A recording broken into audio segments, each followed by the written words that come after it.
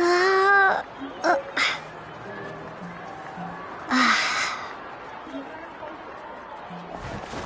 not impossible. I've got it.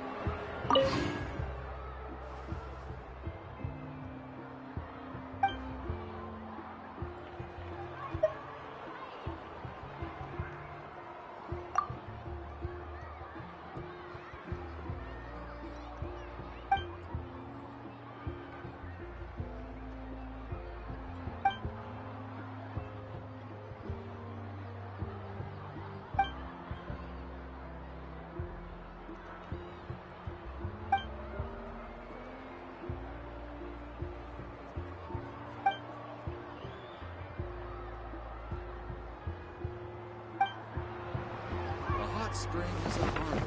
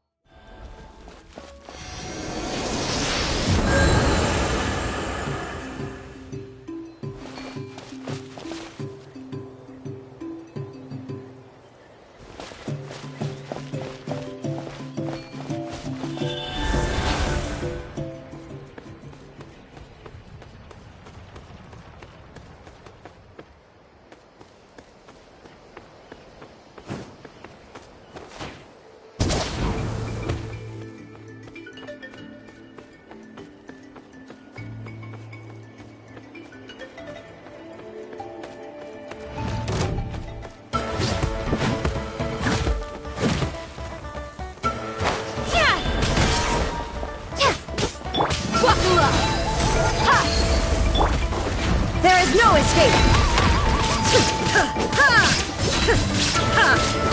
You can't run!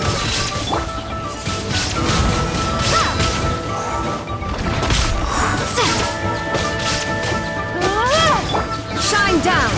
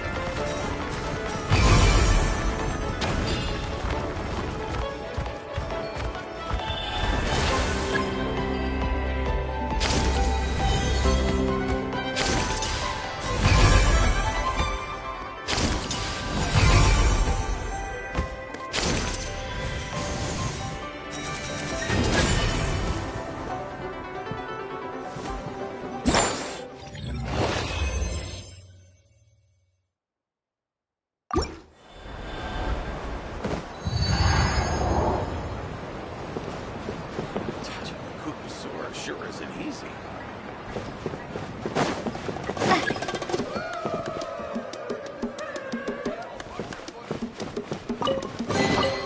Is this an answer from this world?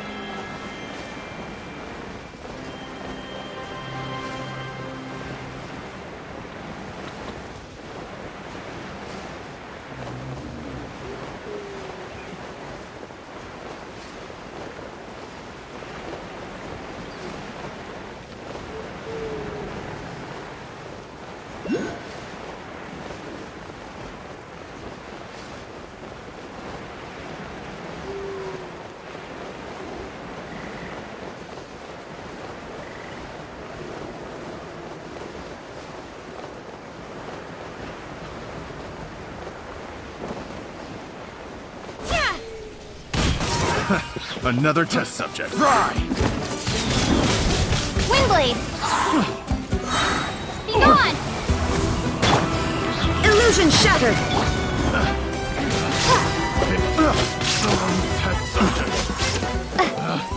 Picked the wrong test subject. I'll keep this close.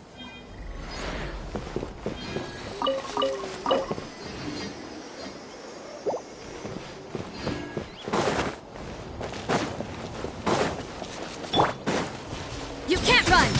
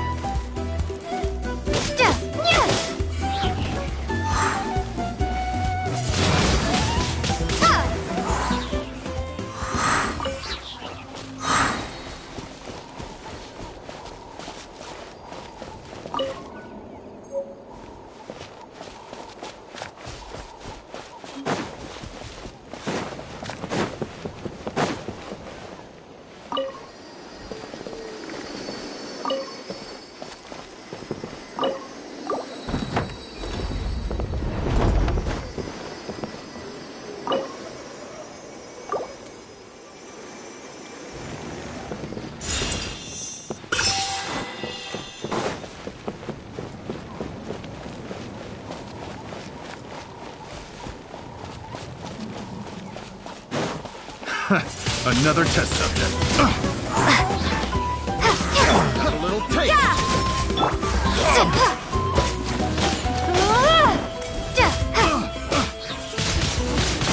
Windblade!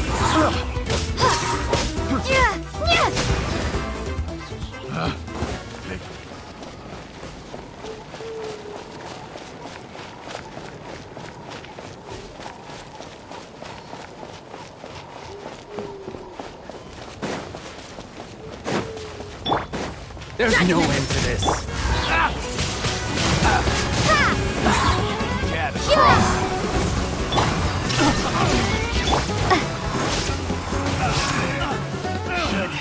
Replace my hammer.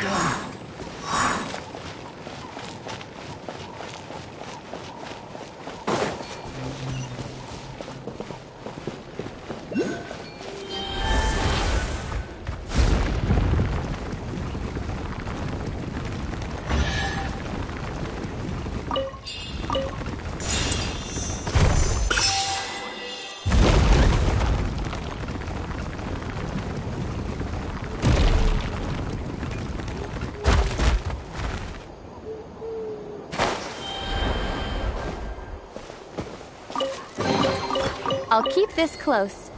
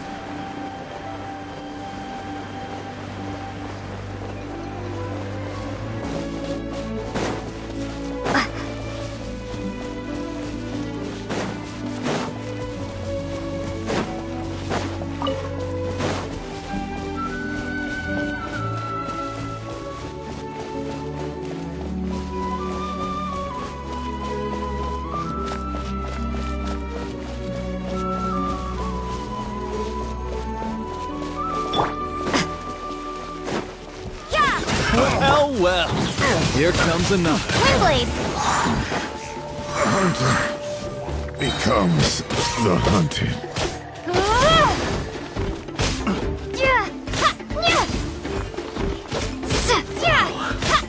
This was new.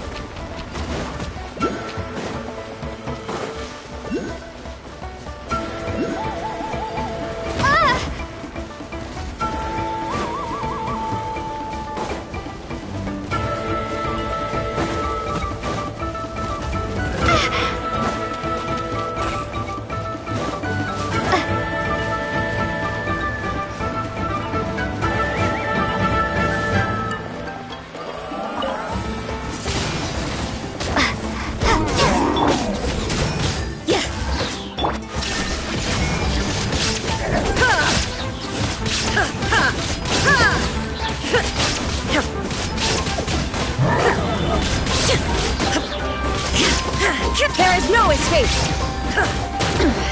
Insolent!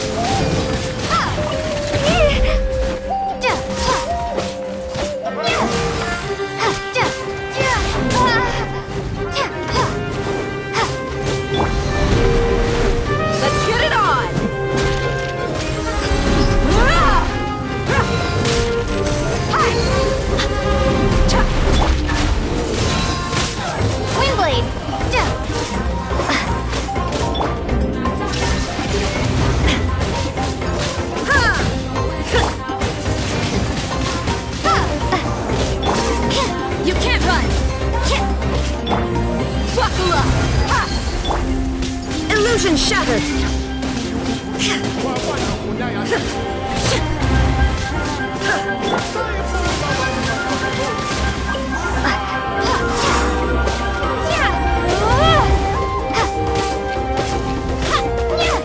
Judgment! There is no escape!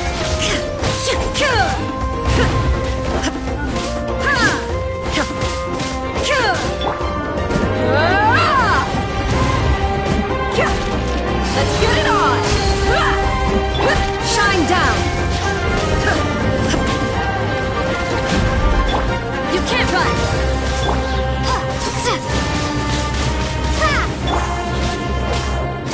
Judgment!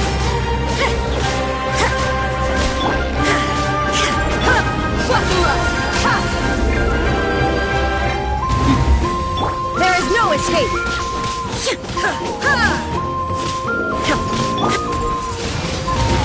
Windblade! Gone!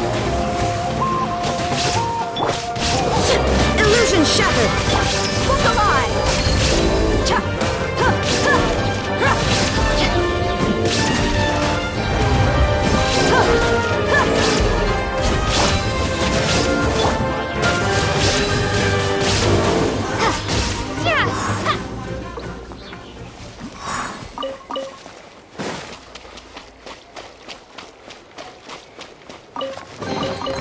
Is this an answer from this world?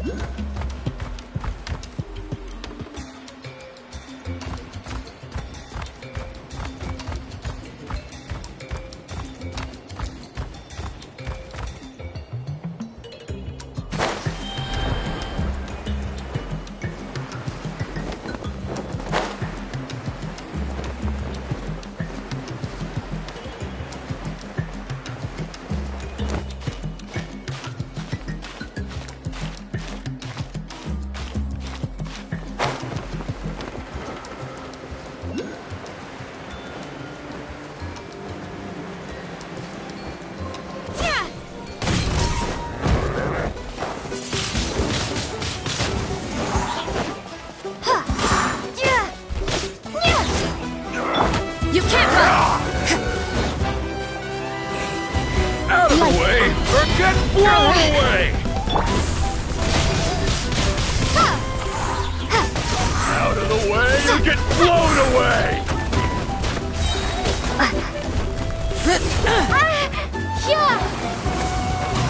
Shine down!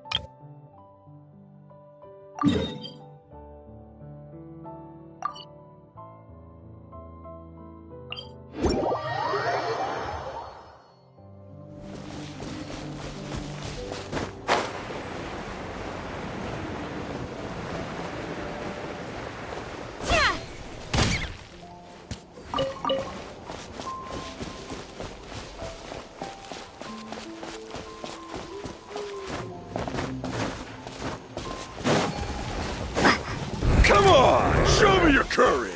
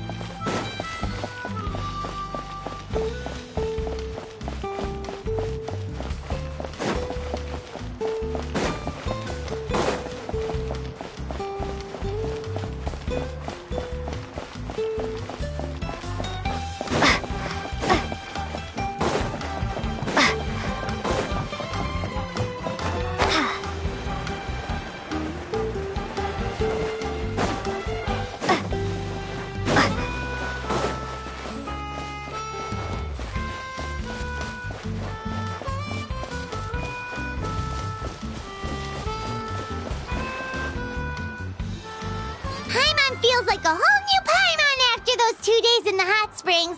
The Abyss kind of threw a wrench in our relaxation, though. Still, spending time here really has felt like a vacation. The Kaholosaurs are so nice and so fun to play with. Their bellies are super bouncy. Oh, and Atea's snacks were so delicious. She gave Paimon some for the road just this morning, actually. Yelling at some kids who got caught throwing stones in the hot springs, so not much has changed since we first met her. Hey, you guys. Sleep well last night?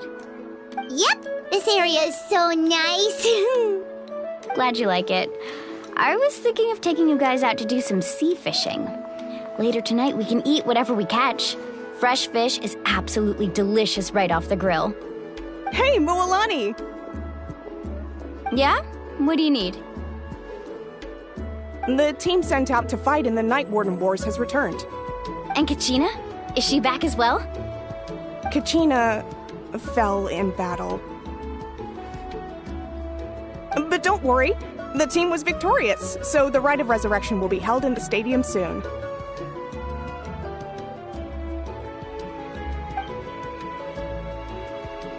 That's a relief. The Abyss is cunning, and it was her first time. Mistakes are bound to happen. Exactly. She deserves to hold her head up high. All right, thanks for letting me know. We'll head out in a bit.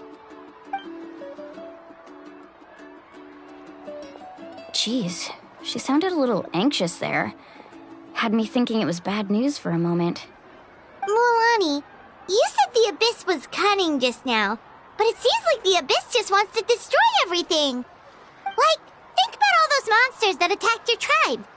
If there really was some sort of cunning plan, wouldn't it make more sense to send them to attack Kachina and her small team? Not that Paimon wants them to be in any more danger, it's just... Relax, I get it. The Abyss is difficult to understand, that's for sure.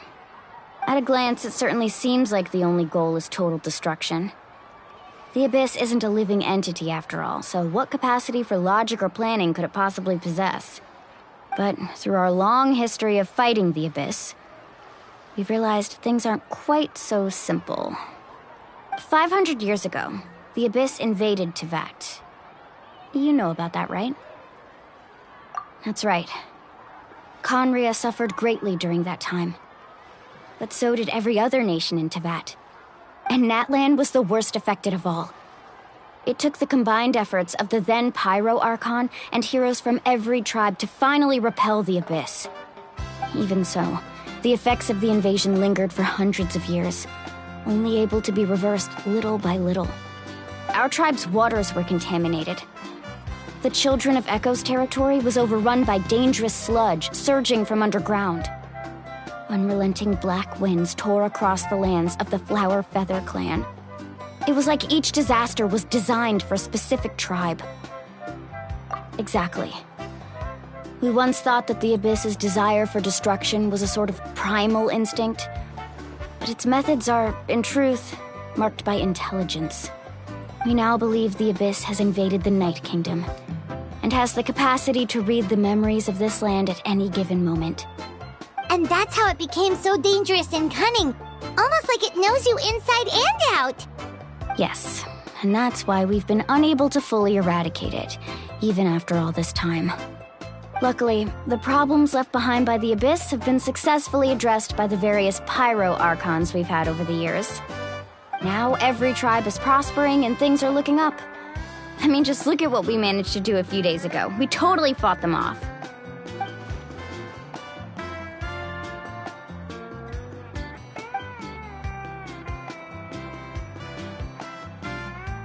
You must have had to sacrifice a lot to get to this point.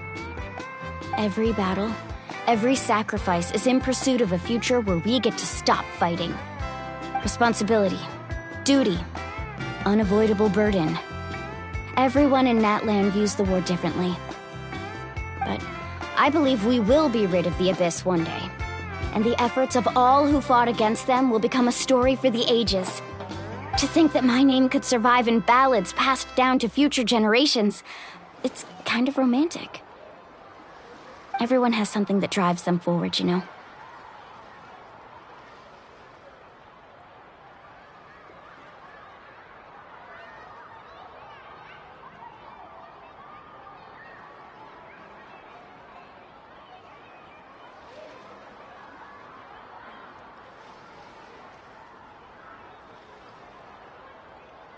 We have to. Not only for ourselves, but for our future. Anyway, let's head to the stadium. Our fishing trip can wait until Kachina's back with us. The sea's not going anywhere.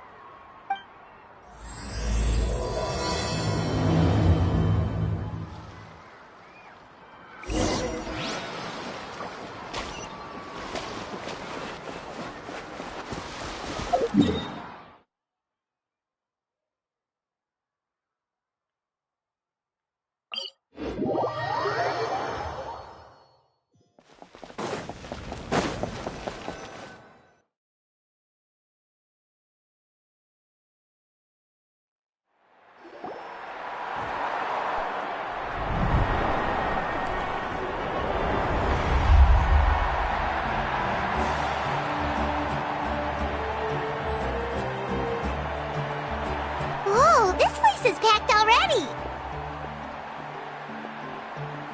Of course. No one's gonna miss out on the chance to welcome our heroes back from battle. It's their moment of glory. Kachina's gonna be so flustered. She's never had this many eyes on her before.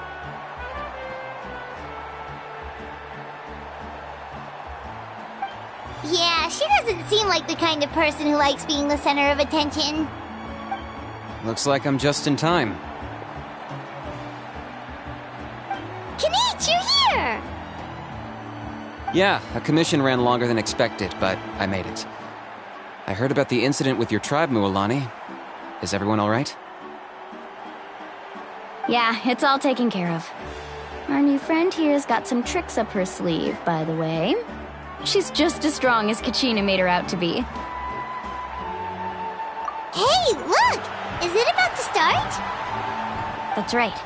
Someone will come out and recite a eulogy, and then we'll sing the Ode of Resurrection together. Come on, let's find a spot with a good view. When the singing starts, just follow my lead and you'll be fine. Let's go somewhere higher up so Kachina can spot us.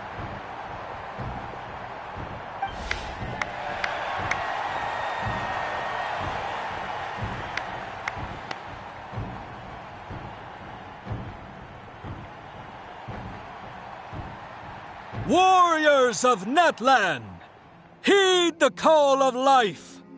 We are the inheritors of memory and legend. Those who grew alongside sun and wind. Those who forged our own destiny and future. That is Natlan's fire, the lifeblood of our nation.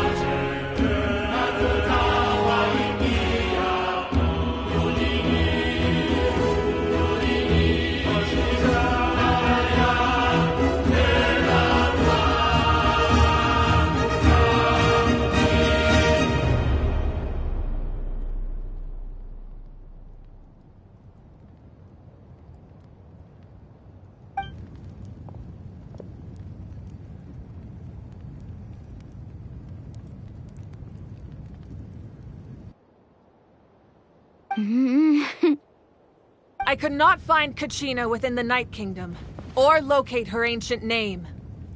What? What does that even mean? Usually once the ode is complete, the Pyro Archon and resurrected person will emerge from the flames. But something went wrong. What's going on? This has never happened before. Well, I think it's pretty obvious. Clearly, the team sent to fight the Abyss didn't win after all. Think about it. The Ode rekindles all victors. We've witnessed it countless times. Since the Archon couldn't find Kachina in the Night Kingdom, that must mean there's more to this victory than meets the eye. Hey! You just haven't gotten over the fact that Kachina beat you in the pilgrimage! Pathetic. The both of you. Your wild guesses are misplaced. We completed our mission. Maybe you did, but who's to say whether that little girl even contributed at all? Maybe she got scared and ran off. Why would the YUB recognize someone like her, even if she was on the winning team? How dare you insult a hero of Natlan like that? Kachina sacrificed herself to repel the Abyss. She doesn't deserve to be subjected to your vile rumors when she's not even here to defend herself. Calm down, Mualani. There's no point arguing with the likes of them. I can't just sit here and let them slander her like that. To insult a hero of Natlan, the person actually has to be a hero. You... Think about it, everyone. Who do you think is really at fault here? A girl who never should have even gone to war? Or the great Pyro Archon? Why would the rules of our nation suddenly stop working? That's true. If she wasn't revived, it must mean she failed to achieve victory. Maybe the YUB interpret victory in different ways? I mean, that girl didn't look all that strong to me.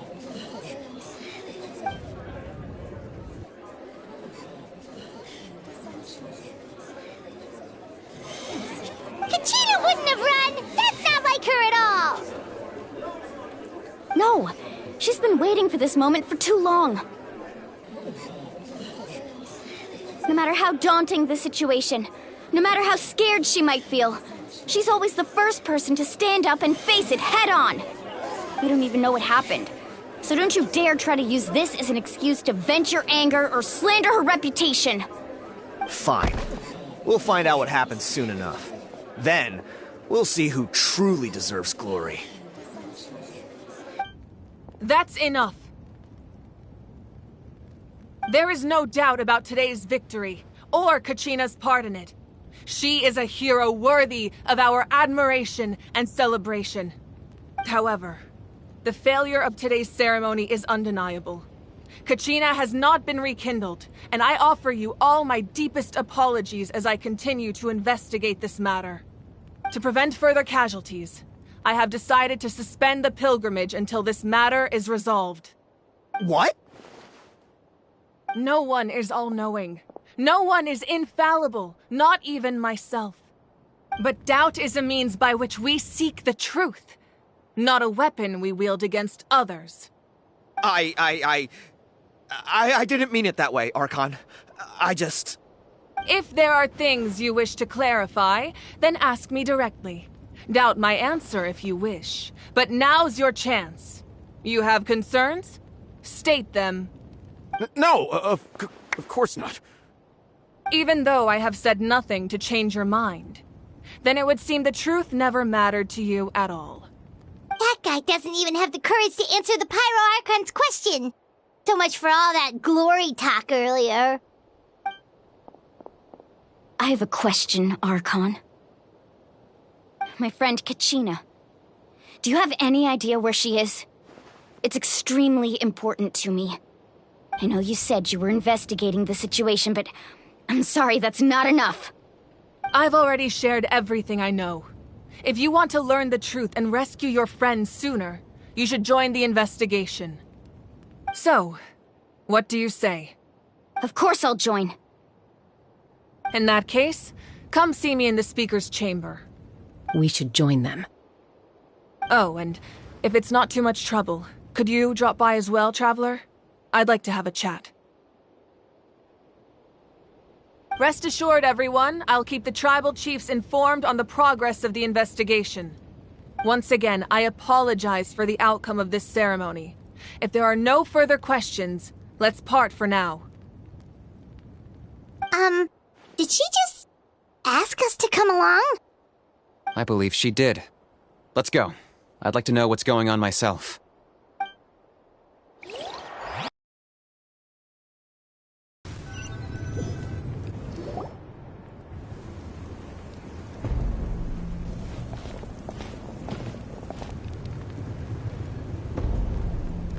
The situation is urgent, so I'll get straight to the point. Kachina is undoubtedly a hero of Natlan, and I'm deeply sorry this happened to her. There's been unrest in the Night Kingdom, but I don't know what's causing it. As a result, I've been unable to track down her location. Until we find and address the cause of the unrest, the Ode of Resurrection will continue to be ineffective. And that means Kachina won't be able to come back? That's correct. Not until the problem with the Night Kingdom is resolved. How long will that take? It's hard to say. Kachina always dreamed of fighting the Abyss, of doing her part to defend Natlan. She wasn't afraid of death because she knew, if it came down to it, the Pyro Archon would be there to bring her back to life. Whenever we sat down together, exhausted from training, she would always hum the Ode of Resurrection. She was supposed to come back to us. We were supposed to hug her and celebrate with her and share her joy. We supported her every step of the way, but what are we supposed to do now? Sit peacefully and wait for her return? Lose ourselves in grief over her death? Tell me, are we her friends? Or her murderers? That's not fair, Mualani. It's all right. I understand your rage and your grief. Kachina's life means a great deal to me, Mualani. Believe me, I want to bring her back as soon as possible. I would give you that peace of mind if I could. But please, hear what I have to say so I can at least give you a broader picture of the issue we are now facing. Considering the recent attack on your tribe, I believe the Abyss has found a new means of undermining the rules of our nation. You mean... The Sacred Flame. The foundation of our resistance against the Abyss. If we continue to hold the pilgrimage and send teams to fight the Abyss, there will likely be more casualties. But if we stop altogether, the Sacred Flame will only grow weaker. The Abyss will scale up their attacks, and the tragedy we saw with the people of the Springs will only be the first of many.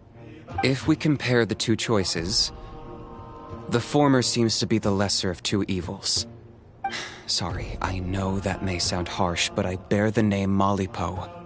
Weighing the costs is my duty. The raw truth can be cruel. But we need to understand it if we want to approach this rationally. But what would you say, Mualani? This is personal for you. And unlike Kanich, I dare say it's not a simple case of weighing up which course of action is less painful, is it? No. I can't choose between them, and I don't want to. Saying that one is preferable over the other is disrespectful to the people who suffered. You're saying it doesn't matter whether I suspend the pilgrimage. The consequences will be equally painful. Yes. What happened to Kachina breaks my heart. But I couldn't bring myself to sacrifice other people for her sake. And that is the crux of the problem. It's not simply a matter of choosing the lesser of two evils. Either way, there will be people who suffer. And the end result will be the same. Belief in the pilgrimage will waver. Once doubt has crept in, the people will no longer unite in battle against the Abyss. And that is exactly what the Abyss wants. Their ultimate goal isn't to break the rules that make the Ode of Resurrection work. It's to destroy the people's faith in them. To prevent what happened to Kachina from happening to anyone else, we need to suspend the pilgrimage. So that is my current plan. And in the meantime, I've made efforts to strengthen each tribe's defenses. Then, we have to find another way of strengthening the sacred flame to keep the Abyss at bay. This won't be easy. I'll need time to figure out the best approach. I understand your anger, Mualani, but I hope that provided some clarity at least. Wow. Paimon thought things were gonna get heated for a second, but the Pyro Archon took the time to explain everything so patiently. I owe you an apology, Archon. I let myself get carried away earlier, and I'm sorry. You're right. We need to focus on finding solutions. We could always hold the pilgrimage without sending a team to fight in the Night Warden Wars. That way, we would still be able to fuel the sacred flame. I've considered that, but the two events have nearly always been linked. Without the chance to fight the Abyss, pilgrimage rankings lose their prestige, and competitor numbers will drop. With fewer participants, the amount of contending fire produced will decrease, and the vicious cycle will continue indefinitely. So, essentially, the Abyss is taking Kachina hostage. You've learned about the concept of ley lines during your travels, yes? The Night Kingdom is something similar. Staying there for a short period of time shouldn't have an effect on the person. But with the Abyss in the picture, it's a different story. Your sense of self will be devoured until eventually you become one with the sea of souls. Imagine pouring a cup of water into a rushing river. You can try to scoop up another cup, but there's no chance it will be the same water you had before. I won't sugarcoat it. That is the danger Kachina is currently facing. Just like you said, Archon. Both of these problems need to be addressed. You can focus all your efforts on dealing with the sacred flame. I will go search for Kachina. The Abyss poses the same threat to you as it does to her. It is very possible you will not return. Knowing that, do you still choose to go? Kachina's waiting for us to rescue her. That's all that matters. I failed to protect her during our campaign, but I can make it up to her now. I choose to go as well. Traveler? What do you think?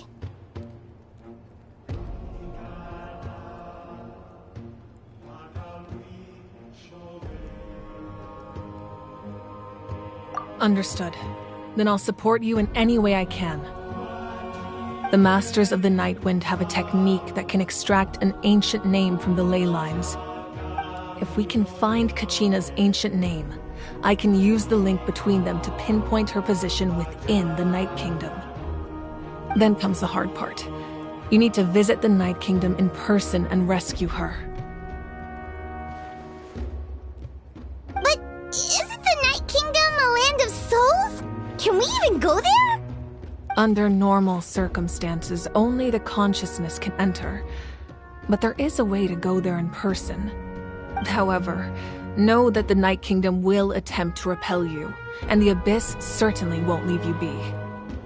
That's fine by me. Same here. Fighting the Abyss is nothing new for me. So, Paimon's the only one who's scared? Well, if you're going, Traveler, Paimon's going too. Lali of the Masters of the Nightwind once created an artifact that can be used to communicate with the Wyab. We call it the Spirit Speaker Stone. It was originally used as a ceremonial artifact wielded by the tribal chiefs, but that spiritual quality also means it can be used to search for an ancient name. That was the artifact I delivered to the Scions of the Canopy a few days ago. Didn't think I'd be hearing about it again so soon. Thank you so much for your help, everyone. Your thanks are unnecessary. I will offer you whatever aid I can, but your fellowship and courage are what will truly decide the success of this operation. Besides, you're the ones helping me. I can only focus on one thing at a time, after all. Traveler, I certainly didn't expect our first conversation to be so serious. I've heard all about your accomplishments. Ever since you arrived, I've been hoping to meet you and offer you Natlan's highest level of hospitality. Why? Why? Is that not what happened in the other nations you visited?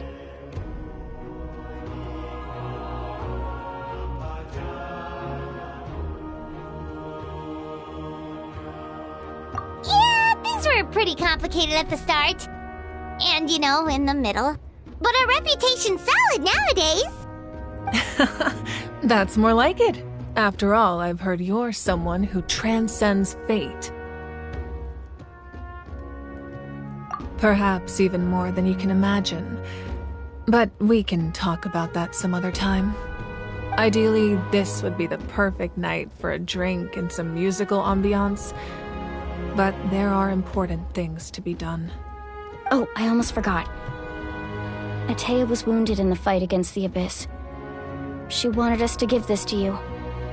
It embodies fond memories and my strength of will. That's what she asked us to tell you. She said you'd know what that means. I didn't think this day would come so soon. The flames of her life force. I can feel them flowing within the talisman. If things were different, the two of us could have enjoyed the hot springs together while she gave this to me in person. We're supposed to be hot spring buddies after all. But don't worry. This talisman means a great deal to me. I'll take good care of it, and once this is all over, I'll pay Atea a visit.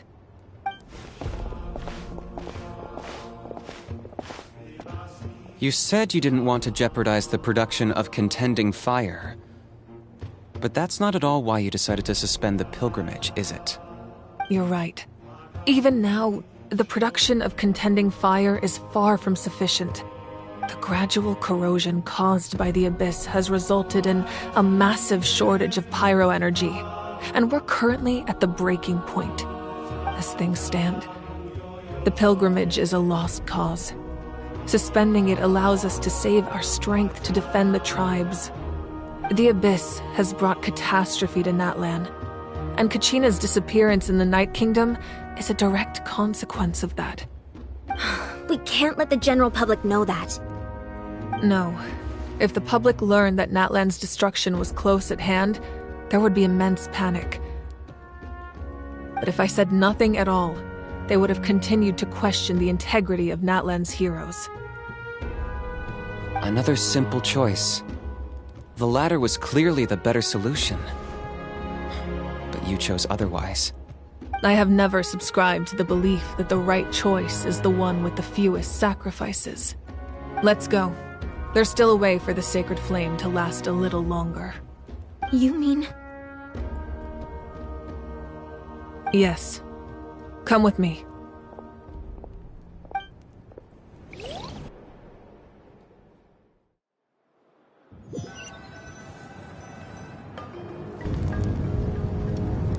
The sacred flame must never go out. Not only does it strike fear in the Abyss, but it's also the pillar of Natlan's stability. So until our heroes are ready, I will sacrifice my power to keep it burning. But that can only last so long. I think we should focus on the remaining ancient name bearers. Don't let desperation cloud your judgment. Those chosen by the Wyab have already embarked on their destined path. It is for them to decide how that journey ends, not us. All we can do is support them. Even so, for you to make this sacrifice, it's not right. If not me, then who? No other is capable of sustaining the sacred flame. I possess great strength, but I'm not above my people. This is part of my duty.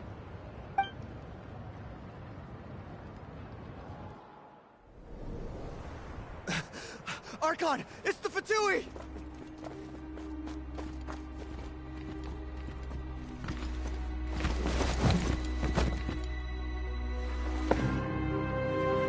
The Archon of Natlan. A force to be reckoned with. The secret of the ley lines is no secret to me. Long have they been destined for ruin. And since the oath made 5 centuries ago remains unfulfilled, what use is the Gnosis in your hands? I don't know what you mean. But it sounds like this is about more than the Tsaritsa. In times of crisis, someone must pick up the mantle of salvation.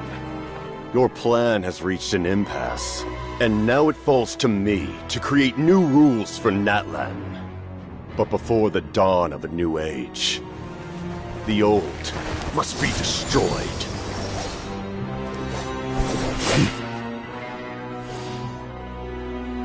I assume that's the end of your speech? Good. People like us? Let our blades do the talking!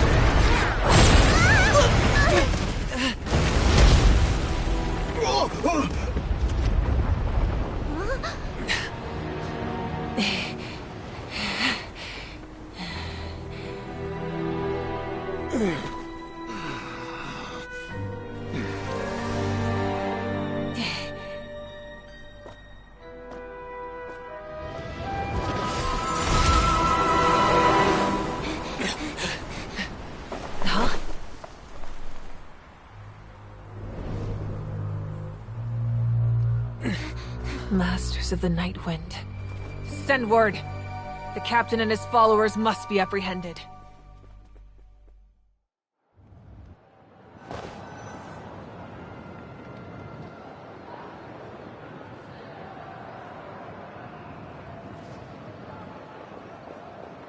Are you alright, Archon? He was a formidable opponent. Exactly what I would expect from the first of the Fatui Harbingers. I never imagined someone could match you in combat. If the Tsaritsa sent him here, why would he bring up what happened 5 centuries ago? Yeah. And how much does he know about Natlan? The Harbingers are all driven by their own personal goals. The only purpose that unites them is collecting the Gnosis. But I'm sure the captain has his own reasons for being here as well. Whatever his motive, we should shift our focus to the Fatui. If they attack again, and we're not prepared, we're done for. No, we're running out of time. The wound I inflicted should hold him back and weaken him for the time being. Besides, I'm sure you noticed, the power that came to his rescue just now came from the Masters of the Nightwind. In other words, there are traitors among us. Not necessarily. This could prove to be a very valuable turn of events. When we exchanged final blows, I sensed an unusual presence within him. I'll need to investigate further. Kanich, go to the Masters of the Nightwind and look into who could have aided the captain. Speak to Sitlali. She should know. Of course, I'll head out right now. Do you still intend to... Yes, but fear not.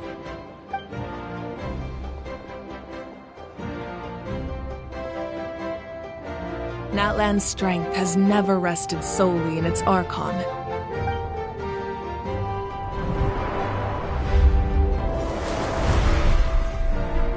Together we foresaw the only path that leads to our nation's future. We must trust in that vision now.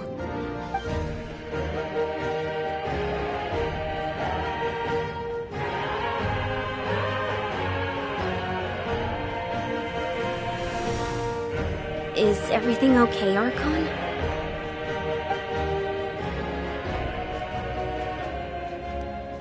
Completely fine. Just lamenting the fact that I never got a picture when I could still turn my hair into flames. Too late now. I just hope the others have a safe journey.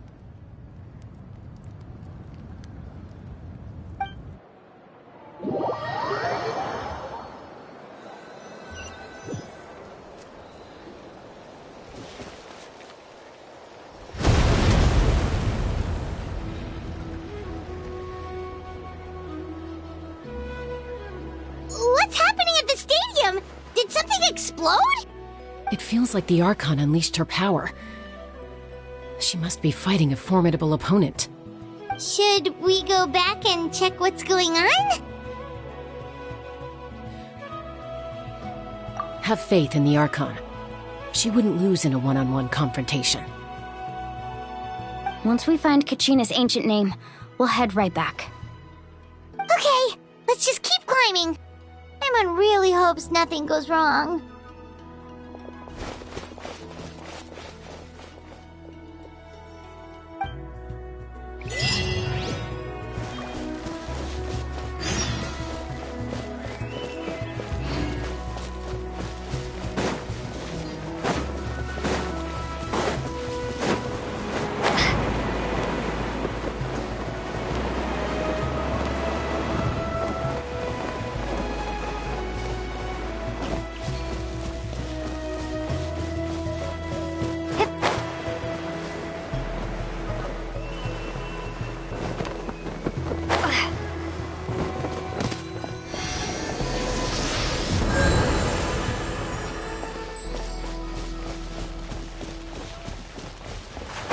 What can you tell us about the Scions of the Canopy? The tribespeople are very adventurous. Oh, kinda like us then! I'm not so sure. You don't strike me as the type to enjoy danger. The Scions of the Canopy are a bunch of thrill-seekers. They love extreme sports like rock climbing, rappelling, volcano parkour, or even bungee jumping without a rope while a Yunkasaur stands at the edge and uses its tongue to catch them. Sound like something you'd be interested in? Okay, that does sound different from our usual adventures. Paimon's not doing any of that. She can just cheer you on from the sidelines.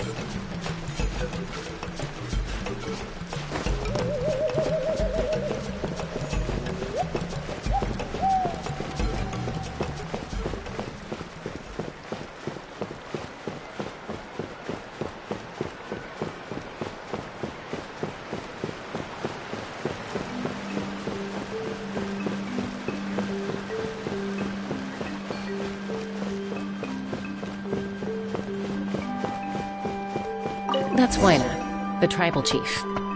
Let's head over to him.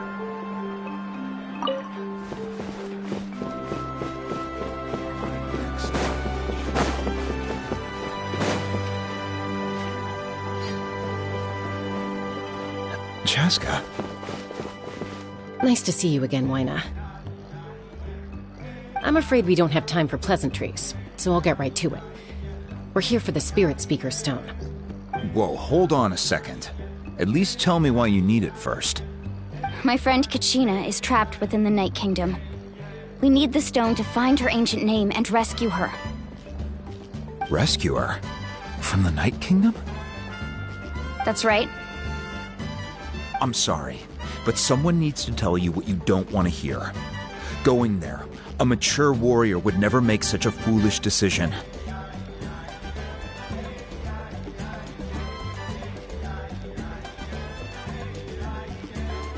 The nature of battle is unpredictable.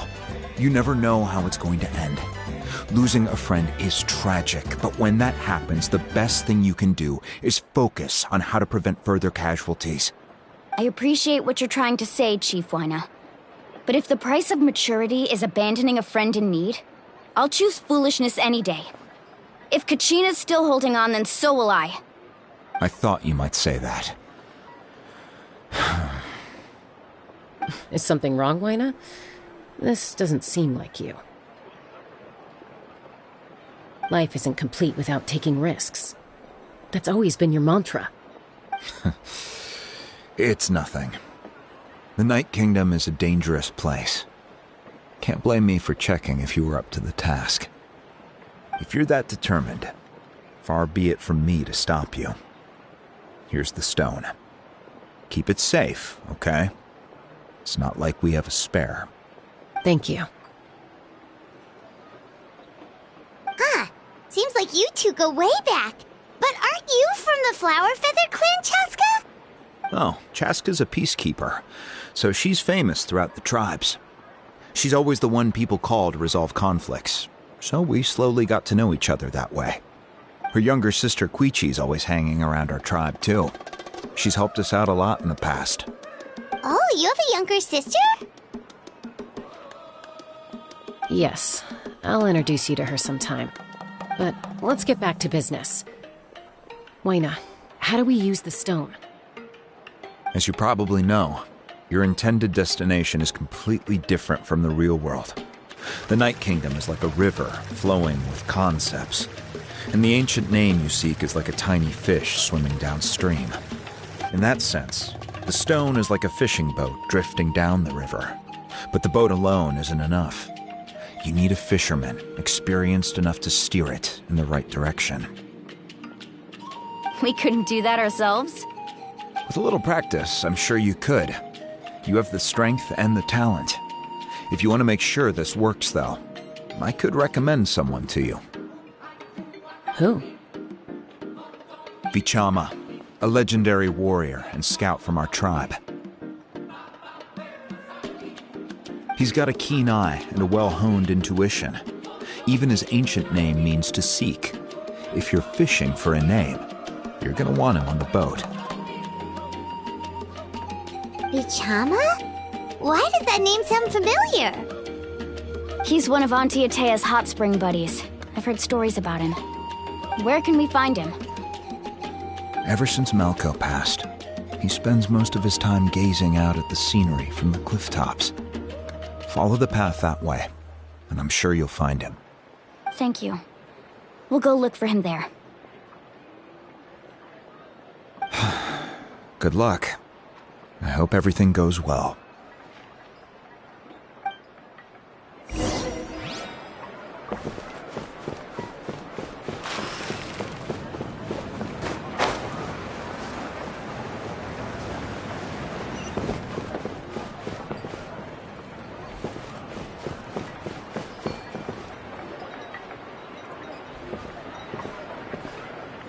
Someone admiring the scenery from the cliff tops. Ah! That must be him! Hello there, are you Vichama? That's me. Did you need something?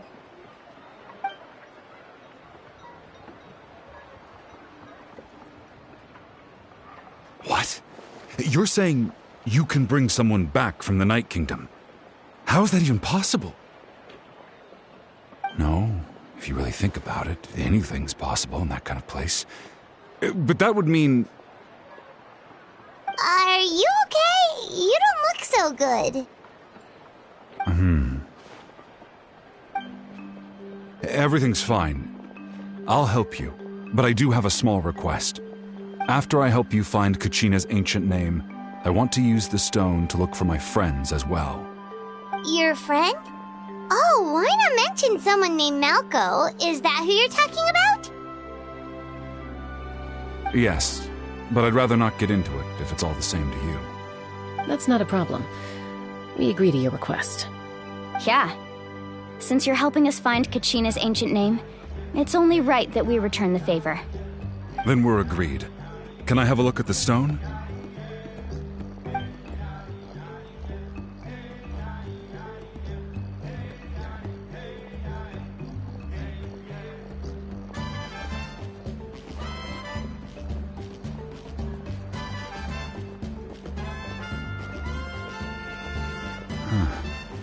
I see.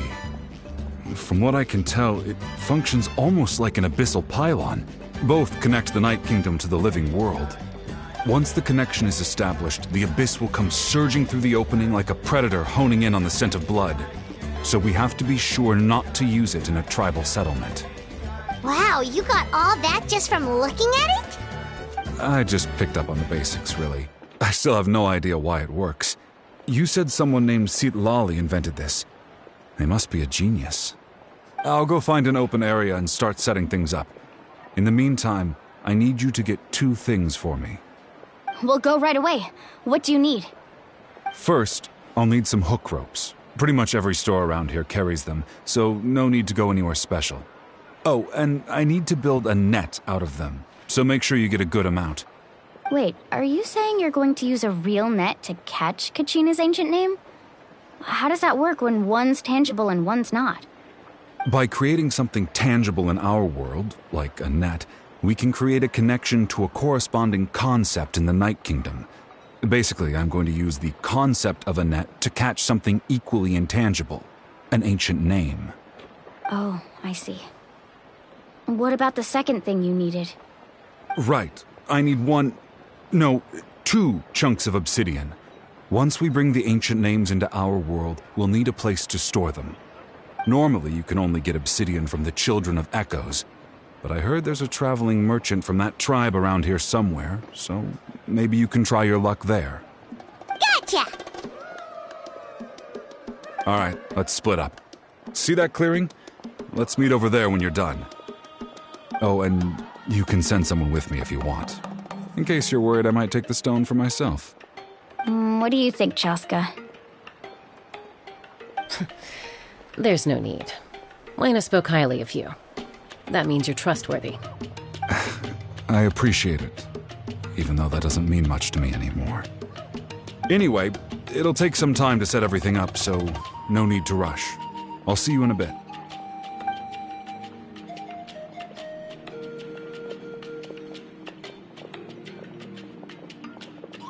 What an odd guy.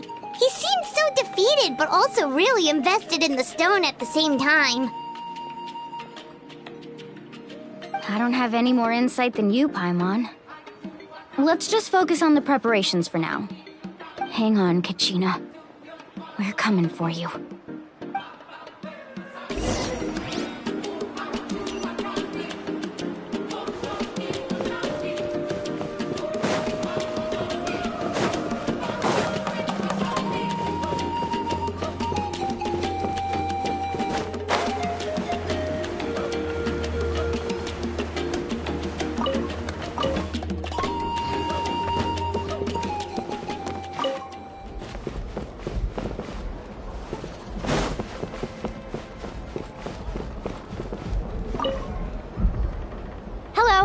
Do you have any hook ropes for sale? Hook ropes? As in rock climbing equipment? Yes. How much for your whole stock? Oh, the whole thing? Let me see. That would be 30,000 mora in total. Deal? Deal. Wait, really? What, you want me to drive down the price? We just need these as fast as possible. Thanks. Oh, no problem at all. I'll even pass along some information on the house. These ropes are usually used by rock climbing enthusiasts. If you want to learn, Roka's the person you want to ask. All right, that's everything. Here you go. Now we need the obsidian. Let's go talk to the traveling merchant Bichama mentioned.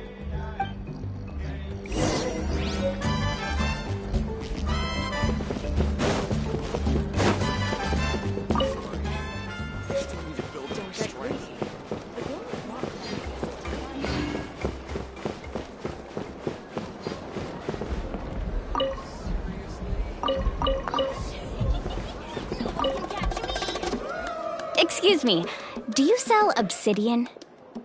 Why, yes. I've got a chunk for sale right over there. Perfect.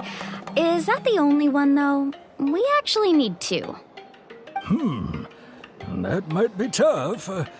Tell you what, I'll take a look through these boxes over here and we'll see what we can find. Thank you so much. We'll wait here.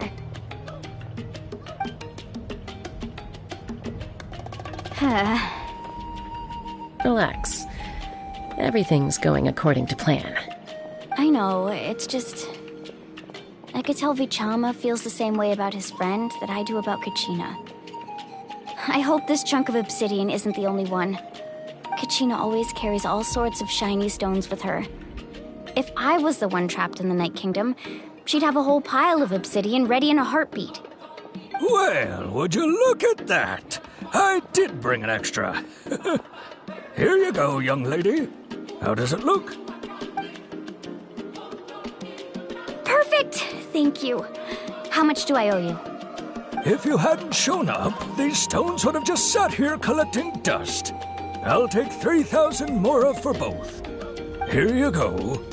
By the way, I heard you mention Vichama just now. You running an errand for him, then? How's he doing? Malco's been gone for 5 years now. It's about time he started to move forward. Do you know what happened between them? I heard about it in passing while I was out drinking one night, but I don't know all the details. Bichama and Malco grew up together, and even made a name for themselves together.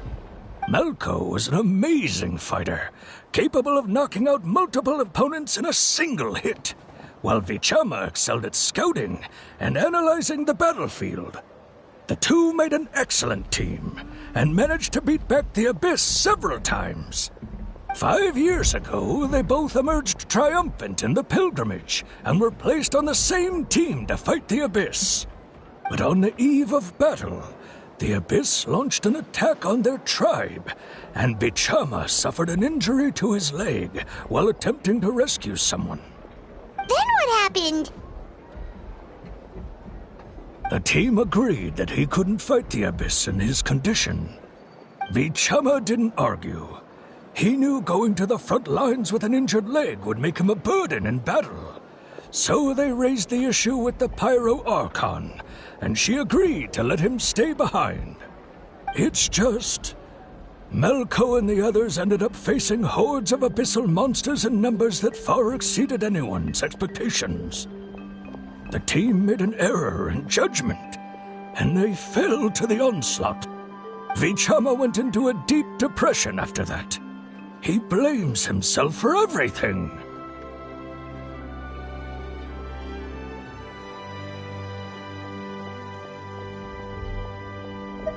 Oh, you're not wrong. But it's possible he chooses to blame himself. Not because he did something wrong, but because he wasn't able to do anything at all. I've tried convincing him to move forward, to stop dwelling on the past. But the shadow of Malco's death hangs over him still. The Abyss has caused so much suffering, and some wounds never heal. I wish there was something he could do to make himself feel better. But... anyway, that's the gist of it. Maybe you could help him talk things through sometime. I would really appreciate it.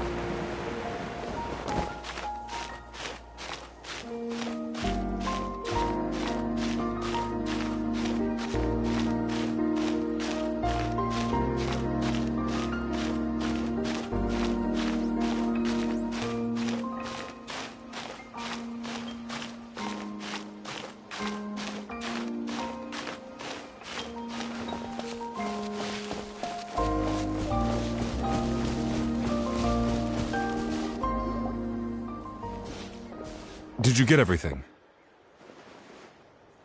Yep, it's all here. When do we start? I've made all the necessary adjustments, so we're good to go. As agreed, I'll help you find Kachina's ancient name, and then you return the favor. Go ahead.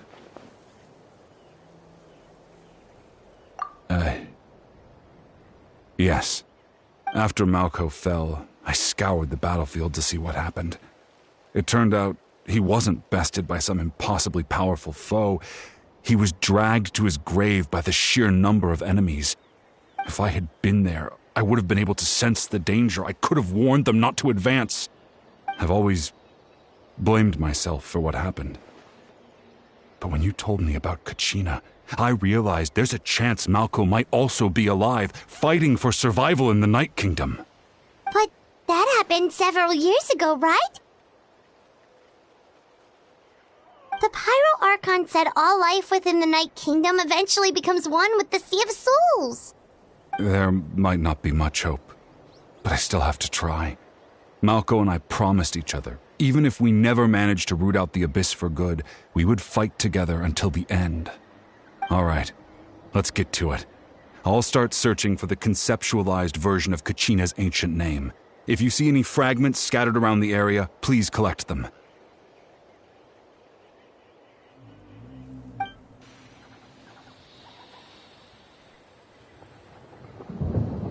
Make sure you prepare yourselves for battle. As I said, the stone will link the mortal realm to the Night Kingdom. The Abyss will likely emerge in response. Look at that golden thing! It must be one of those fragments Kichama mentioned. Let's get closer!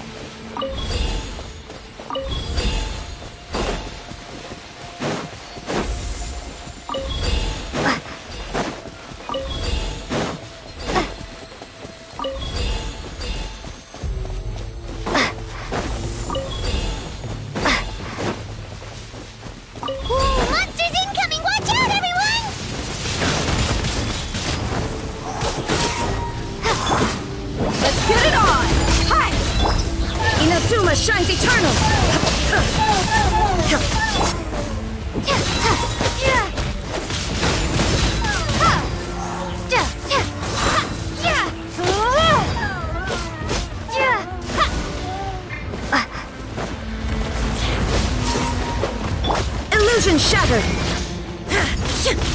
Judgment!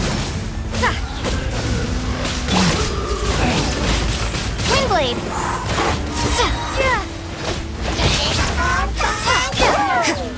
You can't run!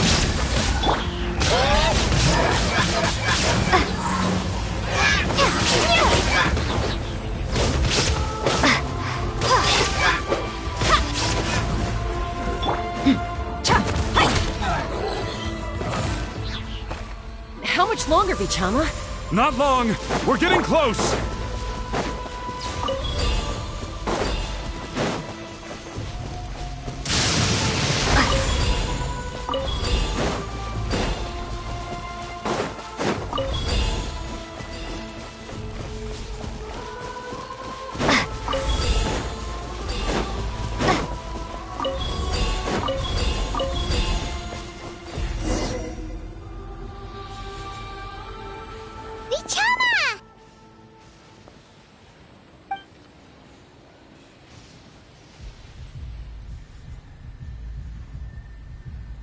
Quick! Take it!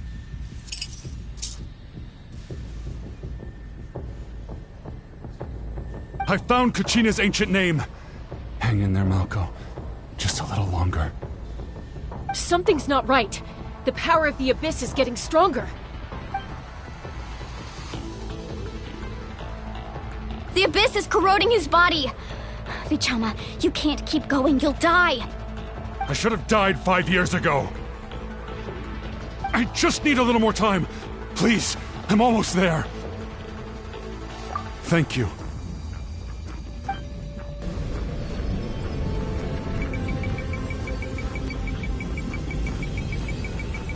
Whoa, watch out! The power of the Abyss is strong.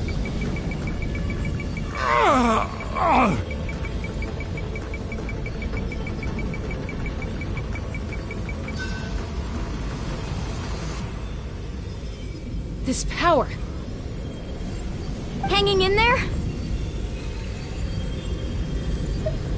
Malko. No! Why can't I find him? Why? We can't wait any longer. Pull him away from the stone, Mualani.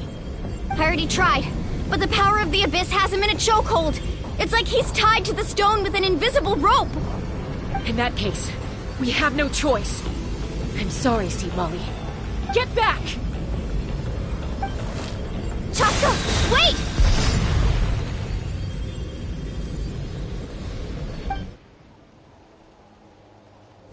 Ouch! What happened just now? It looked like the Spirit Speaker's stone was... The stone's power was spiraling out of control. The only way to stop it was to destroy it. You were all caught in the shockwave of the explosion. You might feel dizzy for a while, but that's normal. Give us a heads up next time, will you? You're lucky we managed to dodge it in time. I thought I said to get back. Yeah, barely a second before you made it go poof. Not everyone has your reflexes, Chaska. We were this close to getting dragged into the explosion. Okay, I'll be more careful next time. At least Kachina's ancient name is still in one piece. Wait, where's Vichama? Vichama! Vichama! I couldn't find Malko's ancient name. It must be completely gone by now. Once your ancient name disappears, there's no coming back. From the very beginning, I knew there was a slim chance, but still. And now... it's too late to save him. From the minute he left that day, it was already too late. Vichama. I'm sure he's heard enough condolences over the years. Let's just give him some space. Huh? What's that in your hands, Vichama? It looks like something's glowing! Huh? This is...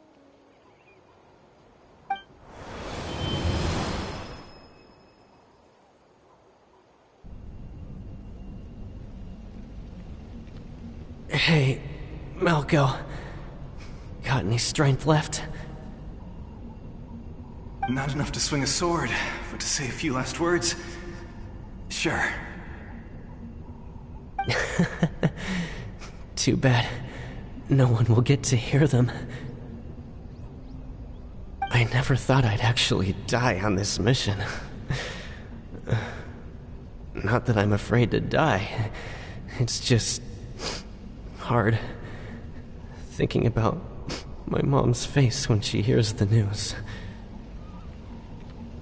Guess I have something to be thankful for then. My parents died a long time ago. They won't have to mourn me.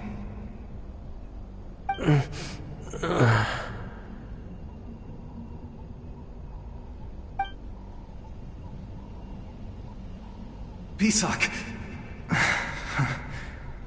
Always had to beat me at everything, didn't you? Right to the end, you were never one for goodbyes. Maybe you're right. Maybe no one will get to hear our last words. But just in case... Vichama, I'm so glad you didn't come with us. Don't be sad. Just keep on living. For the both of us.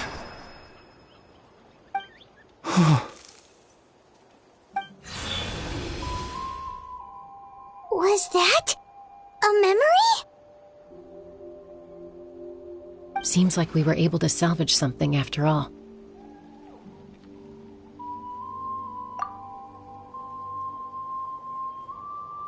Of course. Seeing him, hearing his voice again, it makes me unbelievably happy. But it also brings with it an even deeper pain. A deeper pain?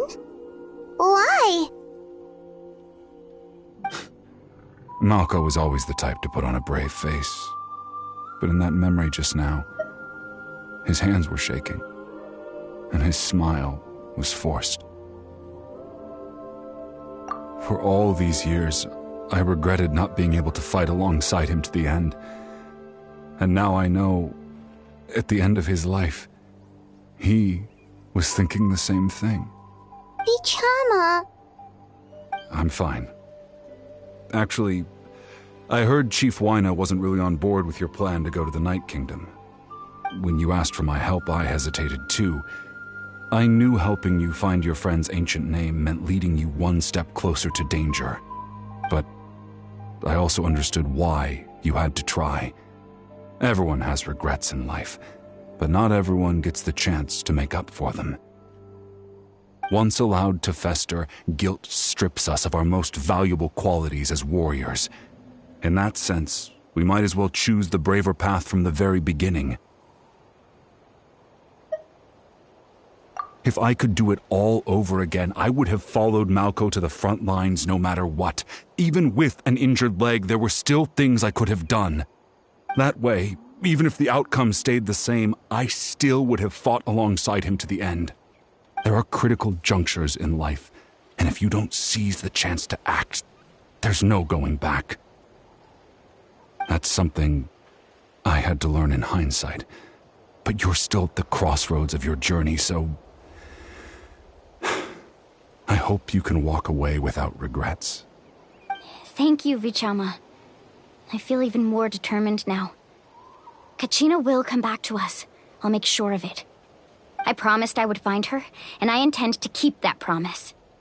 That's good to hear. Strange. My body, it's... Once abyssal corrosion enters the body, a portion will fuse itself to your internal organs. Even though the Traveler possesses powers of purification, the corrosion can never be fully eradicated. Thanks to her, though, you are only briefly exposed. Slowing your breathing and controlling your emotions should help you keep the symptoms in check.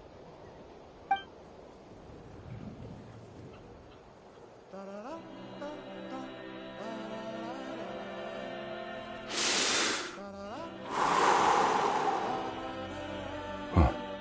That does make me feel better. You seem very knowledgeable about all this. Just speaking from experience, that's all. Anyway, we've recovered Kachina's ancient name, so we're off to a great start. Let's get Vichama back to his tribe and tell Wyna the good news. And apologize for destroying the Spirit Speaker Stone. We had no choice, though, so he'll probably understand. Right?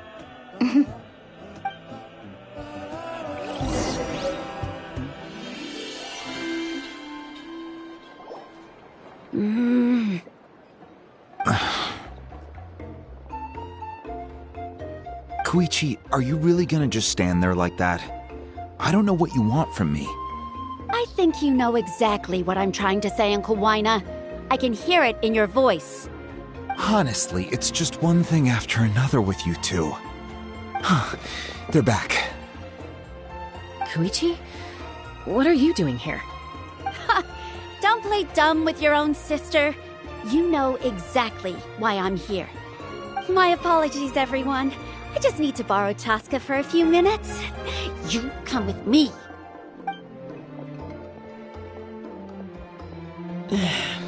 I'll be just a moment. Who is that? Koichi, Chaska's younger sister. Although the two aren't actually related by blood, it's kind of a long story. It's not really my story to tell, but I guess it's not a secret. You see, Chaska was actually raised by cuckoo sores. She was afflicted with a rare disease when she was a child, and abandoned in the wild as a result. The Abyss found her out there, all on her own, and tried to devour her. But in the end, all that did was trigger her will to live. That strength of will pushed her to survive. But it also planted a seed of conflict within her. Eventually, she was adopted by the cuckoo sores. Wherever they went, she followed, getting into fights right and left. For some reason, Paimon can totally imagine that. Well, when Chaska finally returned to human society, it was Koichi's parents who adopted her. At the time, Chaska still had a habit of getting into fights, so Koichi was always taking her around, apologizing to everyone. Ah, I remember those days. One of those fights was definitely with me. But, you know, kids. You're fighting one minute and your friend's the next. Eventually, she found a way to rein in that desire to fight. And now she's who people call to resolve conflicts. She's known as the Peacemaker. It sounds like she still argues with Koichi, though. Don't siblings usually stop fighting when they get older? That's partly my fault. Koichi asked me to stop Chaska from doing anything dangerous, but you probably know by now, once Chaska makes up her mind, there's no changing it. Oh, I get it. No wonder you tried to talk us out of going to the Night Kingdom. Chaska even said that wasn't like you. I'm all for your adventure. You need to take risks when you're young, because by the time you're my age, you couldn't attempt something like that even if you wanted to. Better try now than live with regrets later. That's what I say. Still, I can understand where Koichi's coming from. In the end, nobody wants to sit back and let a loved one put their life on the line.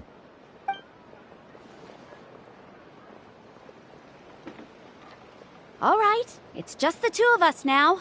You have 1 minute to explain yourself. I don't have anything to say. You don't have to approve, but you should know I only do what's necessary. That attitude is exactly the problem. It's like you don't care. You try to sneak off to the Night Kingdom behind my back and then play it down as if it's just a trip abroad. Well, technically I am going abroad, right? Again with the excuses! We agreed, didn't we? There are 4 levels of danger. If it's not something urgent, you can only engage in level 2 danger and below. You can only go up to level 3 if a situation is so dire there's absolutely no alternative. But a trip to the Night Kingdom? If that's not a level 4, I don't know what is. And you were just going to sneak into the place without saying anything. What do you mean, sneak into the place? I always planned on walking in there with my head held high. You bought off Uncle Wina, didn't you? He promised me he'd stop you from doing anything dangerous. Oh, it's like he didn't even try. You feel like he went back on his word. What if I told you my mind was made up, and there was nothing he could have done? Not even by force. Oh, I knew it! So he did try to say something, but you didn't listen. This is important. If you were in my shoes, you'd make the same decision. You don't know that. I'm a doctor, and I handle logistics. If you're going to waltz into a dangerous situation where you could lose control at any moment, it's my duty to say something! All right, whatever. Anything else? What do you mean, anything else? Why don't you reflect on what you've done and promise me you'll stay put? Time out. Is this one of our normal arguments or a serious one? Chaska, does it sound like I'm joking? Then, you need to know something. What happened to Kachina was partially my fault. I can't leave her there to die. That's not who I am. But the person you become when you lose control, that's also not who you are. That's a different issue. You said it yourself. A person is only as good as their morals. If I want to live in Natlan, I need to display qualities that make me worthy of this nation. I've also told you that managing your condition is equally important. Sometimes you have to make sacrifices. All right, let's stop this here. If we keep going, I might actually have to get serious. And I think Wyna prefers his roof attached to his house. Is that a threat? That sounds like a threat to me. Koichi! Younger sisters are supposed to listen to their elders. So, you're really going to go, no matter what I say? I'm supposed to be your sister. Then support me. I'll be back. All you have to do is wait. Chaska. So, that's it. Why'd you have to turn out to be so darn annoying?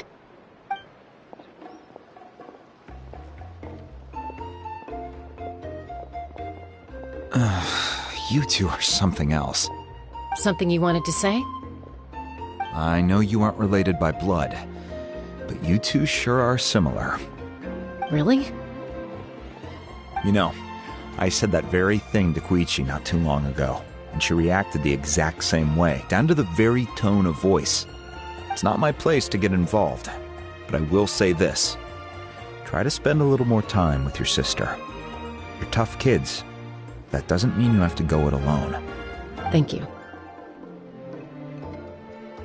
Anytime. All right. If you're done with the Spirit Speaker Stone, you might as well hand it over. According to Kinich, it's an important ceremonial artifact, so it'd be safer to keep it with me. About that... If only Tone Gift Bard was here, he could have repaired it just like the Holy Liar. It might be in a few more pieces than you remember. Huh?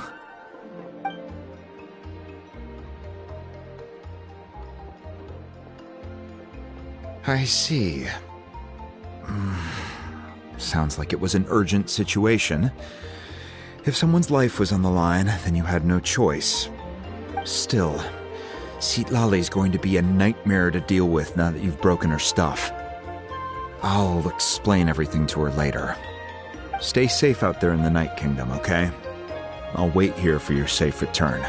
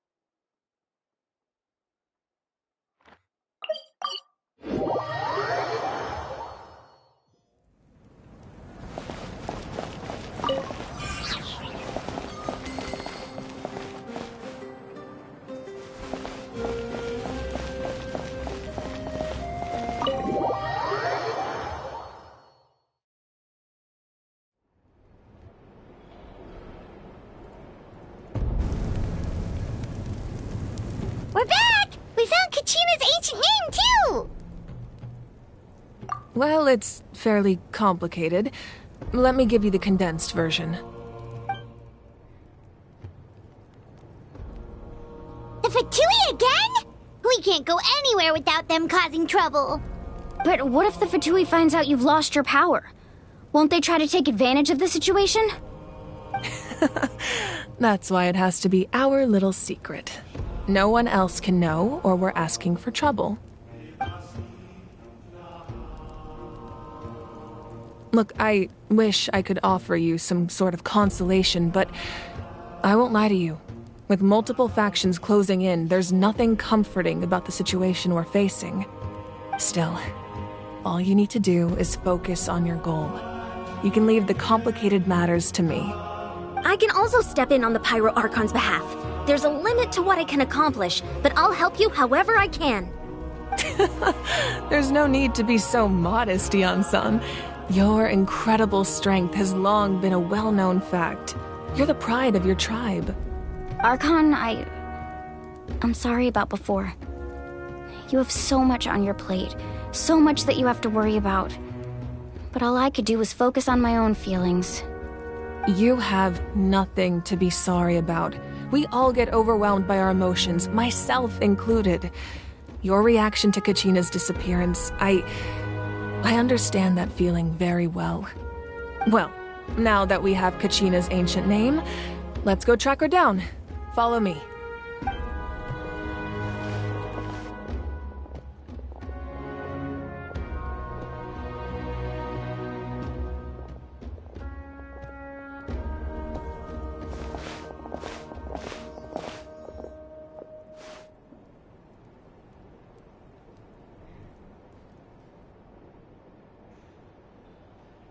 What is this place?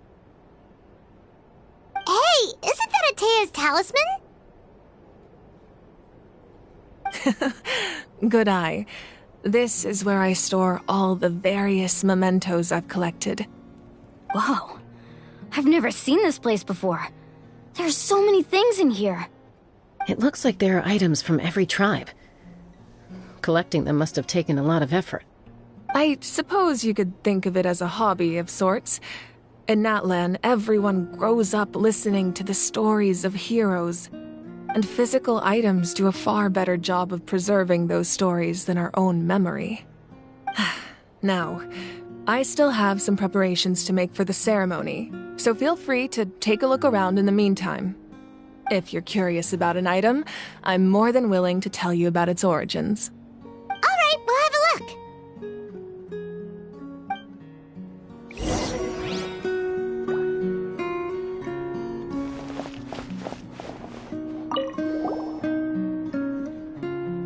There are so many jars and potions around here. Do they have anything to do with alchemy? No, those belong to the Masters of the Nightwind. They're ceremonial tools used to amplify the ability to communicate with the Night Kingdom and the Wayab. Yamaya is an expert in this field, and she taught me a lot. Even though she appears stoic and serious, she actually has a keen sense of humor. The tools you see here are quite traditional. Her students found them outdated, so she passed them on to me. The contents of the jars aren't all that special. Oh, except the big jar in the middle. That's what she really wanted to give me. Ooh, must be something really cool. What's inside? Grape juice. Huh? It's quite tasty, although probably expired by now.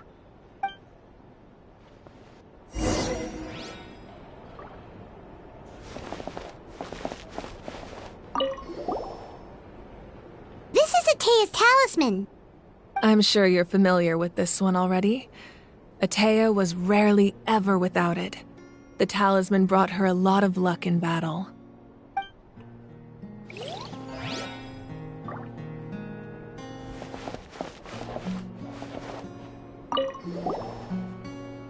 Hey, there's a fishing rod here. It must have belonged to the people of the springs. That's right. It belongs to a legendary fisherman named Matavaru. I have his entire set of fishing equipment, actually. He and I met in a tavern. He told me about a particular kind of giant fish and his meticulous plan to catch it. In his eyes, I saw a hunger and a strong fighting spirit. To him, the sea was the battlefield upon which he staked his honor. So, did he do it? The next time I saw him, he was covered in scars.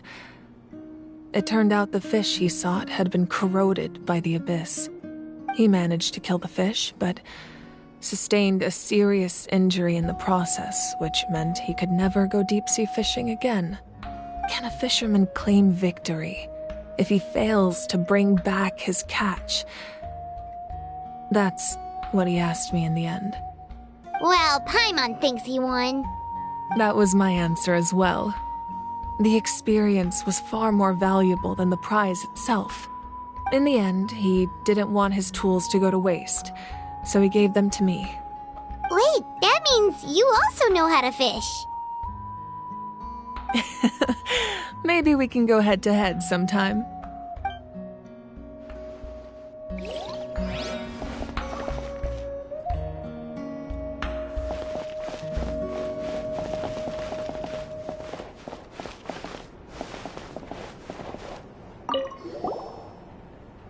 Whoa, that belt is bigger than Paimon's head! The Collective of Plenty are known for their bodybuilding competitions and contests of strength. This belt is a symbol of great honor within the tribe. The association with strength might also have been the reason the original belt was extremely heavy. It was difficult for even 2 people to lift. And even if a warrior had the strength to put it on, wearing it for any length of time would still leave them gasping for breath. Sounds like it. So the owner of the original belt, Kitera, commissioned a craftsman to make a copy identical in appearance but far lighter in weight. That is the belt you see before you. He would often wear this version when training in order to protect his waist.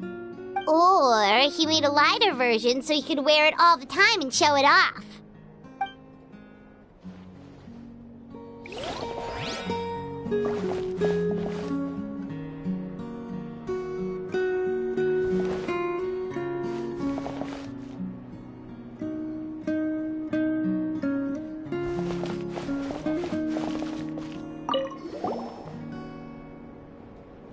Whoa, this weapon is huge! Which tribe did it belong to?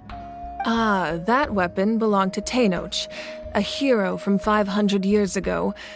Strictly speaking, he didn't belong to any single tribe. That's because even before the disaster with the Abyss broke out, he had already been exiled. Exiled? It was a punishment imposed out of necessity, but he accepted it all the same. He believed it was what he deserved. When the Abyss attacked, the tribes found themselves in urgent need of a powerful figure to lead them into the battle, and there was no one more courageous or resolute than him.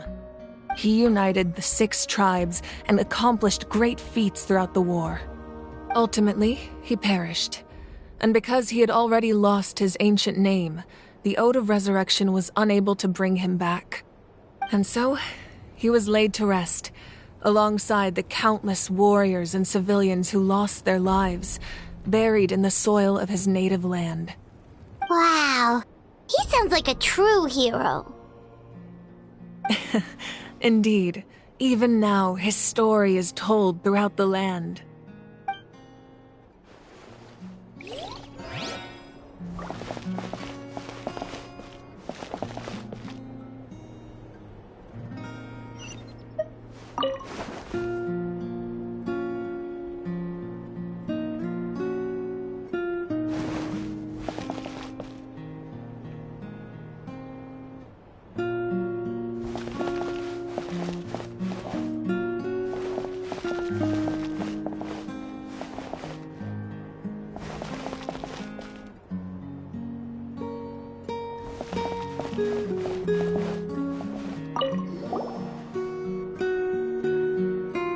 The powder still needs some time to settle, so let's wait a little longer. Well, what do you think of my collection? Do you feel like you have a better understanding of Natlan's culture now? Yeah, if each item represents a different story, seems like Natlan's really been through a lot. Does every item hold a special memory, just like Atea's talisman? That's right. The items in my collection actually serve a similar purpose to the ancient names passed down among the tribes. They demonstrate the true shape of time. The shape of time? Most people perceive time as a linear concept, almost like a straight line that can only move forward. We cannot change the past or predict the future. But there's also a different theory, one that I believe to be closer to the truth. Namely, that the past, present, and future all exist at once. At once? Paimon's not sure she understands. Let's say your journey ended right now. Thinking back on your experience in each nation, which one would you say was the most important? Exactly. Even at the end of your journey, the things you experienced along the way don't cease to exist. They become part of who you are. Take out a portion of that journey, and you would likely make very different decisions, and eventually arrive at a very different destination. The future is the same way. It exists even though it has yet to come to pass. We just lack the means to perceive it. Of course, there are those with the power to foresee the future. They simply call it by a different name. Fate. You're quite familiar with that concept, I would imagine. That does kinda make sense. The future hasn't happened, but already exists. Humanity excels at living in the present, but too often we forget the past and neglect the future. While the pilgrimage and the Night Warden Wars lead us to a better future. Only by uniting the people of Natlan across countless eras can we fight back against an enemy as formidable as the Abyss. To come up with such a set of rules, the first Pyro Archon must have possessed a level of insight I can only imagine. That's correct. At first, he was a mortal man with no special power. After he ascended to the Divine Throne, he used it to borrow power from the heavens and establish the rules of Natlan. Namely, a framework through which ordinary people can ascend to Archonhood. By holding the pilgrimage, we're able to determine the strongest among us, and when that person ascends to the Divine Throne, their inner flame will awaken. In addition, the sacred flame will grant them significant knowledge and memory of this land. After all, that's how I came to know everything I just told you. So, it all comes down to the power of the Divine Throne and the rules. Wait, is that a family portrait? Yes, that's my mother, father, younger sister, and the little saurians we raised. I turned a piece of my dad's leather armor into a canvas and commissioned a famous artist to paint our likeness.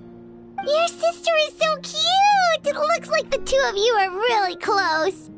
Paimon was having a hard time thinking of an Archon as an ordinary person, but seeing this portrait, it kind of makes sense now. It really doesn't look like there was anything special about you before. Oh, wait, is Paimon allowed to say that? A little late for that question, don't you think? Sorry! Paimon's so sorry! Paimon's mouth works faster than her brain sometimes! It's all right. I'd never get upset over something like that. No matter what others may say, my past is a precious part of my identity. I'm forever proud of the life I used to lead. Becoming the Archon doesn't mean you sever ties with your family. The position just comes with a lot of responsibilities, so it impacts how often you get to see them. My father made the most delicious stew, so my sister would often bring me a large pot of his cooking, and he would sit on a blanket and eat it together. One time, we didn't close the door securely, and the saurians we were raising ran into the room and knocked over the entire pot. My sister immediately burst into tears. The two troublemakers were going for the meat, but when they saw my sister's distress, they froze on the spot. I still remember the way they laid there, sulking like a pair of children, even after making such a mess.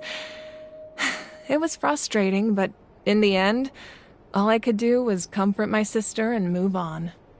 Wow.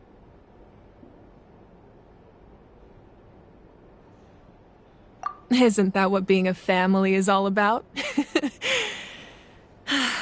I think about that story a lot, actually. As the Archon, I made a vow to defend this nation, and experiences like that, they remind me exactly what I'm trying to protect. Well, what happened after that? This portrait looks pretty old. Your sister must be all grown up by now, right? I believe she ended up working as an architect and artist. She built many houses and crafted many beautiful works of art. Anyway, that's enough about me. Now that the powder is settled, we can begin. Ian-san, Mulani, Chaska, over here, please. Place the ancient name up there, and then we'll begin.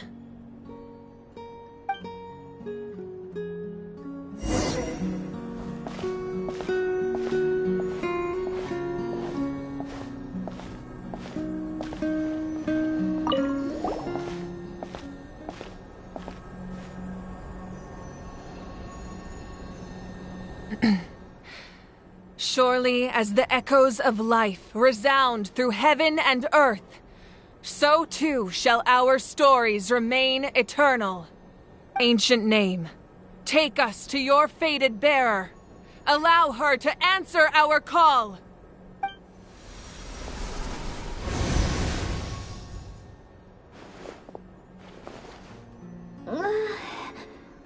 Am I hallucinating again? Kachina, are you okay? Huh? I'm not seeing things, am I? Is the Abyss playing tricks on me again? It's okay, Kachina. It's just us. We're trying to find a way to bring you back. Everyone, you have to listen to me.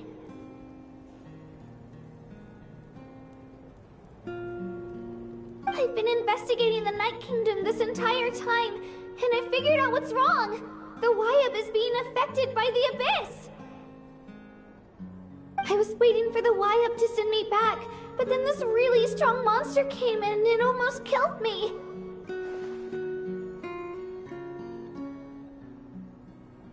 The Wyab saved me, even though its power is weakening, so I've been hiding from the monsters while trying to find a way to help. The Night Kingdom has become a huge mess, though.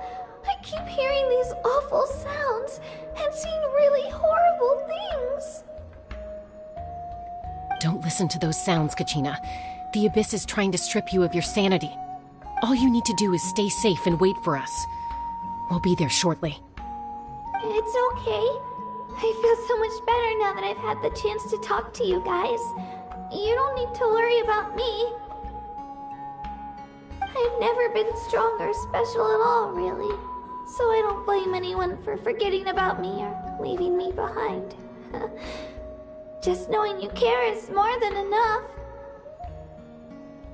I'll find a way back. You don't have to put yourselves in danger to come rescue me. You're always like this, Kachina. Now's not the time to act tough. We're coming for you, and that's final. I don't know what lies the Abyss has been feeding you, but I'll tell you something right now. Nobody here sees you as a burden. You're a victor of the Night Warden Wars, a hero of Natlan. All you need to do is wait for us to rescue you, and you'll get all the applause and recognition you deserve.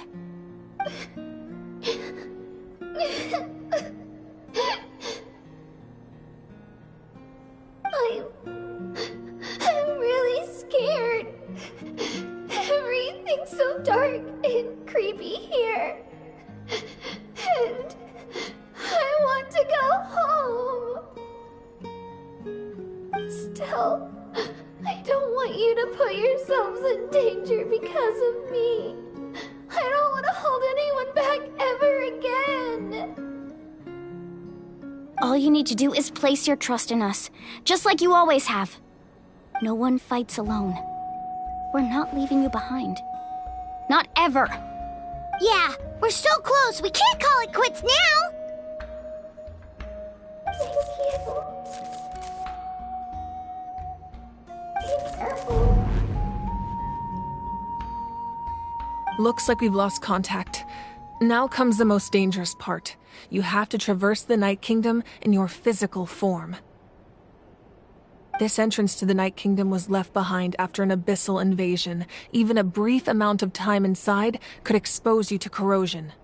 I know. I'm prepared for that possibility. All right, then I wish you all the best. I'll tell Koichi to be ready just in case. She's very experienced in dealing with abyssal corruption. That face you just made. Don't tell me you two got into another argument. No, I just feel bad for creating more work for her. I'll go with them too, Archon. The more people, the stronger the party. Thank you so much for your help, everyone. It really means a lot that you're willing to brave these dangers with me. And there's no time to lose, so let's get going. Now that I've lost my power, I won't be able to provide much practical support. But I can still keep an eye on the situation from here.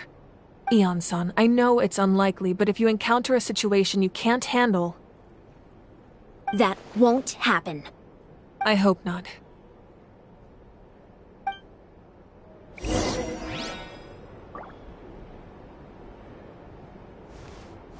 Be careful out there. I'll observe the situation from here.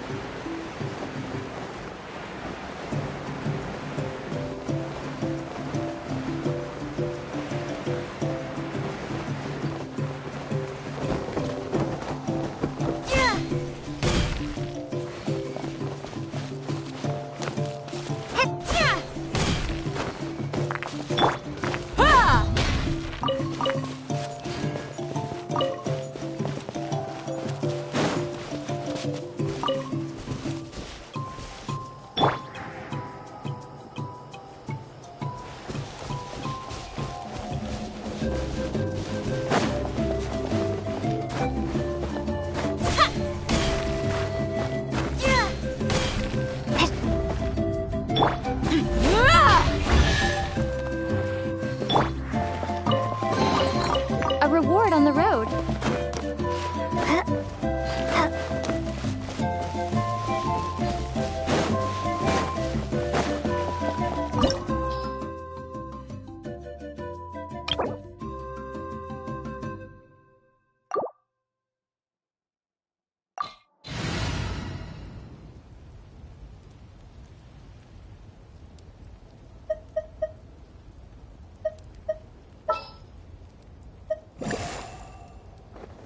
This is how it must be.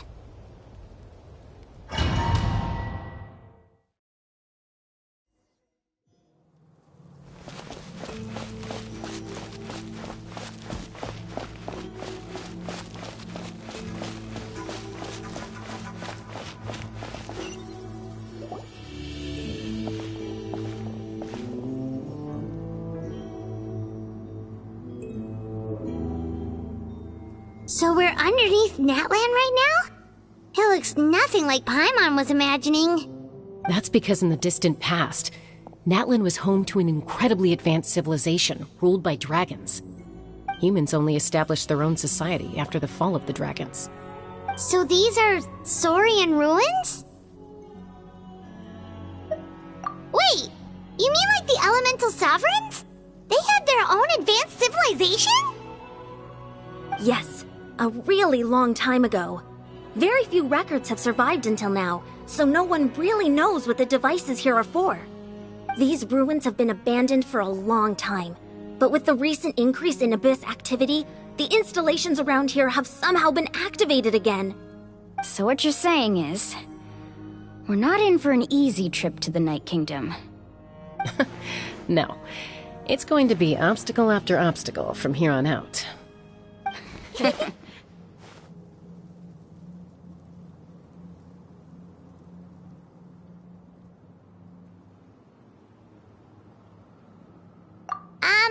are you all laughing like that? It's creeping Paimon out. It's the pre-adventure excitement kicking in, right guys?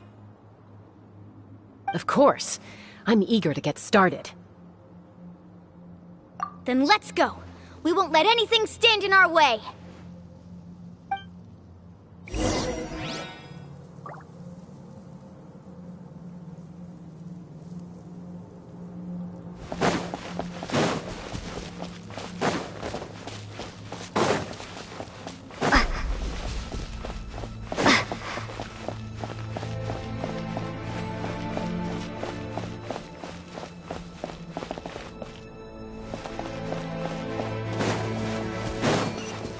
Seems like the road ends here.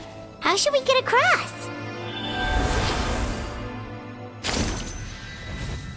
As a professional trainer, I think you could stand to build up your endurance, Paimon. Professional trainer?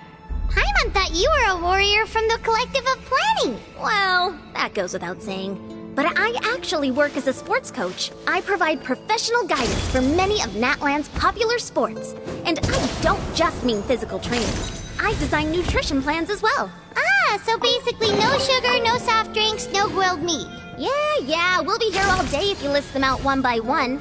It's much faster to just focus on what's good for you. Such as? Vegetable juice.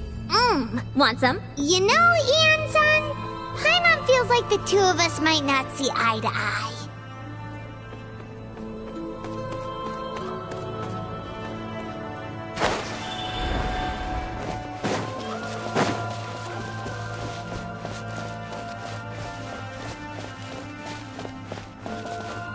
Those guys look familiar. We've fought them before. Let's go. Show no mercy.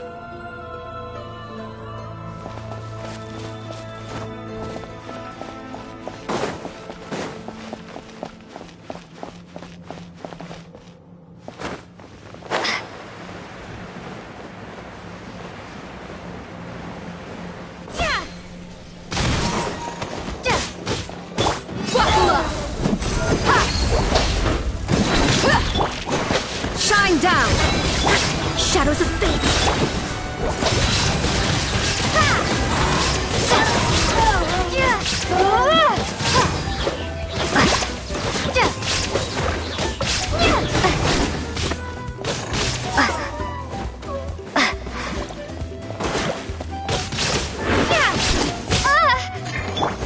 Let's get it on!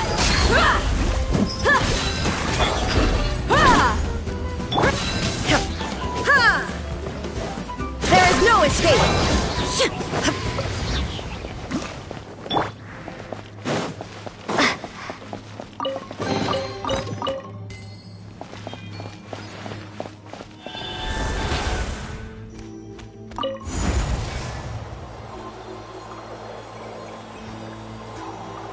Whoa, the place we need to go seems really high up.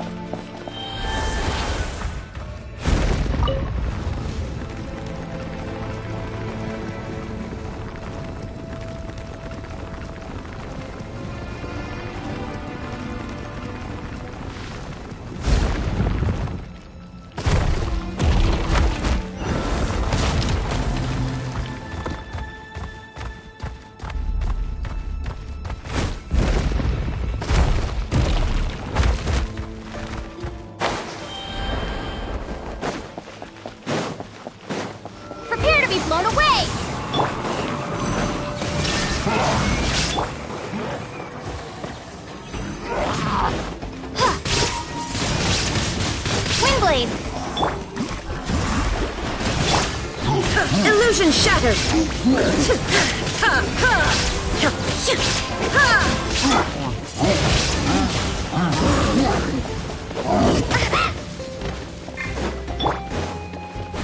Shine down.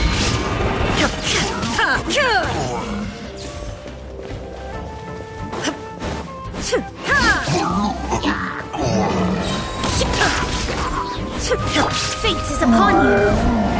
Unleashed by space. Inazuma shines eternal. You asked for it.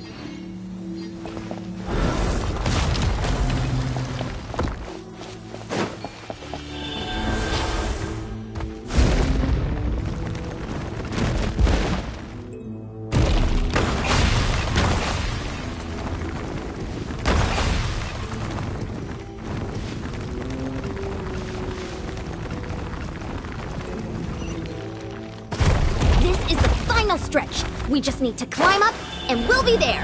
Nothing to it. Easy for you to say.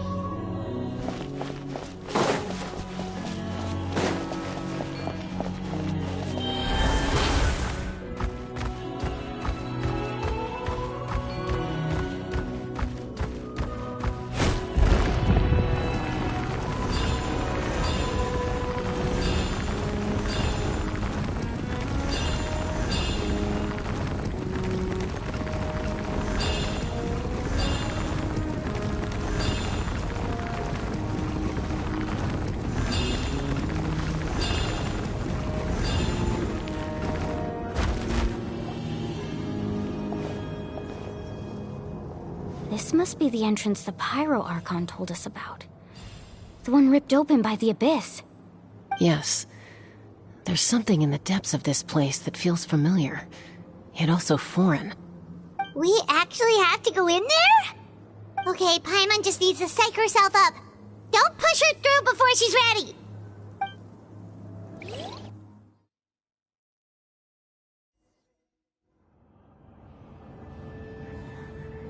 Hey! You don't have to drag Paimon! You're pulling too hard!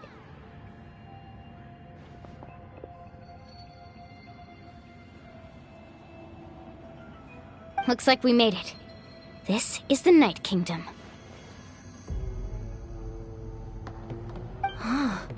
It looks so different from what I imagined in the stories. That overflow of energy is probably what trapped Kachina here in the first place. From this point forward, everything we know about the real world no longer applies. Anything can happen here. Paimon's more worried about how we're gonna make it out. We obviously can't go back the way we came. Do you see that patch of light on the ground? It's shining down from that fissure in the sky. Oh yeah, right in front of us. So that's coming from up there? Oh, it's so high up. Did we really fall that far down? Just like I said, our real-world knowledge doesn't apply here. We fell all this way, yet came out completely unscathed. If this was the real world, we'd have to climb our way back up to the entrance. But here, all we have to do is stand underneath the light and offer a prayer. That's it?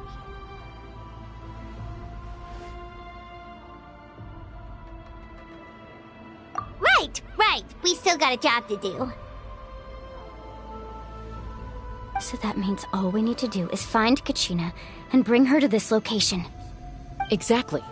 This light is streaming in from the real world. It's a link between the two realms. The terrain looks difficult to navigate, and the visibility's not great either. How are we supposed to find Kachina in these conditions? Yeah, these floating black things don't look super friendly either. Those are all manifestations of abyssal power. Be careful. Ghost! A talking ghost! Calm down, I'm here to help. You're the ones who helped Vichama, right? Yes, I'm Vichama's friend, Malko. I was completely lost to this realm until I sensed a mysterious power calling out to me.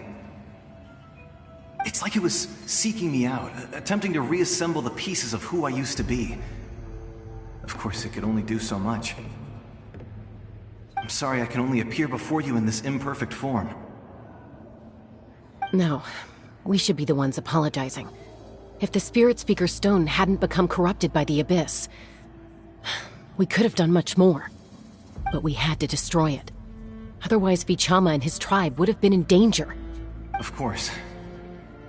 Thank you for protecting him. I never imagined that, even after all these years, he'd still take such a risk for me. Under the power of the stone, it felt like our souls were connected. Turns out even our regrets were exactly the same. Whether in triumph or death, you want your best friend by your side. Exactly. That may not be in the cards for us, but it's not too late for you. You're looking for a young girl from the Children of Echoes, right? She's being chased by an embodiment of abyssal power. I'd like to help her while I'm still in this form, so follow me. Be careful. This place has been severely corroded by the Abyss. Paimon didn't realize it had gotten this bad. It's like a seething volcano ready to engulf our world at any moment. Ouch! Quick, get back here! You can't... Stick close to me. My power will be able to ward off attacks for the time being.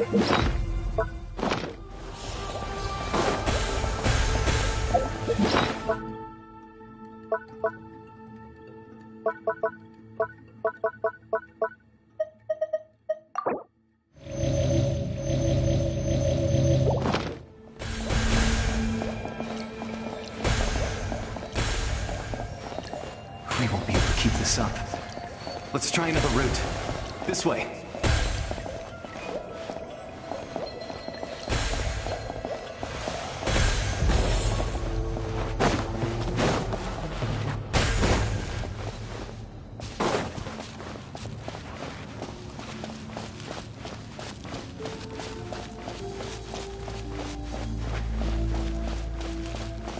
Not good. More monsters. We shouldn't waste our time on them.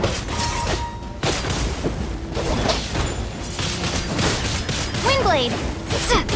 Let me scry! Buckle up! Hi! There is no escape!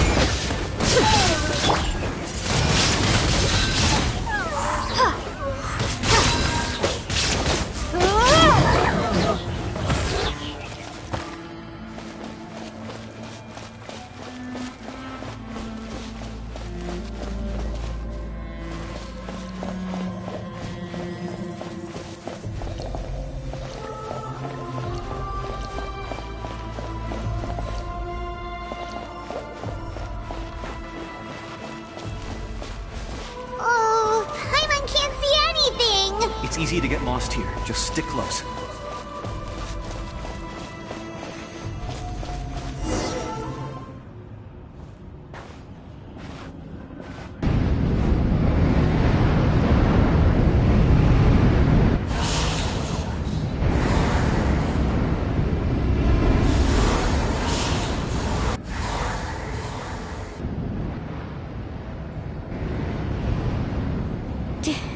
Did you hear that?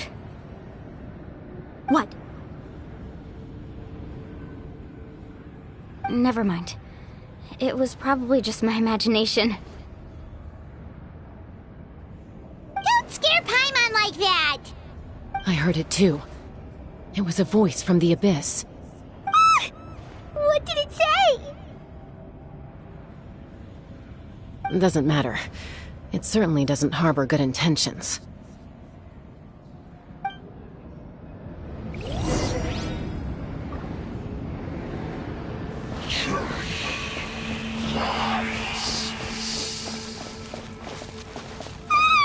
Paimon just heard it too! Let's keep going. Paimon wants to get out of this place!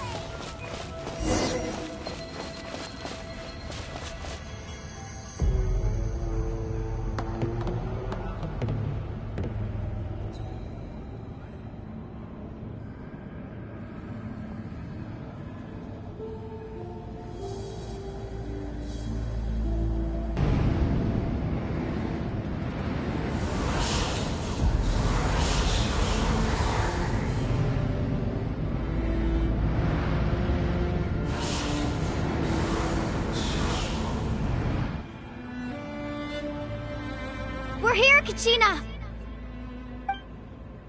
Oh, honey? You made it! Looks like our reunion will have to wait until we take care of these monsters. Good idea. Let's go!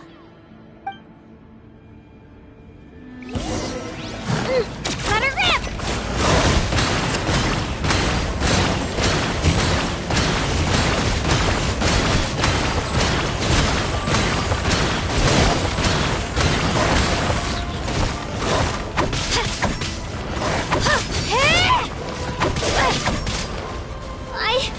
I can do it! I have...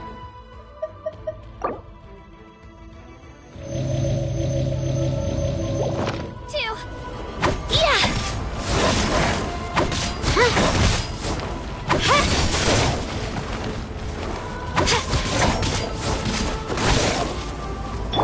Shadows of fate!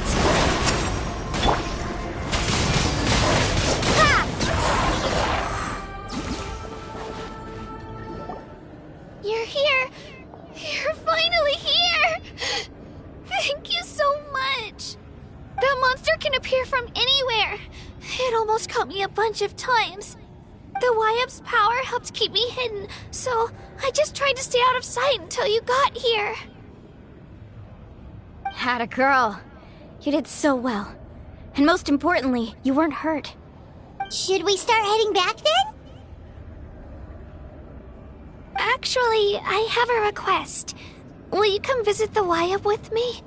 I can't exactly put it into words, but something's wrong with the Ode of Resurrection. And I know it has something to do with the contamination from the Abyss. That was the Pyro Archon's theory as well. Everything we've seen here certainly seems to back it up. In the Night Kingdom, there are 6 main totem poles representing the Wyap of each tribe. You can think of them like the body of each Wyap. Additional totem poles, like the ones around here, serve as proxies to which the Wyap can extend their consciousness. There are countless proxies scattered around the Night Kingdom. Through them, the Wyap can extend their consciousness over the entire realm and track down souls no matter where they roam. But if a proxy were to become severely contaminated, then a soul could become lost within the Night Kingdom. Judging by the current situation, I don't think we're dealing with just one contaminated proxy. Even if we could drive back the abyssal power from one of them, that probably wouldn't even put a dent in the problem. Still, we can't just leave the Wyap to suffer. It's protected me this whole time. I agree. We might even manage to draw out the monster that's been hunting Kachina. Getting rid of the monster might slow down the deterioration of the Night Kingdom.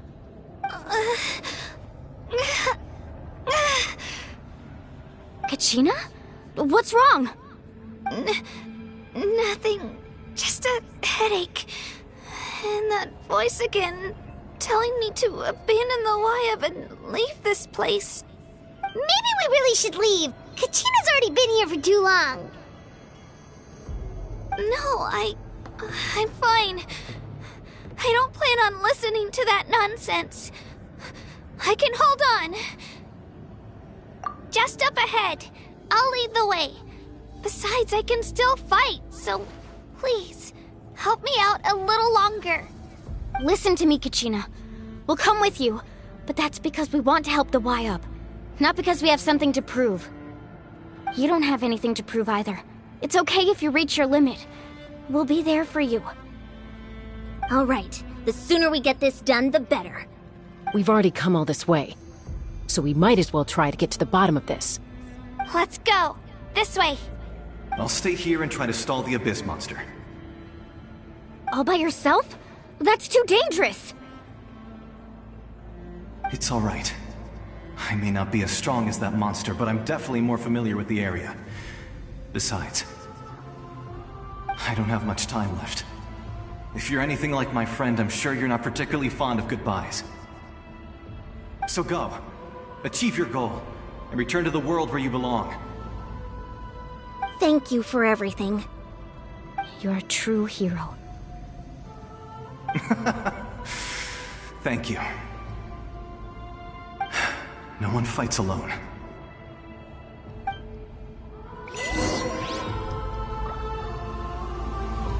Does your head still hurt? Let me help you walk. I'm fine. You should know I'm made of stronger stuff than that.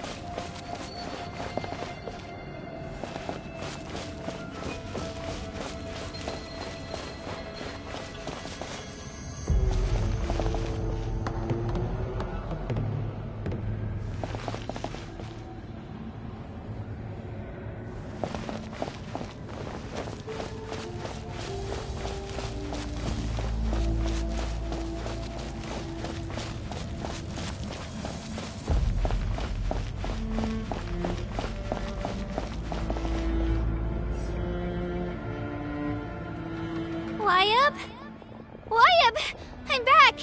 My friends and I are here to heal you. Y-Up, can you hear me? Y-Up?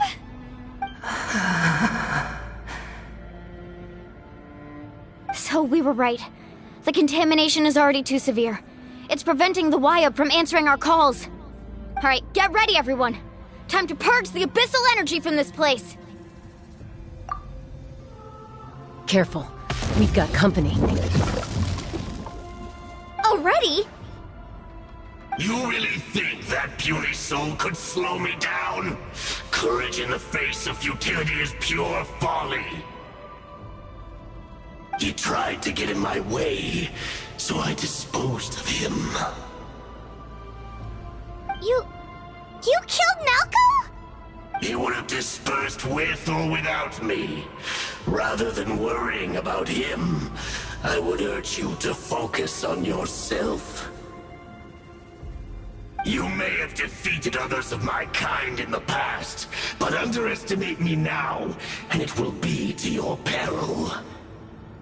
No, the power of the Abyss is intoxicating. The destruction it seeks captivates like a masterful work of art. I strive only for the opportunity to see it up close. I thought this naive little girl was an exception, but it turns out humanity is full of lambs willing to offer themselves up to the slaughter. That is the tragedy of your short lives. You understand nothing of all-encompassing power. Ancient names, pride, friendship, all empty ideas invented to give you a false sense of self-worth. They possess no power at all. The Pyro Archon created those grandiose ideals out of pure selfishness. Anything to avoid sharing power. Anything to avoid handing over the primordial gift to ordinary people like you. Don't believe me? Then ask yourself, why is the Pyro Archon strong beyond measure, while you, Kachina, remain so pathetically weak?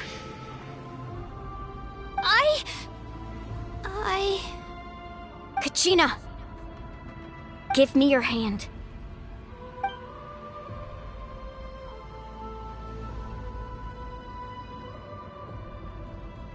Feel that? I'm right here next to you. Thanks, Moalani. You're right. I have nothing to fear. Because I'm not alone anymore. You're right. Maybe comforting ideals don't have any power. But you also couldn't be more wrong. You've never had to work for your own strength, so you will never understand the true source of our power. What? The courage we have to stand before you and not back down? It comes from our friendship. The power lies not in the ideal itself, but in our commitment to upholding that ideal, and in our decision to stand together and fight! Well said! Let's go, Kachina. It shouldn't take more than 2 of us to handle an enemy like this. Sorry in advance, but you deserve what's coming to you! There aren't many in Natlan who can beat us when we're together. It's time he got a taste of that kind of power. Off we go. Need a surfboard? Drilling down! The flames of redemption! Shabam!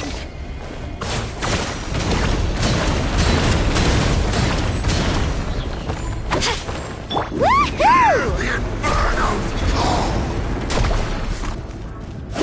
Catch an epic wave!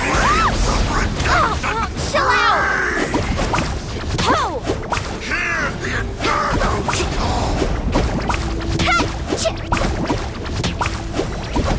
Off we go. Need a surfboard? Fast! The flames of redemption! Hear the inferno! Let her rip!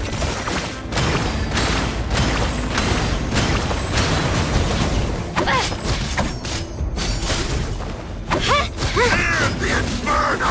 The flames of redemption!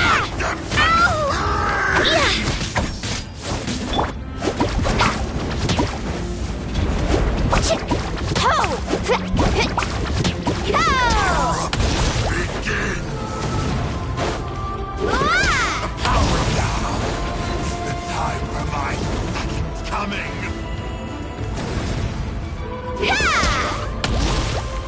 Revelation from on high! Off we go.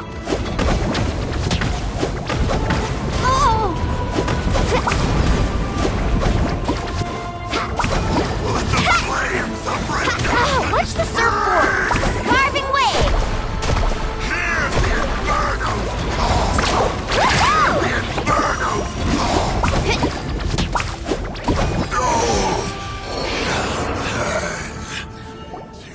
We won! We actually won!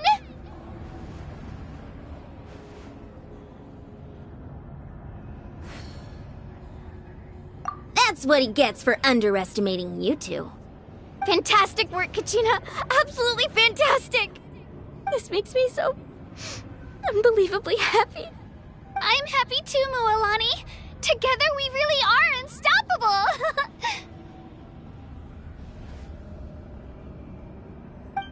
Huh?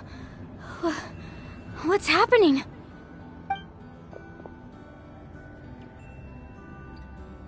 My ancient name is glowing? But I thought I didn't bring it with me. It's probably a projection from the real world. But that doesn't explain why it's glowing all of a sudden. Wait, does that mean you're...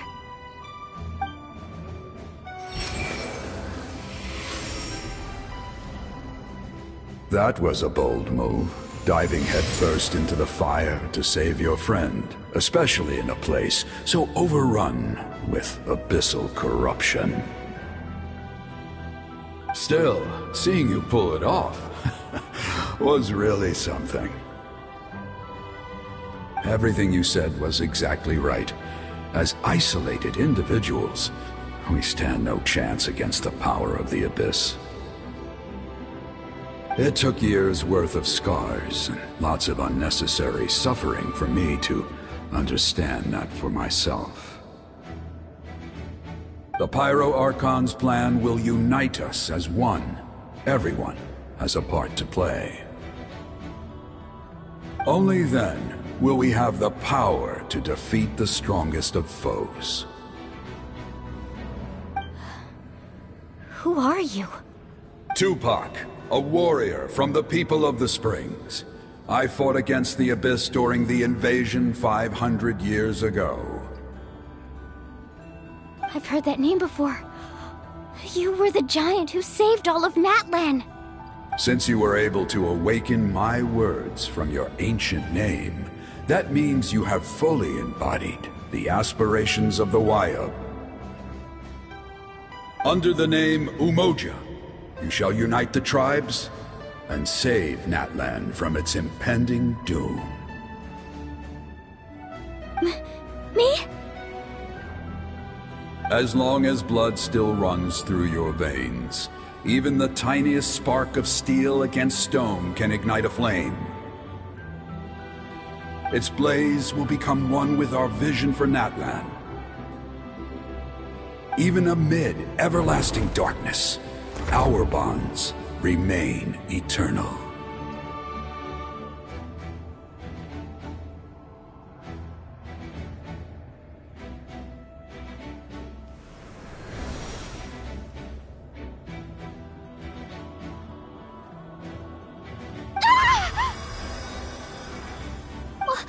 What's wrong, Moalani? So many memories. My brain was just flooded with everything he once knew. So that's what happened.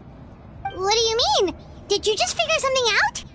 500 years ago, they foresaw the very crisis we're facing now. Efforts to save Natlan started all the way back then. We can go over the details once we get back. We shouldn't linger here longer than we have to. I know bits and pieces, but I had no idea Mualani was also part of the plan. This sounds like something that's going to need a lot of explaining. Let's focus on saving the Wayub first.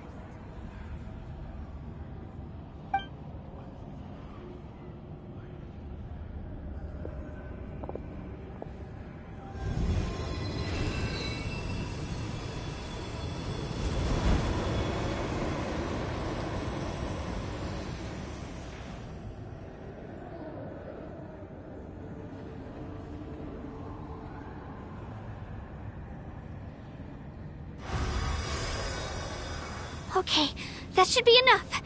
Wayub? Wayub? Can you hear me?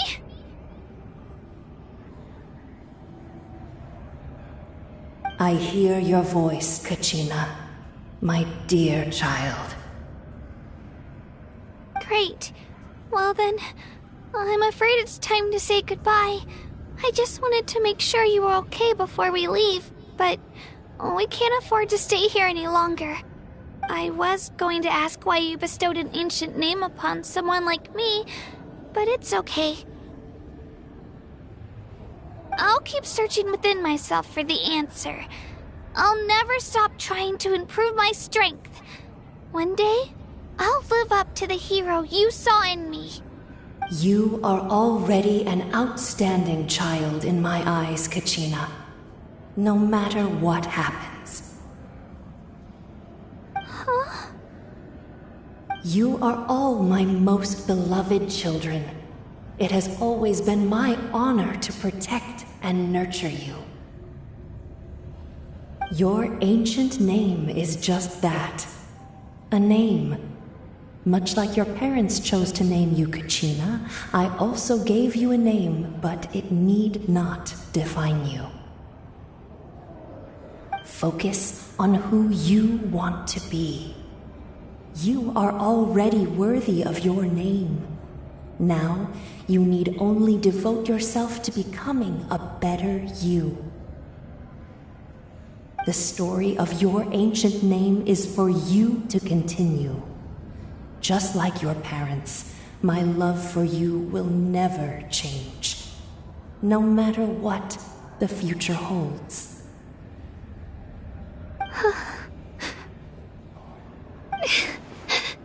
Thank you, Wyatt. It gladdens me to see the Pyro Archon's plan move another step towards completion. But it is time for you to leave this place. The situation here is getting worse. Go now, my children. Save Natlan on behalf of all you hold dear. I know we've never met before, Wyatt, but I just wanted to say thank you for encouraging Kachina. It was exactly what she needed to hear. Whoa! What's going on? An earthquake? We're out of time. It's the power of the Abyss. Quick, we need to run!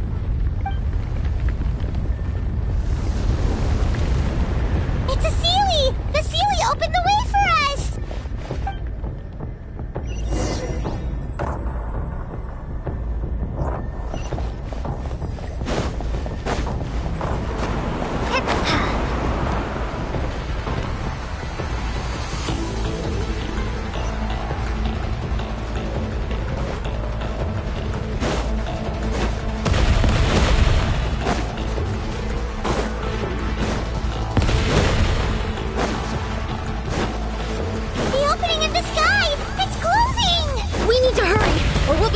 Here!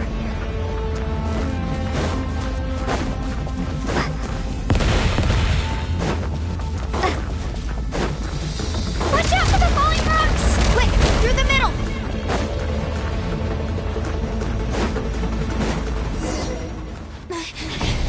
Come on, faster! We'll never make it!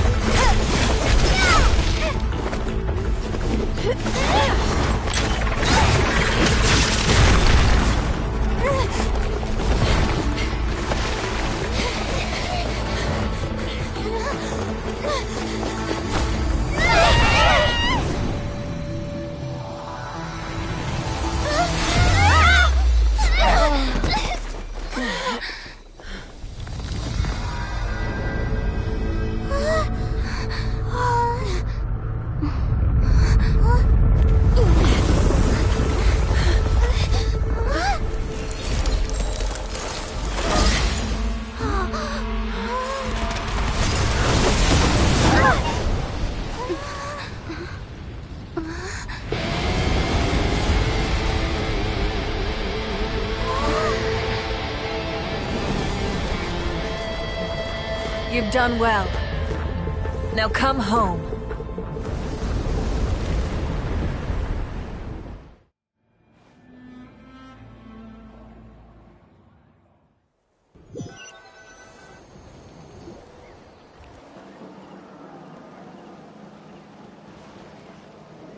We're back!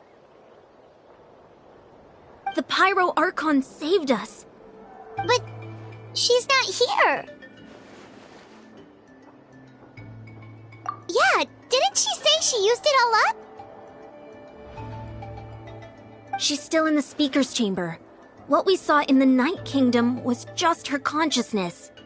So you're saying her consciousness did all that? Every great display of power comes at a price.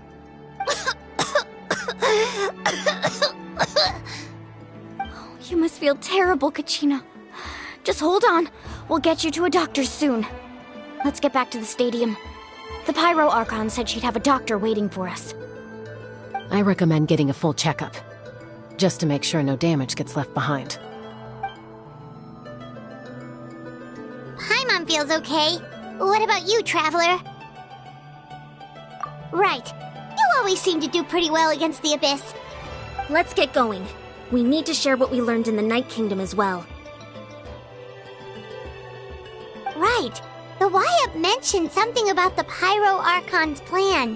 What is it exactly? I'll let her explain everything. We're all a part of the plan now. Every move we make from here on out will decide Natlan's ultimate fate.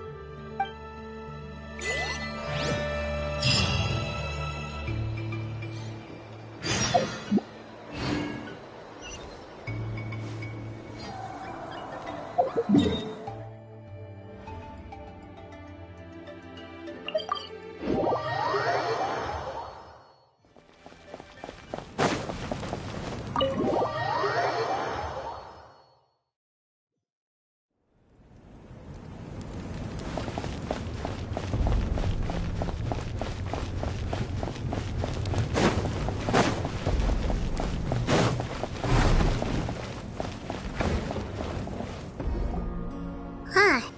There's a lot less stuff here than before. It's good to see you all here in one piece. I know you must have a lot of questions, but let Koichi check you over first. It's best not to let any lingering effects of the Abyss go untreated. Thank goodness you made it back. I came here as soon as the Pyro Archon told me about your plan.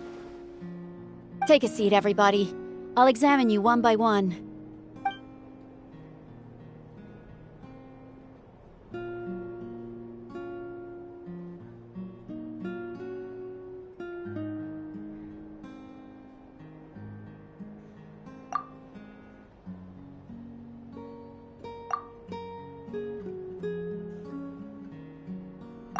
All right, that should do it for now. But just to be safe, I'll perform another checkup in a couple of days. I have to say, though, I've never seen anyone react to the Abyss like you, Traveler. It's like you're completely immune to its power. She's always been special like that. She can even purify its power. Wait, now that you mention it, Paimon doesn't think she's affected either. Given the current situation, that ability will likely play a great role in the events to come. Of course. I still have patients to see, so I'll head out. Thank you, Koichi. All right. We might not see eye to eye, but we both had good intentions. Just give it time. I'm sure we'll figure things out between us one day. Yeah.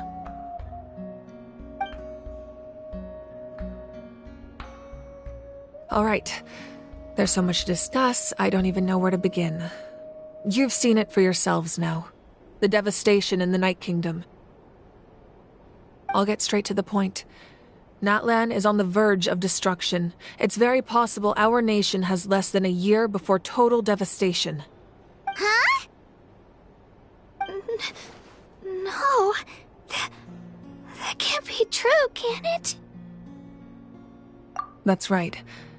But I've only ever disclosed that fact to the handful of people working with me to save this nation. Our looming destruction is not a recent development, but the inevitable conclusion of the disaster the Abyss initiated 500 years ago. Mualani told us a little bit about that. 500 years ago, all the nations of Tevat were invaded by the Abyss. Unlike the other nations, Natlan never had stable and deep-rooted ley lines, so we suffered the worst of the invasion. The battle against the Abyss was exceedingly long and brutal. In the end, victory came at the cost of our civilization and countless lives. Even then, it took centuries of solving the disasters caused by the Abyss to finally achieve the peace we know today. And still, this is but a superficial victory. The forces of the Abyss have merely been driven back underground. Their threat to Natlan remains as real as ever. I'd never have guessed. The problems plaguing the Night Kingdom are all the more complicated because that realm is essentially functioning as Natlan's ley lines. Immediately after the war, our calculations estimated that we would have a maximum of 500 years before the Night Kingdom was completely lost to the Abyss. But at that time, we were a nation of the destitute. Our people no longer believed in victory, nor did they hold hope for the future. Our civilization was dying, our faith crumbling, and the line of power passed down from the Wayab nearly severed. If we didn't bring the nation back together, it would be foolish to even dream of defeating the Abyss in the future. So, the Archon had a long and involved discussion with the heroes of each tribe, and finally came up with a 500-year-long plan to save Natlan. So that's what happened. After finding Kachina, I encountered a strange figure who gave me a series of new memories. Since the plan was mentioned in those memories, I guess I've been chosen to play an important role in it. But there's still something I don't understand. Those memories showed me the Pyro Archon from back then. And it was you. Huh? But that doesn't make any sense! The Pyro Archon is supposed to be human. It's impossible for a human to live that long. That's right. The hardest thing for humans to overcome has always been time. Or rather, the natural limitations of our lifespan. A god can extend a human's life by using a certain amount of divine power, or subjecting them to a curse. But, as we all know, Natlan doesn't have gods like that. We can only rely on our own methods. A human life is like a flame destined to be extinguished. 500 years ago, I placed my life within the sacred flame. Only by dying before my time could I have the chance to wake up again. So, in other words, this is your second life? Yes. We only managed to defeat the Abyss all those years ago because the tribes came together as one. If the Natlan of the future was to have a fighting chance, the Pyro Archons that came after the war had to rebuild the decimated tribes. The goal was to reunite the people and restore the strength of each tribe's Wayab. Once a tribe was back to its full strength, the tribe's Wayab would select a hero, indicating the tribe was once again ready for war. The Chosen would then stand by my side in defense of our nation, just like great heroes of old, 500 years ago. So that means I'm one of the Chosen? That's right. You bear the ancient name Umoja, the same one held by the hero from your tribe 500 years ago. It means unity. After your adventure in the Night Kingdom, I trust you've come to fully understand the meaning of that name. So in other words, you always knew who the Wayab were going to pick from each tribe? Yes. According to the plan, each tribe was supposed to have been fully restored by the time I awoke. But something went wrong along the way. The 6 heroes successfully inherited the ancient names from 500 years ago, but the intel regarding the plan wasn't passed on to them. Once again, it comes down to the deterioration of the Night Kingdom. Communication between the Sacred Flame and the Wayab has been blocked. Just like how the Ode of Resurrection failed to bring Kachina back. Exactly. It's just another tactic the Abyss is using against us. The Abyss may not possess intelligence, but its methods certainly aren't easy to counter. If we want to unblock that information from being passed on, my presence alone isn't enough. The ancient name-bearer must establish a greater connection to their name. So, I've tried my best to help them from the sidelines. Currently, Shalonin of the Children of Echoes, Kinich of the Scions of the Canopy, and Iansan of the Collective of Plenty have all been acknowledged by their names. During your adventure, you too earned the acknowledgement of your Wayab, Mualani. In the process, you gained the memories stored within your name.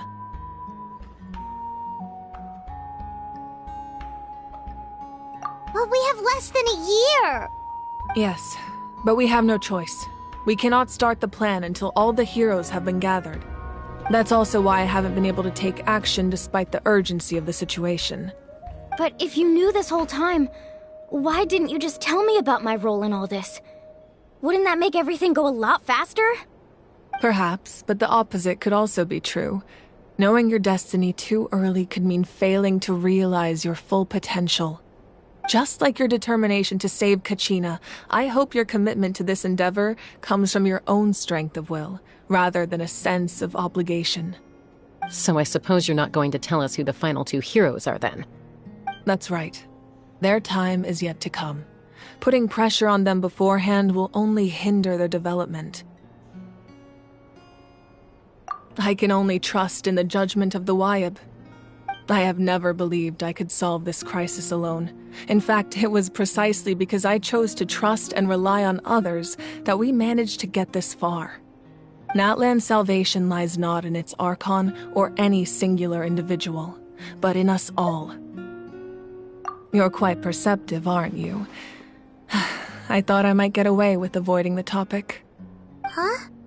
Oh, right! All of the stuff you stored here before, where did it all go? Even though I sacrificed my power, I still needed a contingency plan to ensure you would make it back from the Night Kingdom. After all, I was the one who allowed you to take that risk, and Mualani has an important role to play in my plan. In addition to their sentimental value, the items I stored here held a much more important purpose: fuel. Fuel? So back then, that's why you... Yes. The stories embodied by those items are certainly important, but there's an even more significant trait they all share. Every item belonged to a hero of Natlan. Over time, they became imbued with a certain amount of contending fire from being carried in battle. On their own, each item's power is limited, but together, their combined effect can prove quite useful in a dire situation. By burning those items, I was able to activate the contending fire stored within them to open the boundary between the two worlds. It was a rather crude approach, so all their power was depleted in an instant, as you can see. But weren't they all precious treasures? What about their stories? That's exactly why I dragged you all here. No matter what, I never wanted the Pyro Archon to have to use that power. Oh, I'm so sorry. You have nothing to be sorry for. You all deserve my thanks, actually. If you hadn't saved the totem pole, that area of the Night Kingdom would have been forever lost to the Abyss. And then, it would only be a matter of time before the Children of Echoes was met with disaster. Besides, when those heroes entrusted their belongings to me, or the Pyro Archon of their time, it was out of a desire to contribute to Natlan's survival. If they knew those items helped save the present-day heroes of Natlan, they would not mourn their loss. Even when you put it that way, I still feel bad. There's no need. Remember what I told you about time? The people and the events of the past are never truly lost to us. We simply carry them with us in a different form. In that sense, we didn't lose anything at all. If you still have regrets, let them fuel your resolve in the battles to come. Your deeds will become new legends and nurture new forms of power just like the items once stored here. Well, we'd still like to return the favor. Well, if that's the case, just treat me to a drink sometime. Now that Kachina has returned, we can finally hold the victory feast and celebrate your team's triumph in the Night Warden Wars. And we could all use the rest, that's for sure. Plus, you'll be able to silence everyone who doubted you once and for all, Kachina. Still, now that I know the danger we're facing, having a victory feast doesn't feel right. Try not to let it get to you. It's important to stay calm. Worrying about it will only affect your judgment. All right. You should head out. I'll join you in a bit.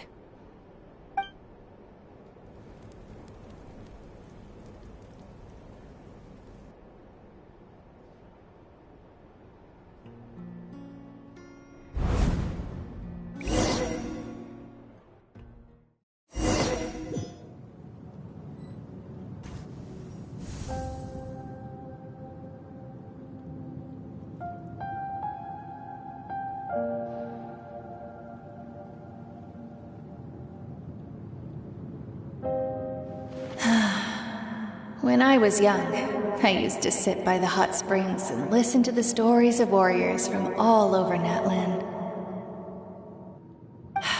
They attract people from all walks of life. Friends come easy here, no matter what tribe you're from. The people of the springs have never claimed the hot springs as their own private property. They are there to bring all hot spring buddies together. It's been really nice, seeing the children of my tribe get older. It's helped me gradually understand the true value of the springs. I've witnessed their energy, their determination, their absolute passion for life. Even when they cause trouble, I never managed to hold on to my anger for long. It's unbelievable how quickly they worm their way back into my good graces. I'm certain Mualani will become a great warrior when she grows up. She possesses infinite potential. I can see it. One day, when I'm no longer in fighting form, I'll come here and tell stories to all the children, just like those warriors did for me. So, you better get busy, Pyro Archon, or I'll end up running out of stories.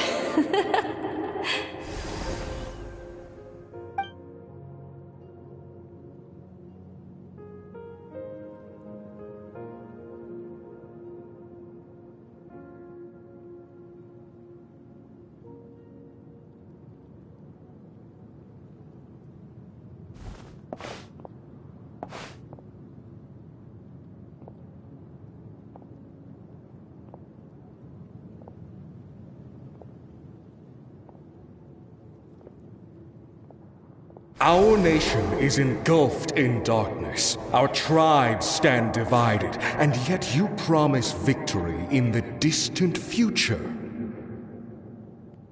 The Abyss is a cunning enemy, one that I faced in battle many times. Were that not the case, I would never understand exercising this degree of caution. My rage will never know absolution. Then my power will no longer aid you in victory. But you came to me because you knew you could convince me with just a single sentence. I understand your choice. The heroes of today will forge the path ahead with blood and fire. Just remember to earn us the victory we are owed. Otherwise, rest assured, I'll find a way to collect the debt. For Natlan.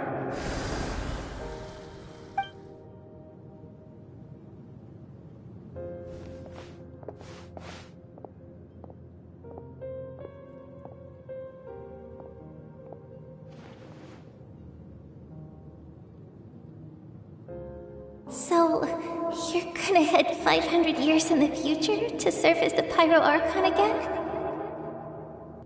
But what about the you from right now? You're just gonna die? You can't ask her those questions and expect her to answer, my dear. The decision is hers to make, and she deserves our support. We will do everything we can to rebuild the tribes. Don't you worry. Even across time, we will all do our part to fight for Natlan's future. Yeah, Mom's right. We'll always believe in you, sis. Oh, seriously though, Dad should be here. Where is he? I imagine he didn't know what to say, so he chose not to come at all. Don't take it to heart, my dear. That's just who he is. Just remember, no matter what happens in the future, we will always love you.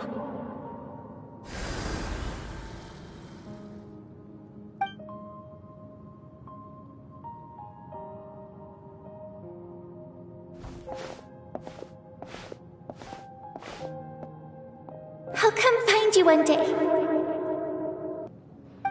I know I can't live that long, but I'll think of something. There has to be a way for us to meet again one day. If there's an answer out there somewhere, I'm gonna find it. So, don't forget about me.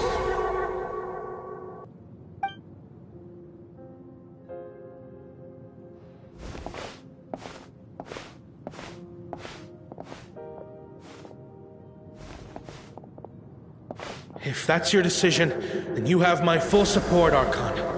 May our children live to see such a lovely son. For Natlan! No one fights alone.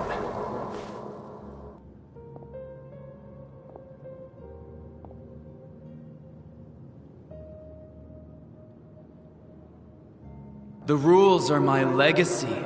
They shall grant us the strength to overcome the next tragedy.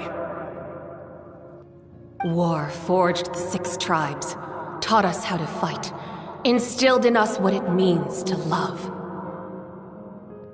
Who will be the one to bring this to an end?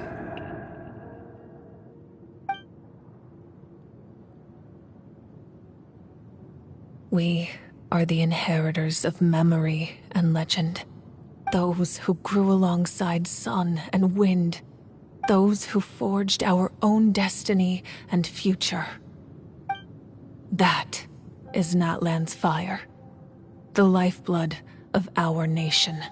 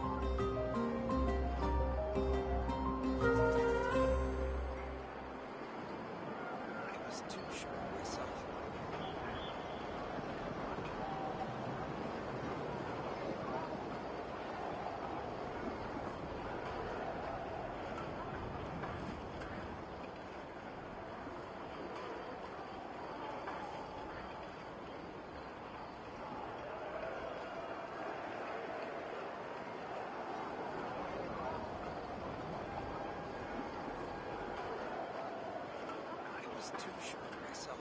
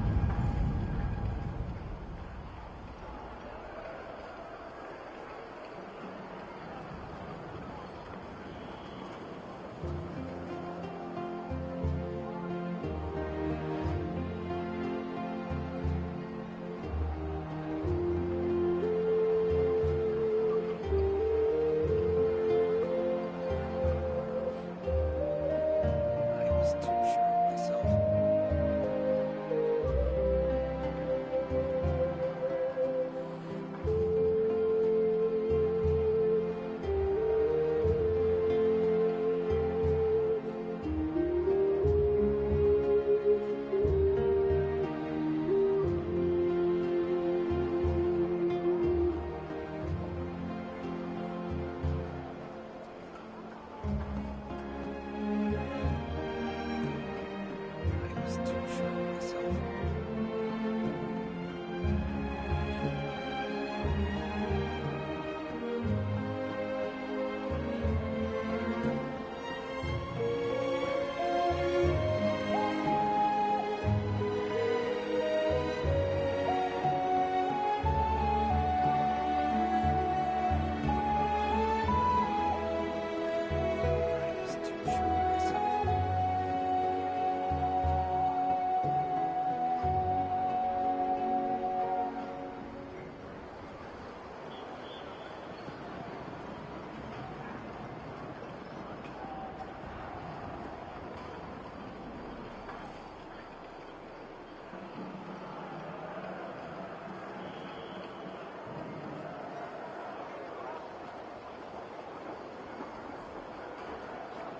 I was too sure of myself.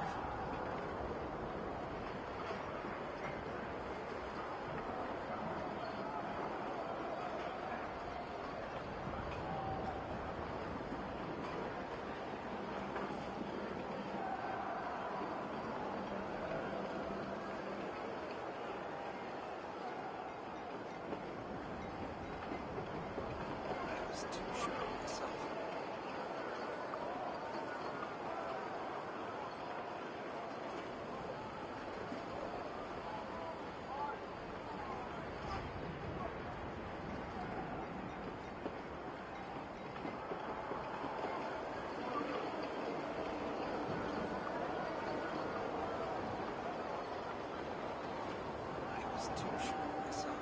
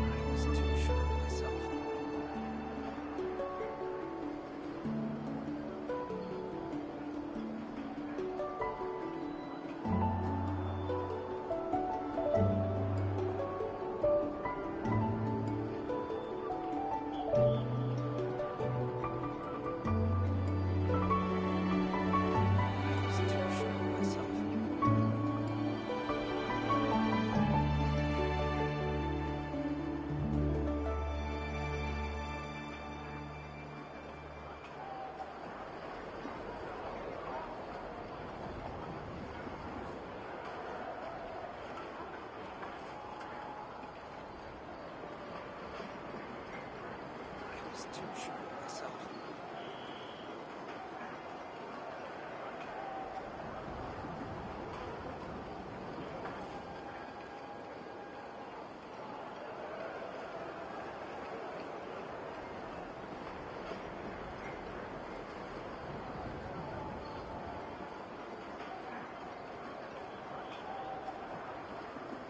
too sure of myself.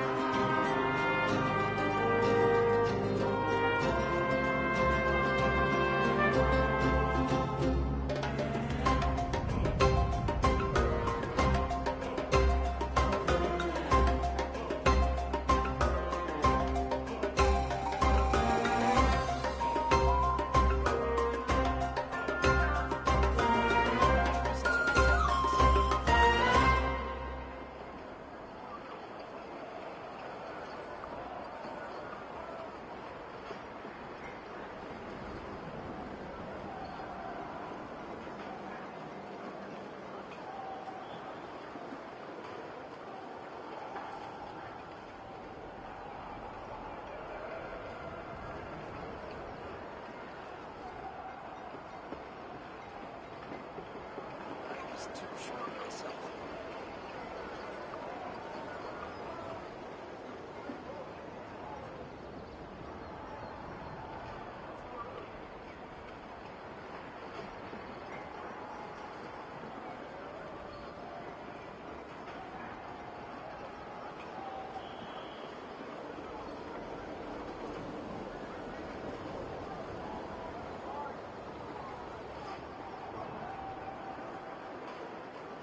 I was too sure of myself.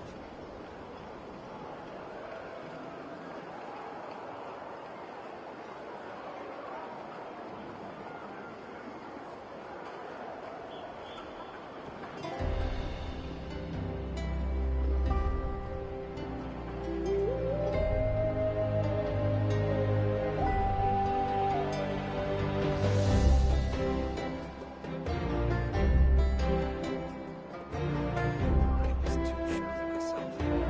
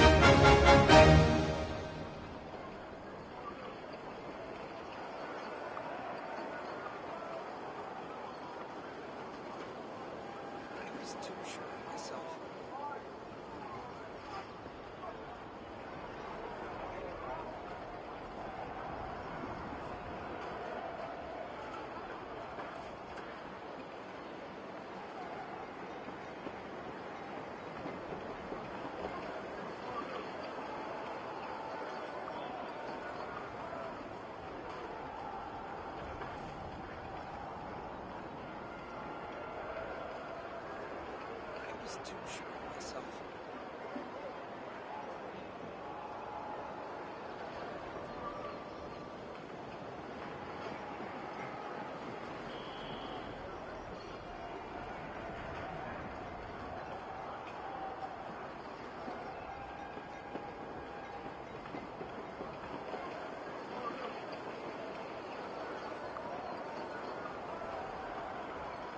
I was too sure of myself.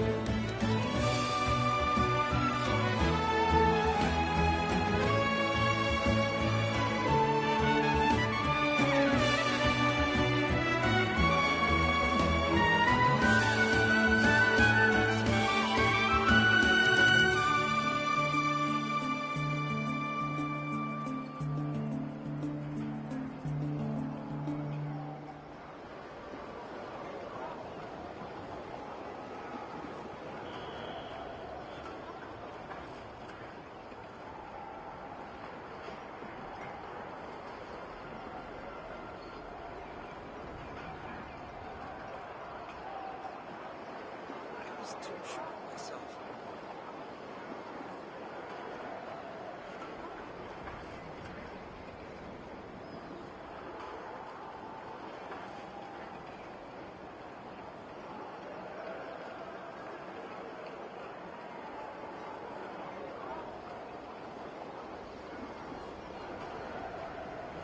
I was too sure of myself.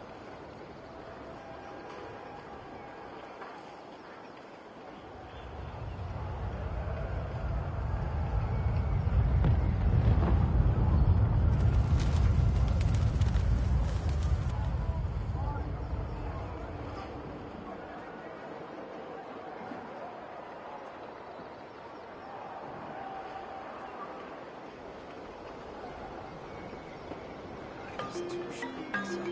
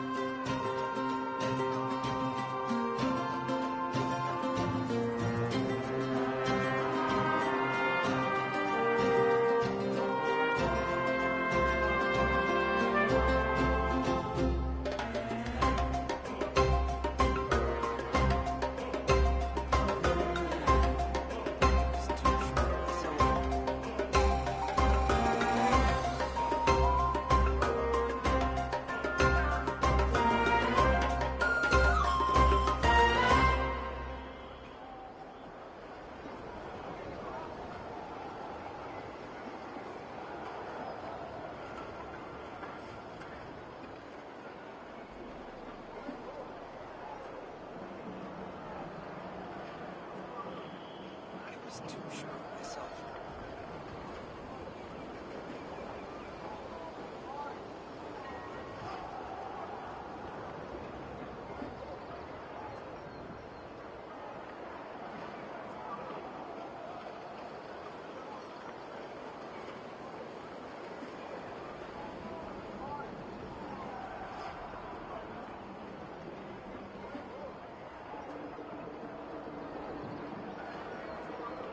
I was too sure of myself.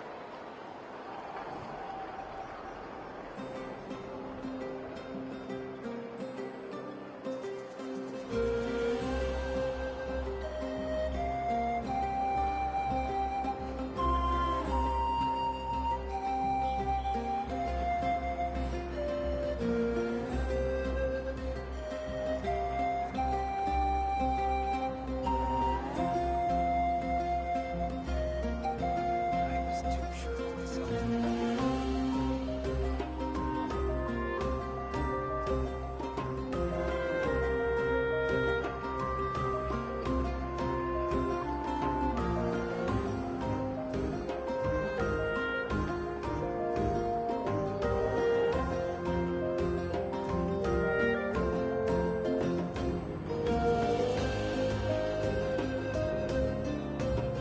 I was too sure of myself.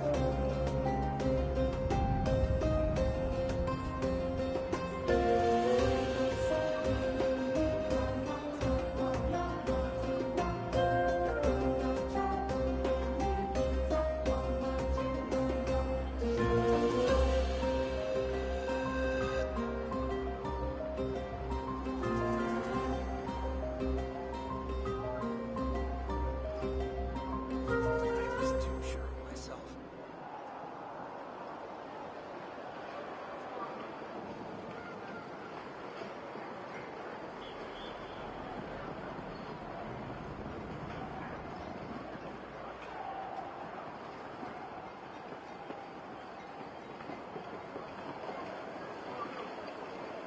I was too sure of myself.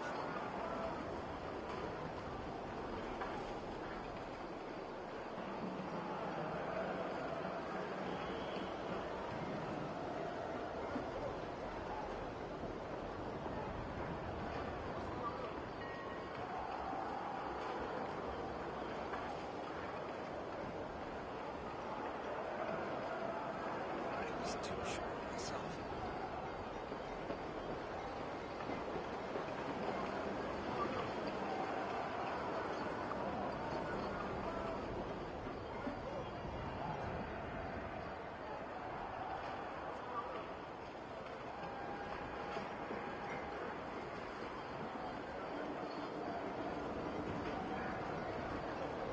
I was too sure of myself.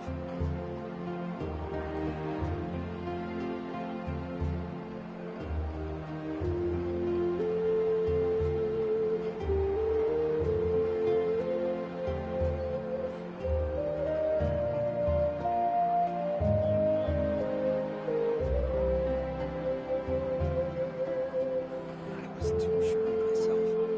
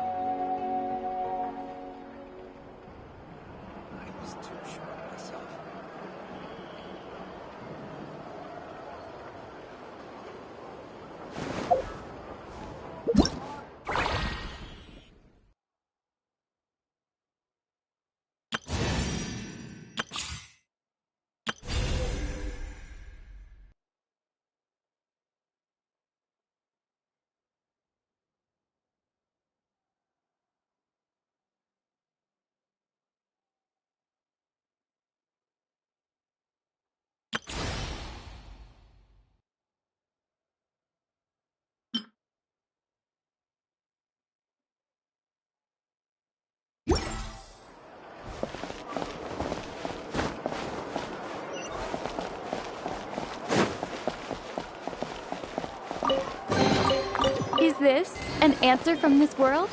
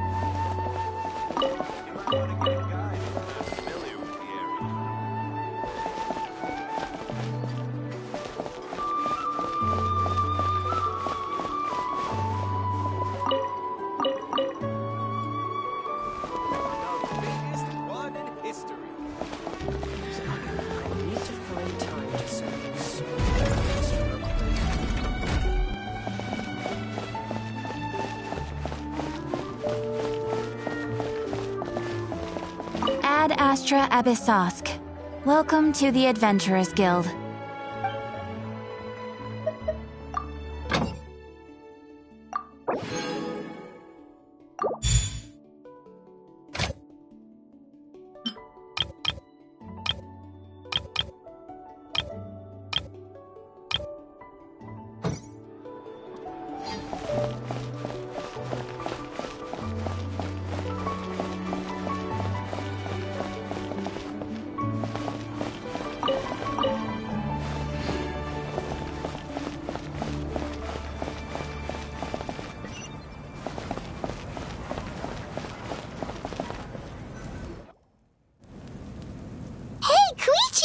You here for the victory feast too? Oh, no. I knew Chaska would be here, so I just came to deliver some medicine. I was about to leave, actually. It's not that I don't want to celebrate Kachina and the others. I'm so glad she made it back. It's just... well, I'll make things awkward if I'm around my sister right now. Ah, well, you two had a fight, so Paimon can understand. She didn't cause any trouble during your trip, right? Yeah, she was super helpful. She gave us a lot of useful information about the Abyss. That's good. That's all I needed to know. Is there a reason you asked? You were pretty outspoken when we first met, but now it's like you're holding something back. Maybe it seemed unreasonable, picking that fight with her before you left, but I did it for a reason. Her impulse to fight is extremely strong. Her mental strength helps her rein it in, but she still loses control sometimes. I had no idea what you might face in the Night Kingdom, so I didn't want to take any chances. So what you're saying is... Okay, so maybe it sounds a little stupid, but it works pretty well. It helps her keep her cool for a little while, at least. Anyway, I'm just glad you were able to make it back safe and sound. That's all I wanted. But do you really have to go that far? Can't you just talk it out? No way. Chaska never opens up about her own pain, especially to her family. She can't learn about this, or it'll be even harder to help her. I appreciate the understanding, and don't worry. I'll find a way to help her ease this burden.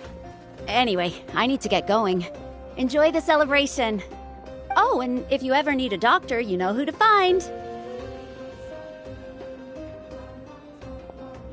Huh. Who would have thought there was a deeper reason behind their arguing? In the end, it's all the Abyss's fault. Paimon's had enough of them.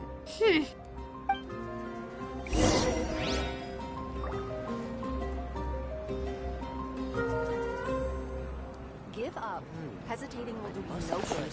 Careful. This one, then this one. Oh, Moo made some new friends.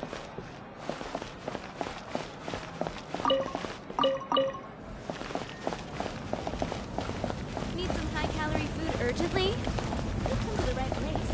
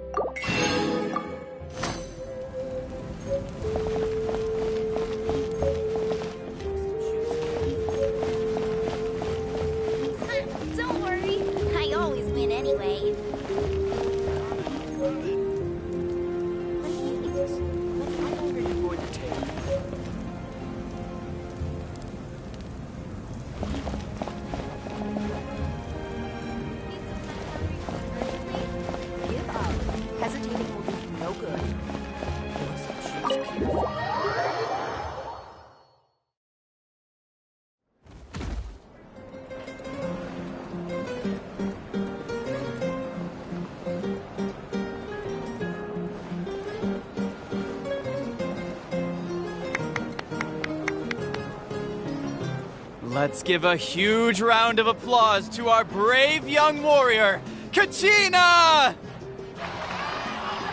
Woohoo! Well done, Kachina.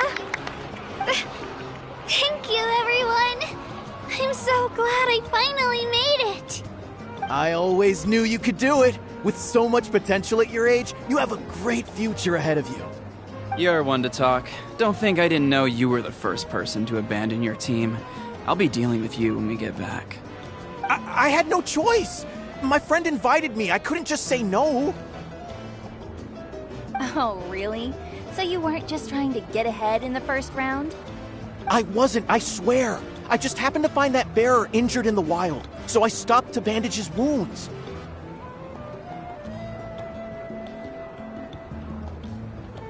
When he insisted on repaying the favor, what was I supposed to do? I'm just one person. I figured Kachina would have no trouble replacing me. But the fact of the matter is that after your departure, everyone else started thinking about swapping teams too. I'm really sorry, Kachina. It was wrong of us to abandon you like that. It's amazing that you still made it all the way through to the Night Warden Wars. That's the highest honor. So, what about you guys? Did you make it far? Our team captain drank too much the night before the competition and turned up late to the stadium on the day. We got disqualified.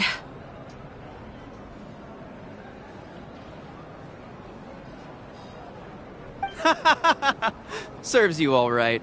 No sympathy for me.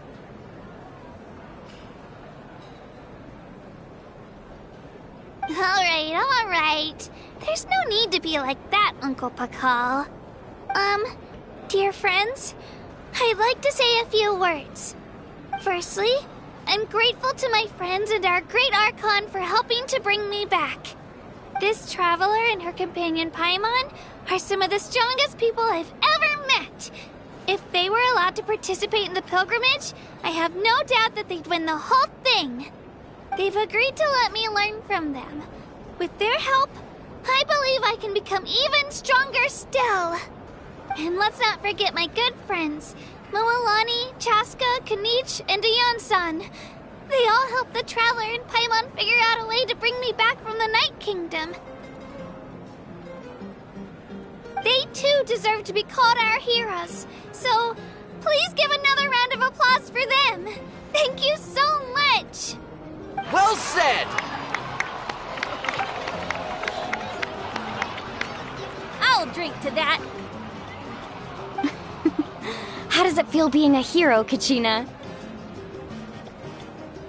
To be honest, it's a bit overwhelming.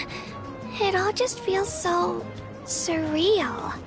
Well, you better get used to it! Next up, undefeated champion!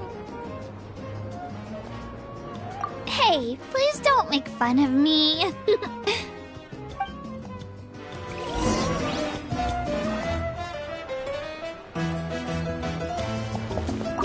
My apologies. I knew more than I let on. Everything comes at a price, and most heroes aren't people who set out to become a hero. If you cling too tightly to your goal, you end up losing things that are far more precious. But in any case, we're now on the same page. I wonder how long before the two final heroes appear. From the Flower Feather Clan and the Masters of the Night Wind.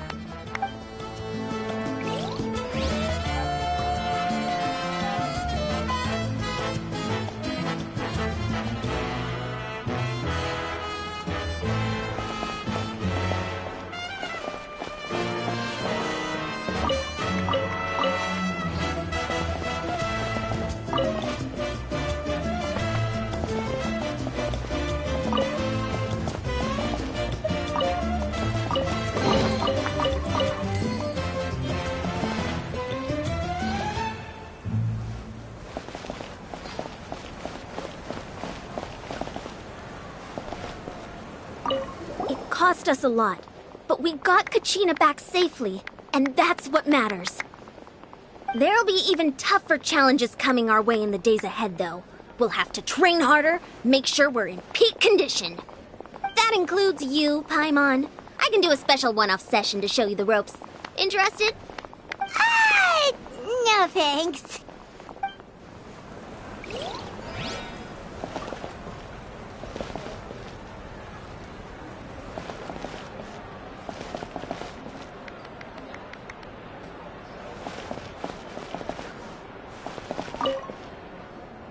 Ah, you're here. Have some fruit juice. I got it specially for you two. How did you know? That's Paimon's favorite! You look like you've still got questions. Ask away. Because they had their own lives to live. The thought of telling them, abandon your families and everyone you love, and come with me to the end of time, for in 500 years Natlan will be destroyed, it seemed too cruel. You could just as easily point out that everything in this world would come to an end eventually. But life is short. And beyond a point, it just doesn't seem real. Imagine if I said, let's leave right now, and go save the sun because it'll flame out in a few million years. It would sound quite ridiculous. I couldn't make them shoulder that burden with me. Besides, every generation will have its heroes, this one included. The plan could still work without them. Or, of course, without me. But since I was the one who came up with the plan, I felt duty-bound to see it through to the end. Paimon's suddenly remembering that portrait in your room. Was that your family from back then? Yes, it was. So when you asked me who my sister grew up to be, the truth is that very little information survives. From what I've been able to piece together, I can conclude with a reasonable degree of confidence that she ended up as an architect and artist.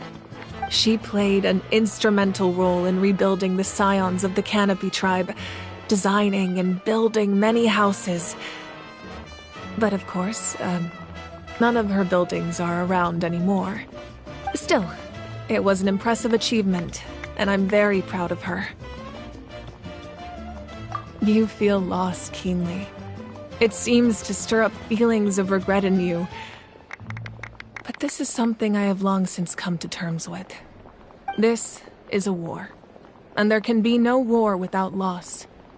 I am already far more fortunate than those who lost their lives to the Abyss. The people of Natlan look to me as their Archon, and the weight of their expectations is mine to bear. I must see our fate through to the very end, no matter what I may find there.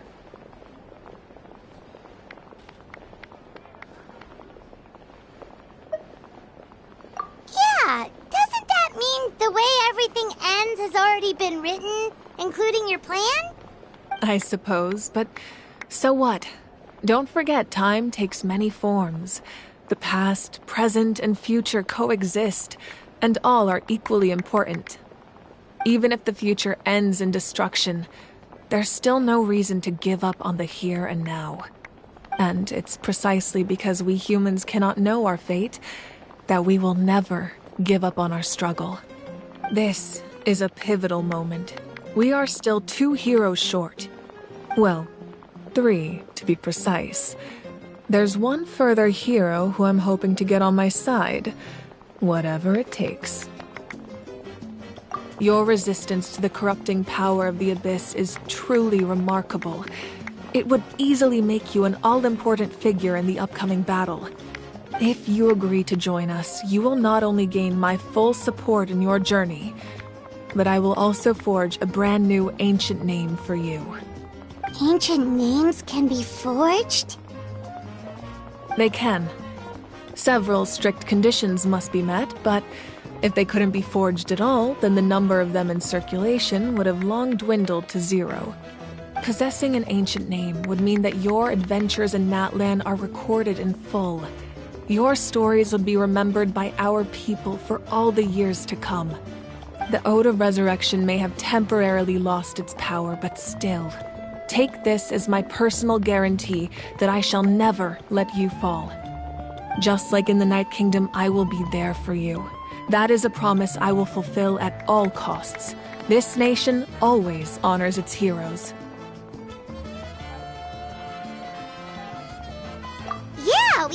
just ignore the situation here. Wonderful. Then I'll reach out to Shilonen right away. She's the one who will forge the name. We've never forged an ancient name for an Outlander before, but I trust she'll find a way.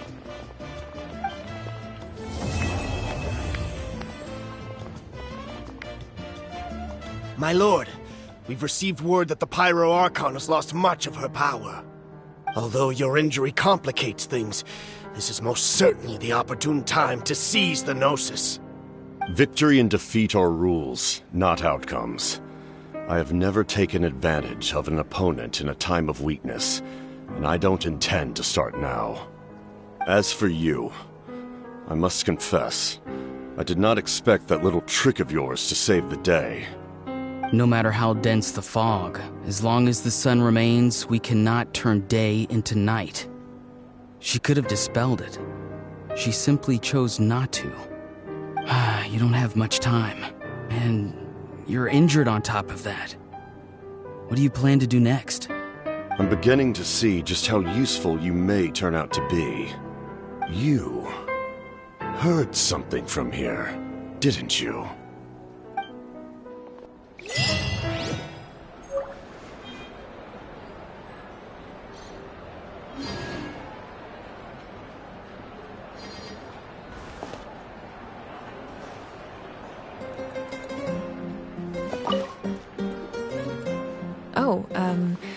Something else you'd like to ask? Well, our intel suggests he hasn't made any new movements yet. Although Kenichi's investigation helped us confirm that he's being aided by someone from the Masters of the Nightwind. I'm getting closer to narrowing down who that may be, but it's still unclear whether this person aided the captain out of willingness or coercion. If you learn anything about this during your adventures, please let me know.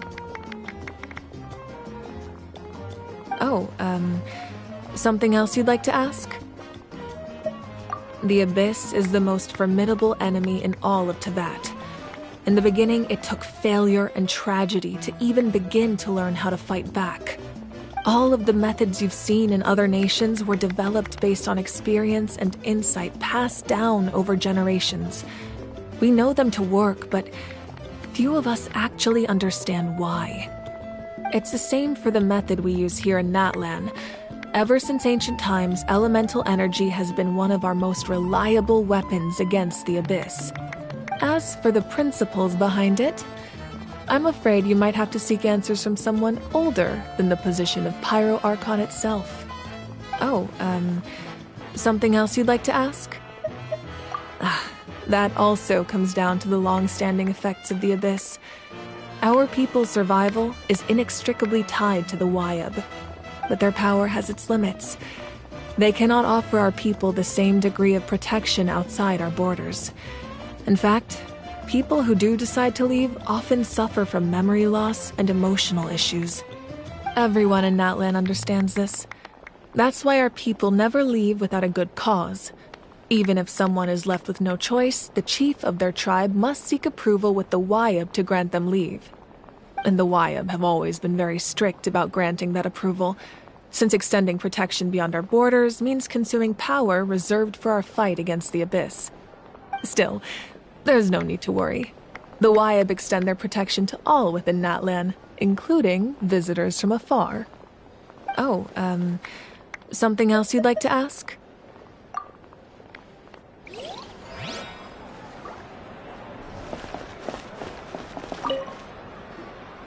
Now, at previous victory feasts, you'd always find me in the crowd singing and dancing.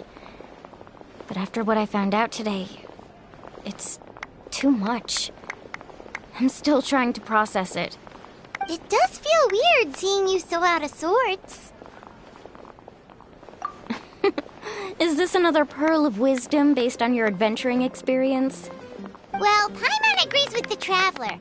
Everyone's come together to celebrate Kachina's achievements. That's gotta be a first. You're right. Kachina looks really happy. And now I'm being the moody one. Enough doom and gloom. Time to shake it off.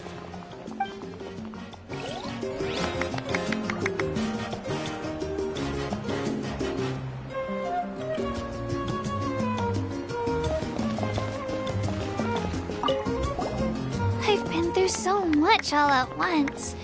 Everything still kind of feels like a dream. Are you still feeling unwell? Nope, all better now. I told you I bounced back pretty quick, so don't worry about me. I bet you guys must be tired, though. Make sure you get some good rest tonight. You gotta recharge so you'll be in the mood to have fun.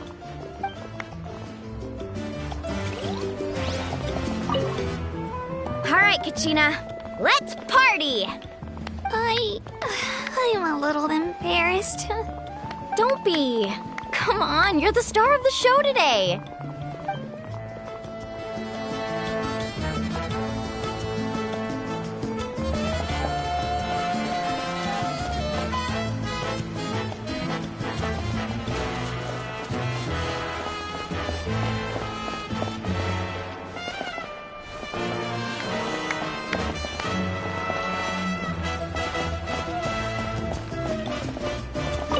It's rare to meet travelers as strong and brave as yourselves. I raise my glass to you. Anyway, my sister's already gone back to our tribe. She has patients to treat. Oh, we actually ran into her on the way here and, well, Paimon just thinks she really cares about you. Yeah, I'm planning on visiting home myself in a few days. To tell her and the rest of the family that they need to be extra careful. I just hope they take it seriously. The Abyss has likely sensed your arrival in Natlan by now. So exercise caution on your adventures as well.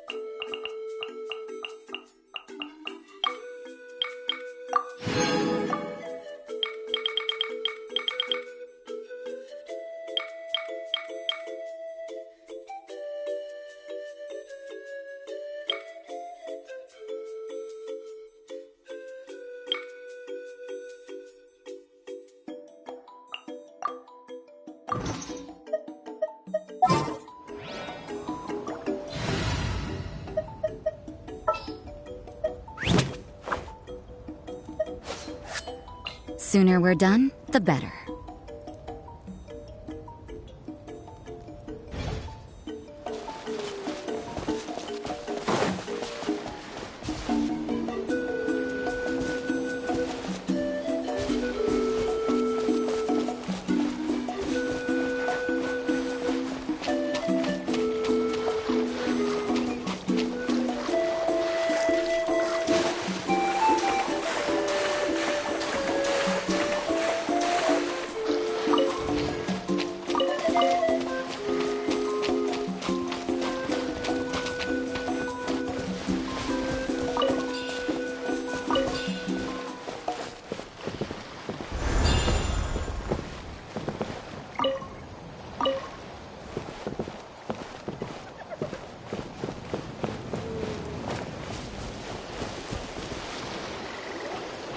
Wow, what an amazing view! And we can even see some Kaholosaurs here and there. Hey, why don't we try to get a picture with one or two of them in the wild? Well, they're so cute. They probably won't do that. Right? Huh? What's happening over there?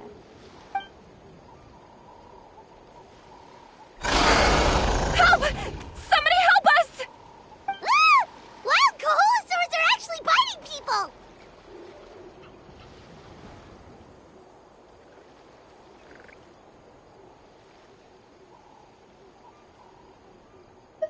Yeah, we could save those for later. We can't just stand around when someone's calling for help.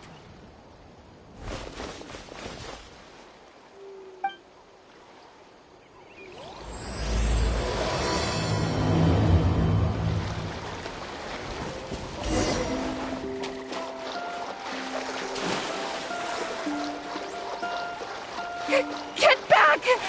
Don't panic! Just hang in there! Finally! Someone's coming! Please help us!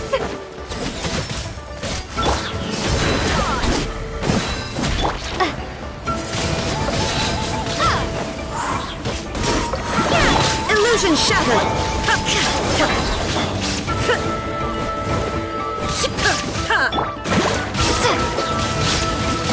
Windblade!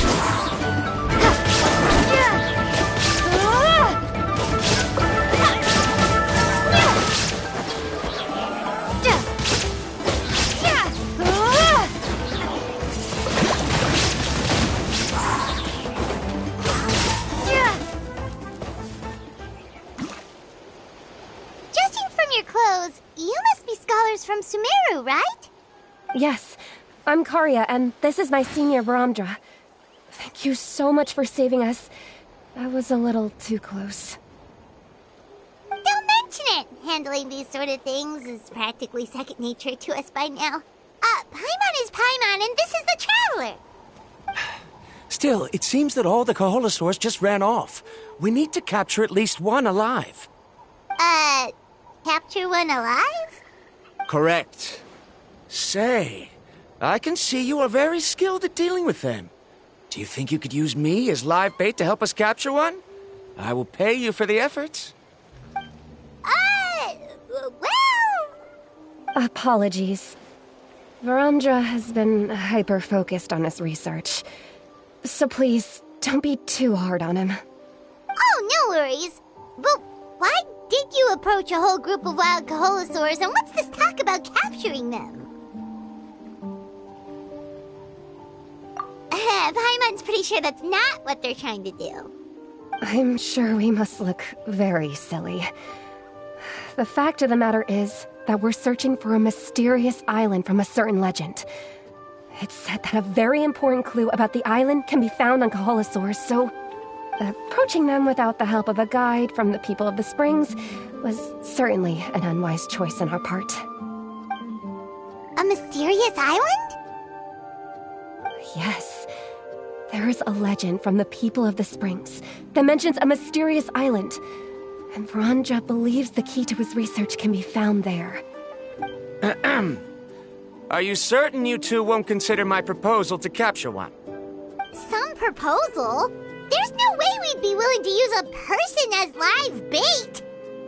Then I suppose discussing it any further will just be a waste of time.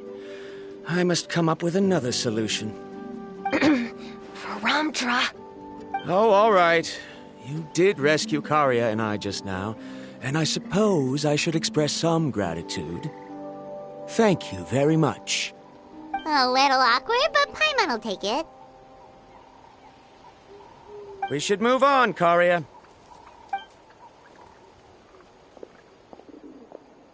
Yes. Thank you again. My apologies. Varamdra really doesn't have the best people skills. That's all right. Bye now.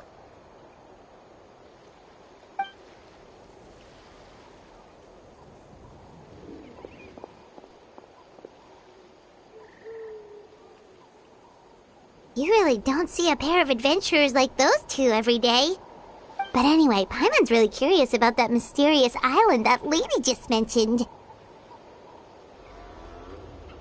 Yeah, who knows? There might be treasure! After all the amazing places we've explored during our adventures, finding some mysterious island should be a walk in the park for us. Oh, you're right. The lady mentioned that the mysterious island is related to a legend of the people of the Springs. So maybe we can start by asking some of them about it. Time's ticking, let's get started on our next adventure! But the real question is, who should we ask? That's an idea. If anyone, the chief of the tribe should know the details.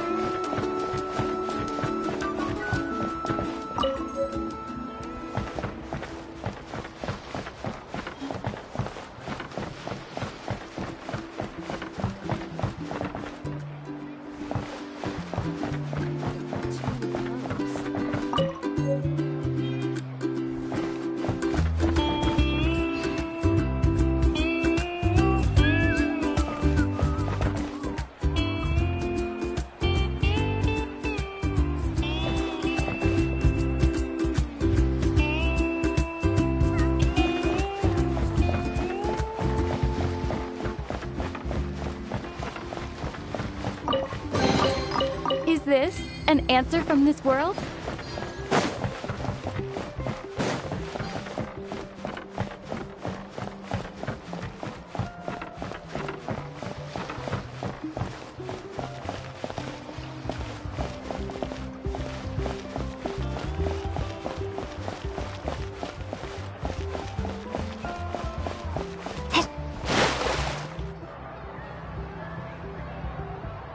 Someone looking for me? Oh, why, if it isn't the Traveler and her companion. So what brings you here? Do you need help with anything?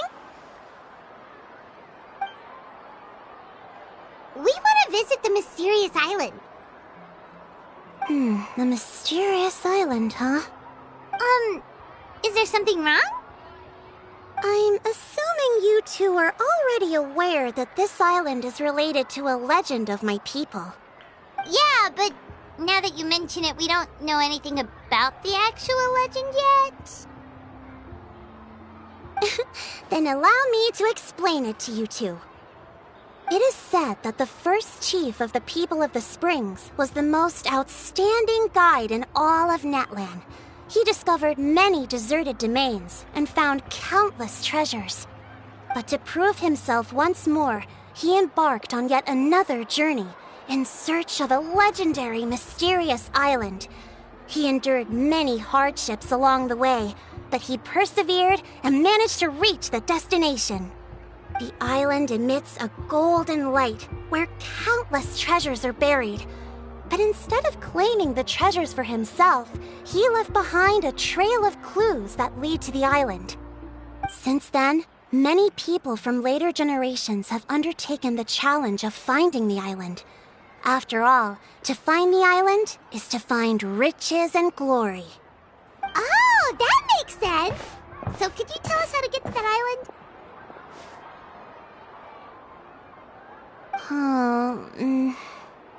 Oh, Paimon gets it! This is like a big secret for the people of the spring, so you can't just tell anyone, right? On the contrary, it's quite the opposite. The legend and the clues needed to find the island are all already known to the public. Oh! Well, then what's the problem? Well, I'm willing to answer your question in exchange for a favor. What do you think? Sure thing! Well, what do you need us to do? Then you have my thanks. Allow me to tell you some details. I'll be honest, there are some among the tribe who are of rather base character. Not long ago, I received a report that a few of them were working together to scam visitors. As the chief of the tribe, I was very ashamed to hear of this. It's really hard to believe that could happen. They are targeting tourists who wish to visit that island. According to my sources, they would trick tourists into believing they are trustworthy guides before luring the tourists into spending a fortune for the sake of reaching the island. They run a pretty sophisticated operation. They would always claim the scammed money is some kind of legal travel expenditure, so it's hard to use that to directly convict them. So, I was hoping to find someone who could approach them and pretend to get scammed. Doing so would allow us to gather the evidence required to bring them to justice.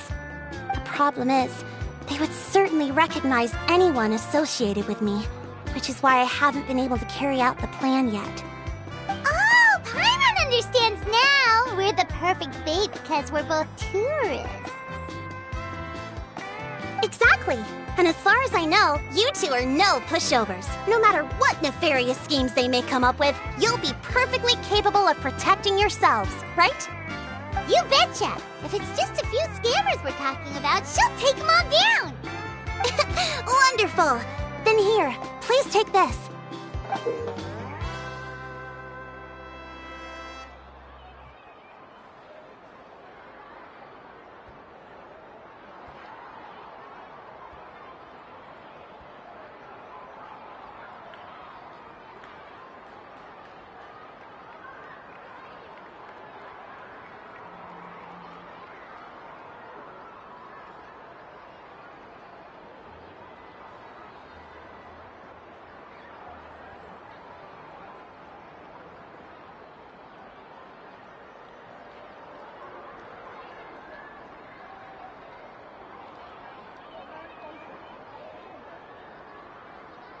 Whoa, that's a lot of Mora.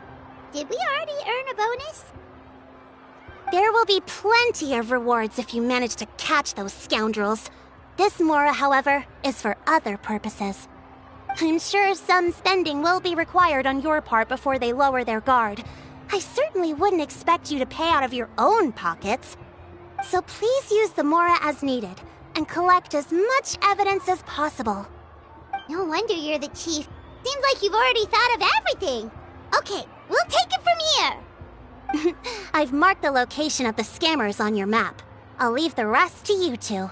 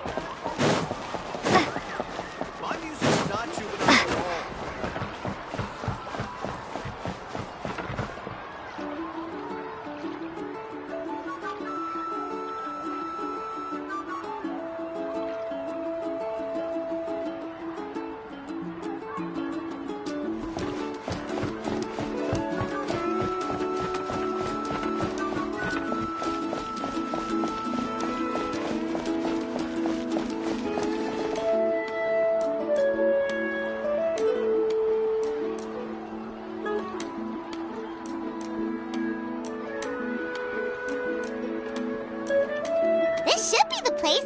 Now let's see if anyone around here looks like a scammer. Oh, right. We should pretend we are innocent tourists with no idea about what's going on. But how should we lure those scammers out? Good idea. Speaking of which, Paimon's dying to know what kind of treasures could be buried on the mysterious island. Wonder if anyone's ever really seen them before.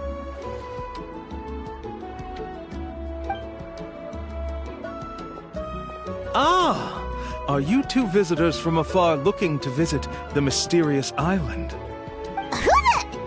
Oh, looks like we managed to lure them out already. Oh, pardon. Is something the matter? I just happened to overhear you two talking about the mysterious island. I assume you two must be tourists, brought here by the legend and looking for the island. Am I right?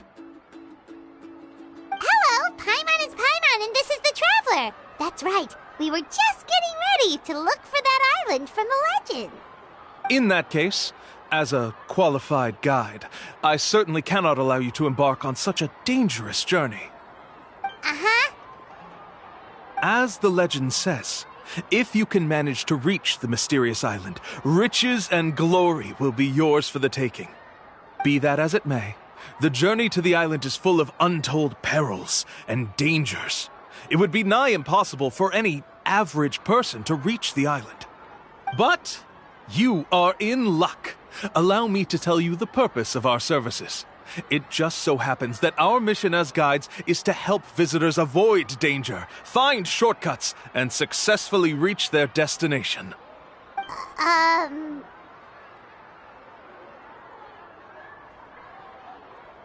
Please, there's no need to worry. This was just one point I had to make perfectly clear. Although the legend and the clues to finding the island are known to everyone, the leads left behind by our ancestors are as enigmatic as riddles found on a lost treasure map. Only guides bestowed with the legacy of our ancestors can correctly decipher the clues. Tourists who rashly embark on their own often wind up lost and encounter unnecessary dangers. Huh. He actually sounds pretty convincing. But it seems like fate has brought us together. So, what say you to having me as your guide? So how much will you charge us? Not to worry. I don't intend to charge any fees. So you'd be working for free? For us, people of the Springs, guiding guests to the mysterious island is a great honor in and of itself, worth more than any amount of Mora. Smooth. Paimon almost wants to believe him.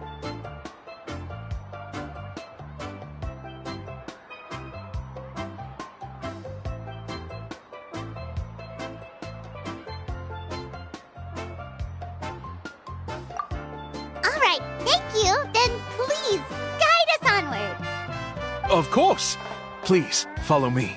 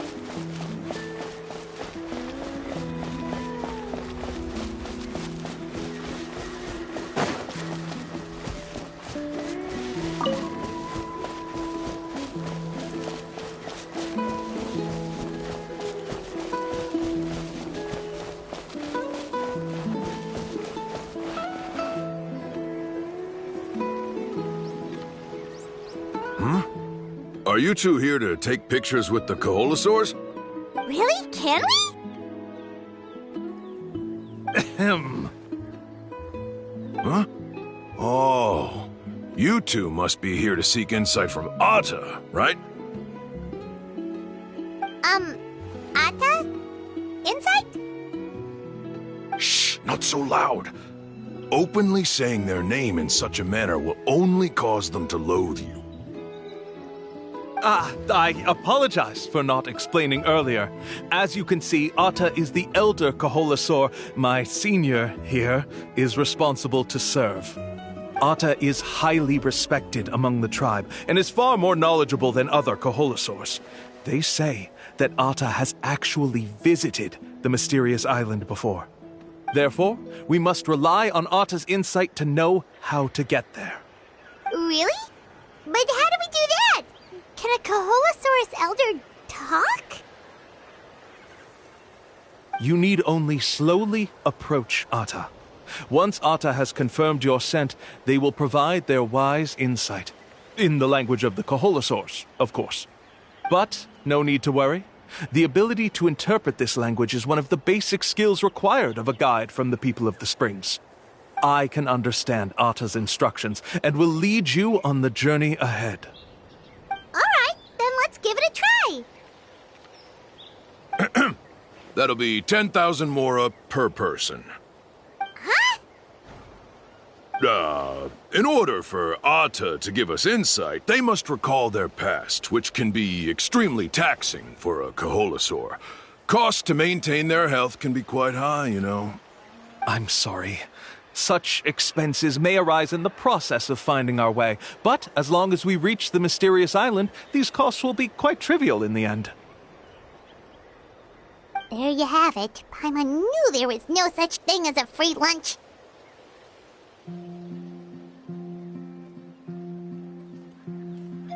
Oh, Paimon has an idea. She bets they've just made up all that stuff about the talking Koholosaur. But if we can get a receipt, that'll be proof that they're scamming tourists.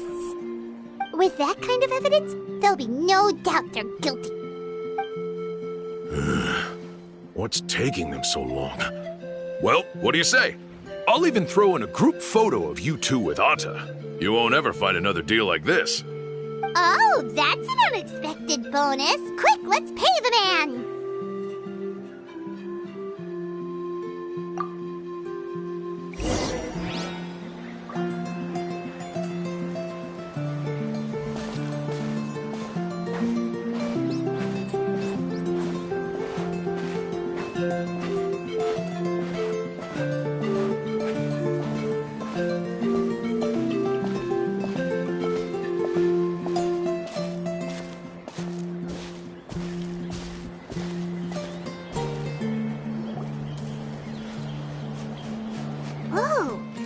Really didn't try to bite us at all.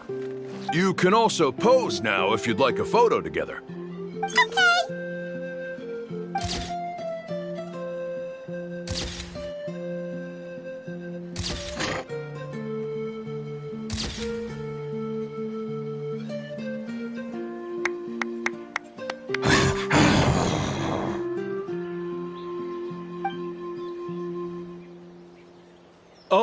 Atta is already speaking, let me listen to what they have to say.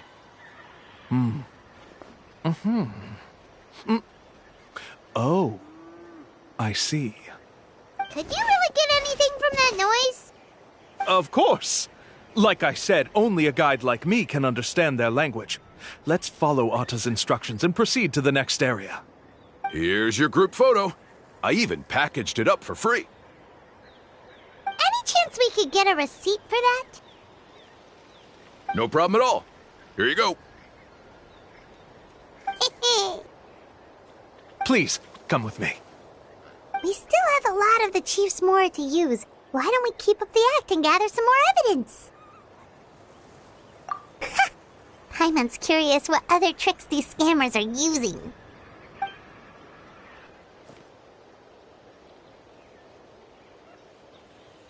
These guys are going way too far. He keeps coming up with some far-fetched reasons to make us pay for everything. With all the evidence we have now, we could bring him straight to the chief and he'd definitely be convicted. But after handing over all that Mora, Paimon kinda wants to see if he'll actually take us to the island or not.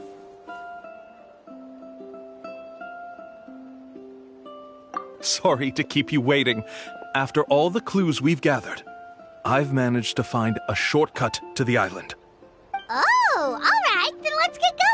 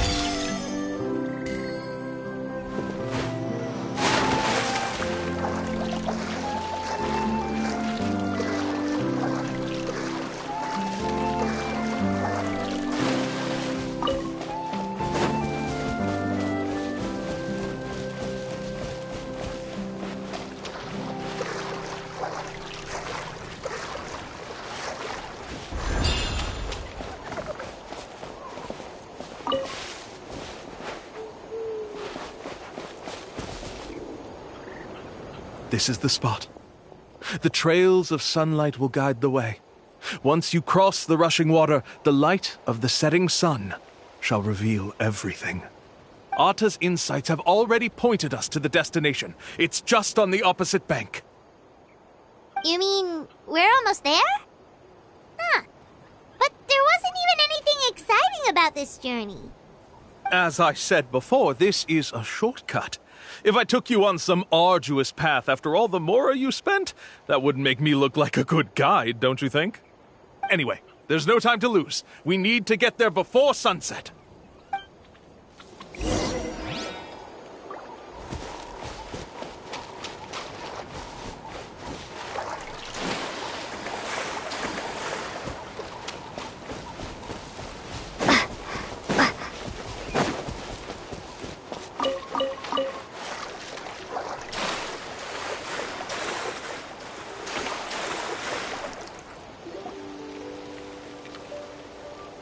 According to Atta's insights, this is the place. We're here. You mean the mysterious island?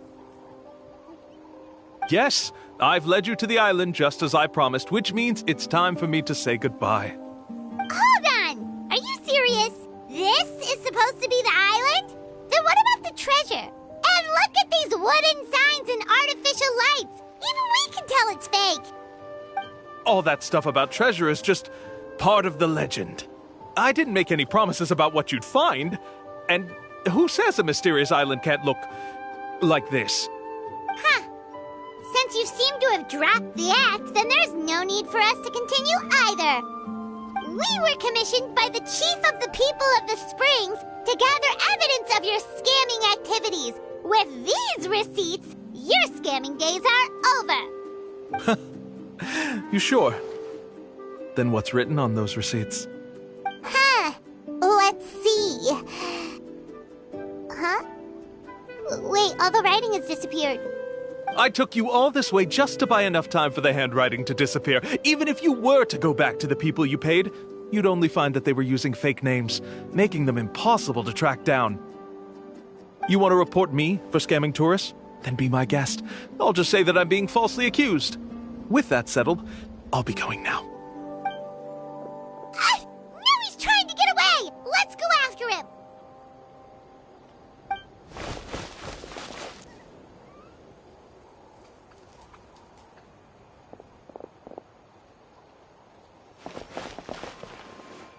It's the Chief! What's the Chief doing here? I had dispatched others to secretly trail you. Thanks to you, we can finally convict him of scamming people. Convict me? How? They don't have any evidence against me. Even as the Chief, you can't just level accusations without any evidence, right? Sorry to say it, but he got us. We lost all the evidence we had. Not to worry. Let's search him first. Hey, what are you doing? Keep your hands off me! That's my Mora!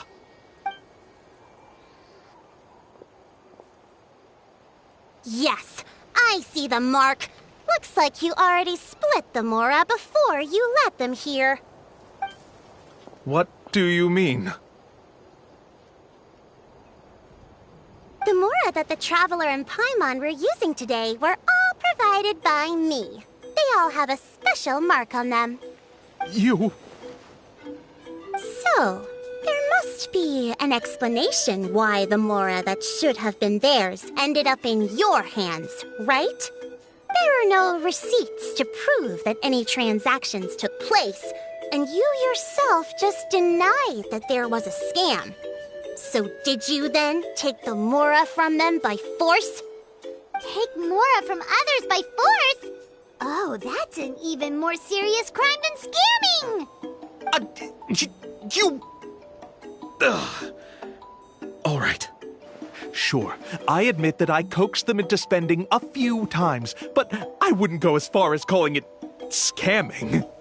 We have witnesses standing right here, you know. Fine. Yes, it was all a scam.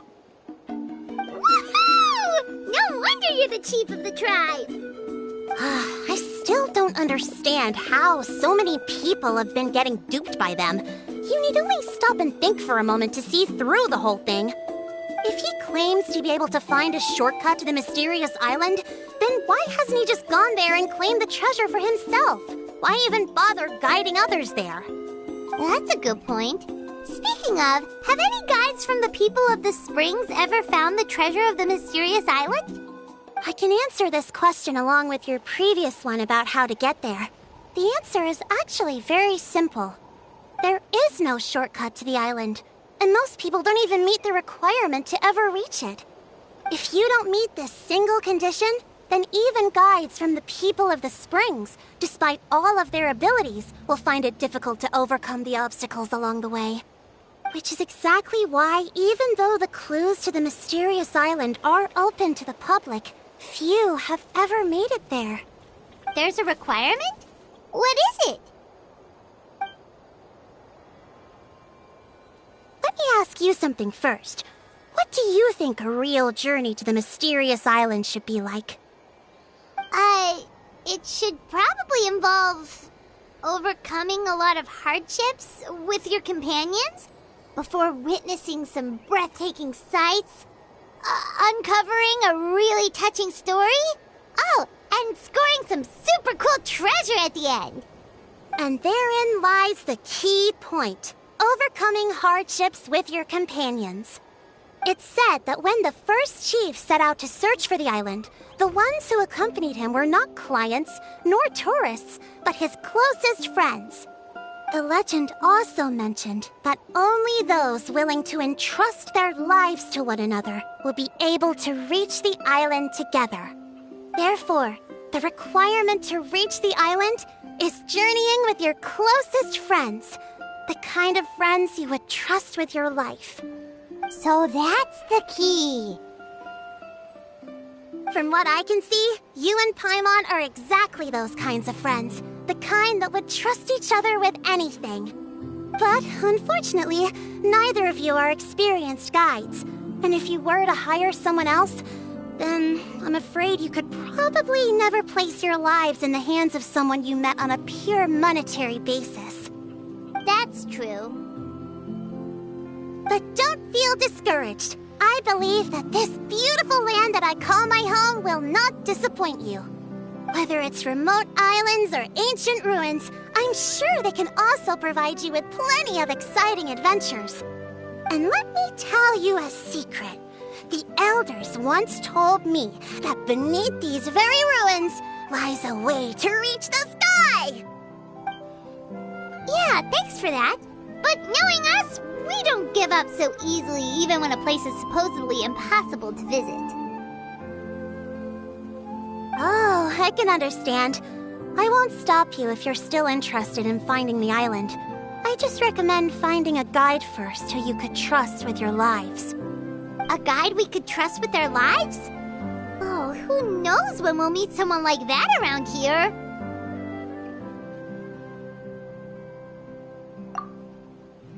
Oh, we could go find Mualani! It appears you've already made up your minds.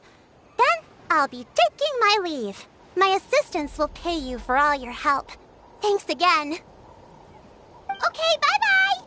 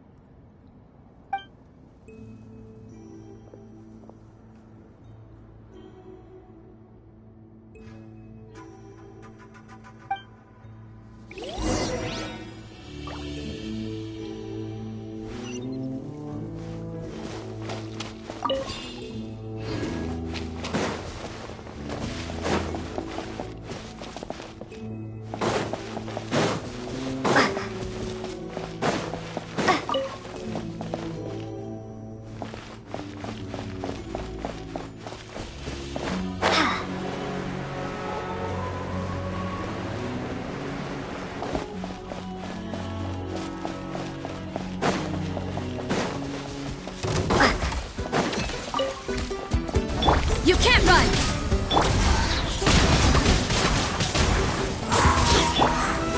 Buckle up! Shine down!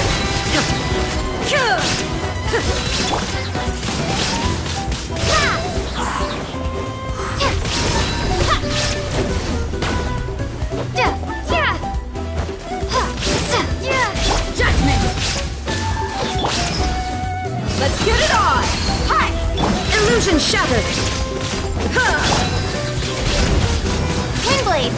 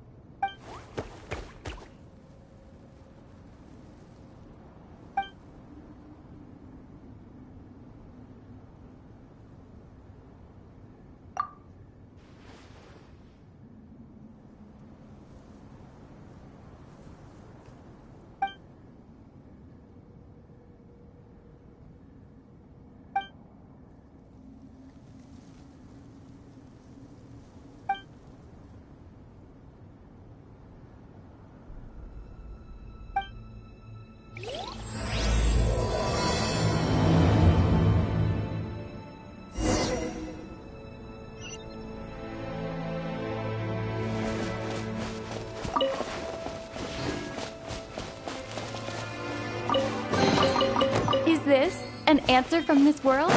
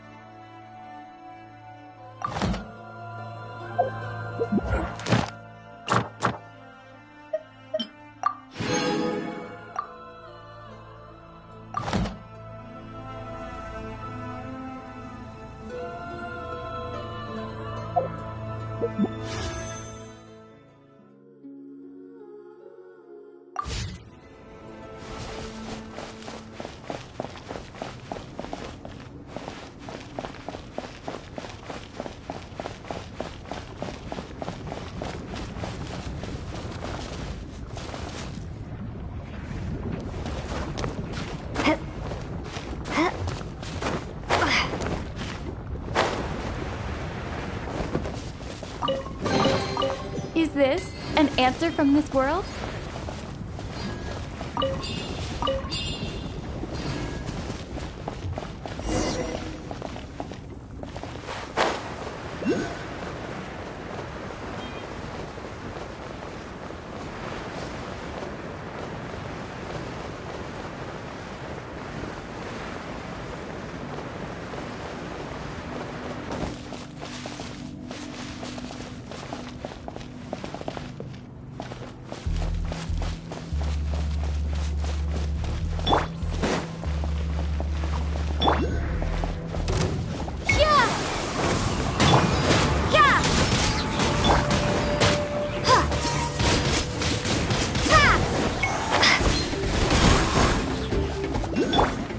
Shine down!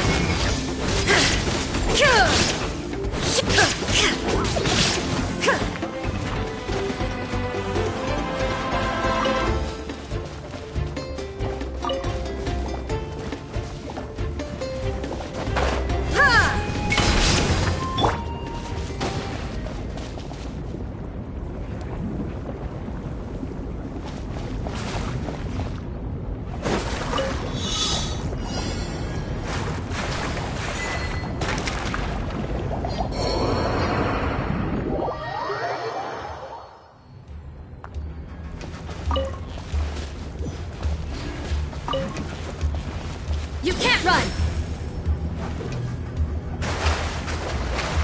At least, no more work.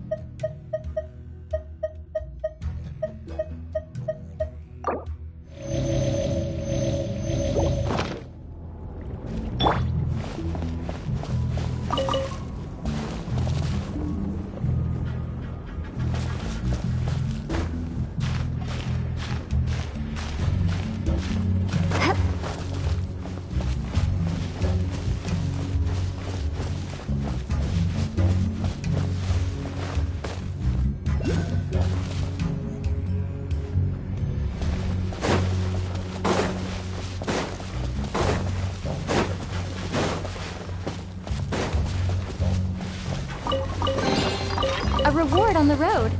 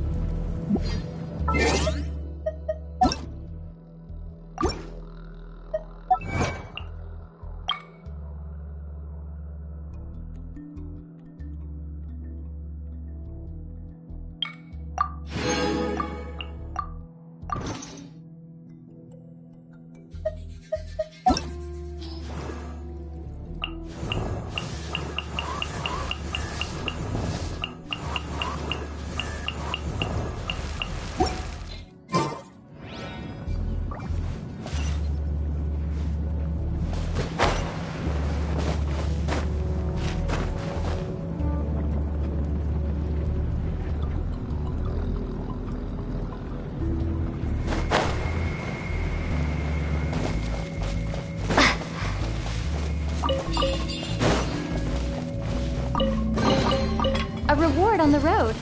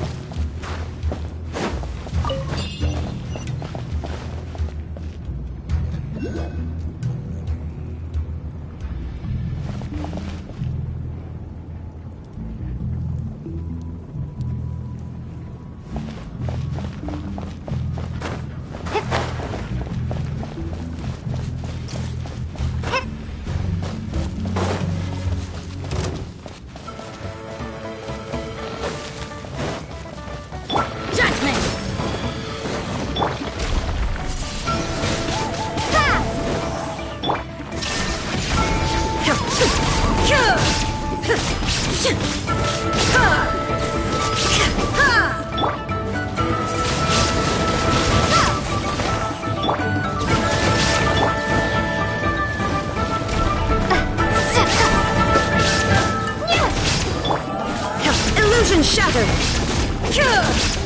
You can't run!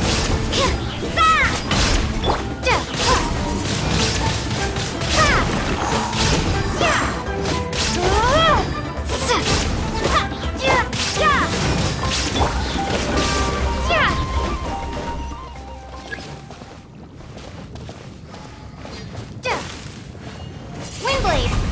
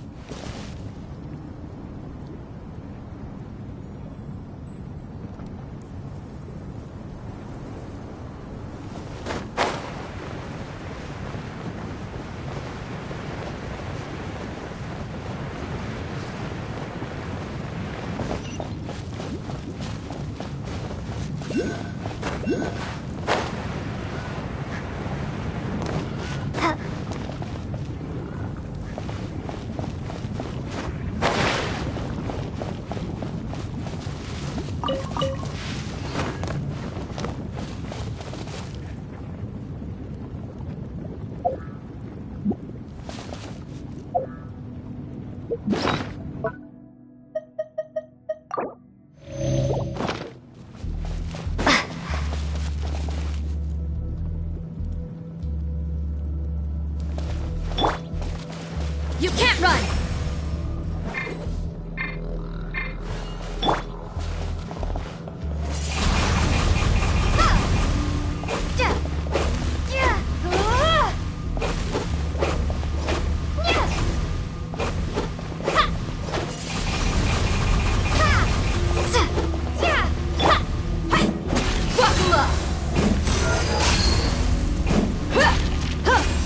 There is no escape!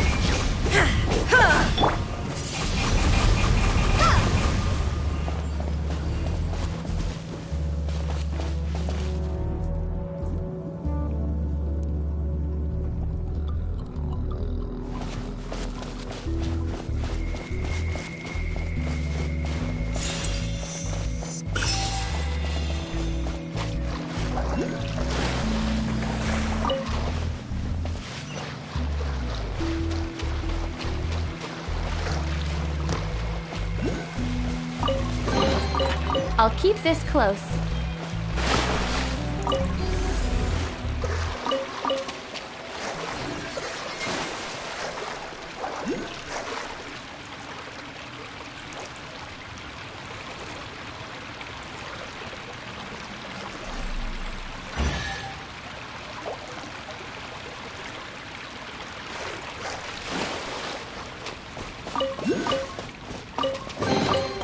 A reward on the road.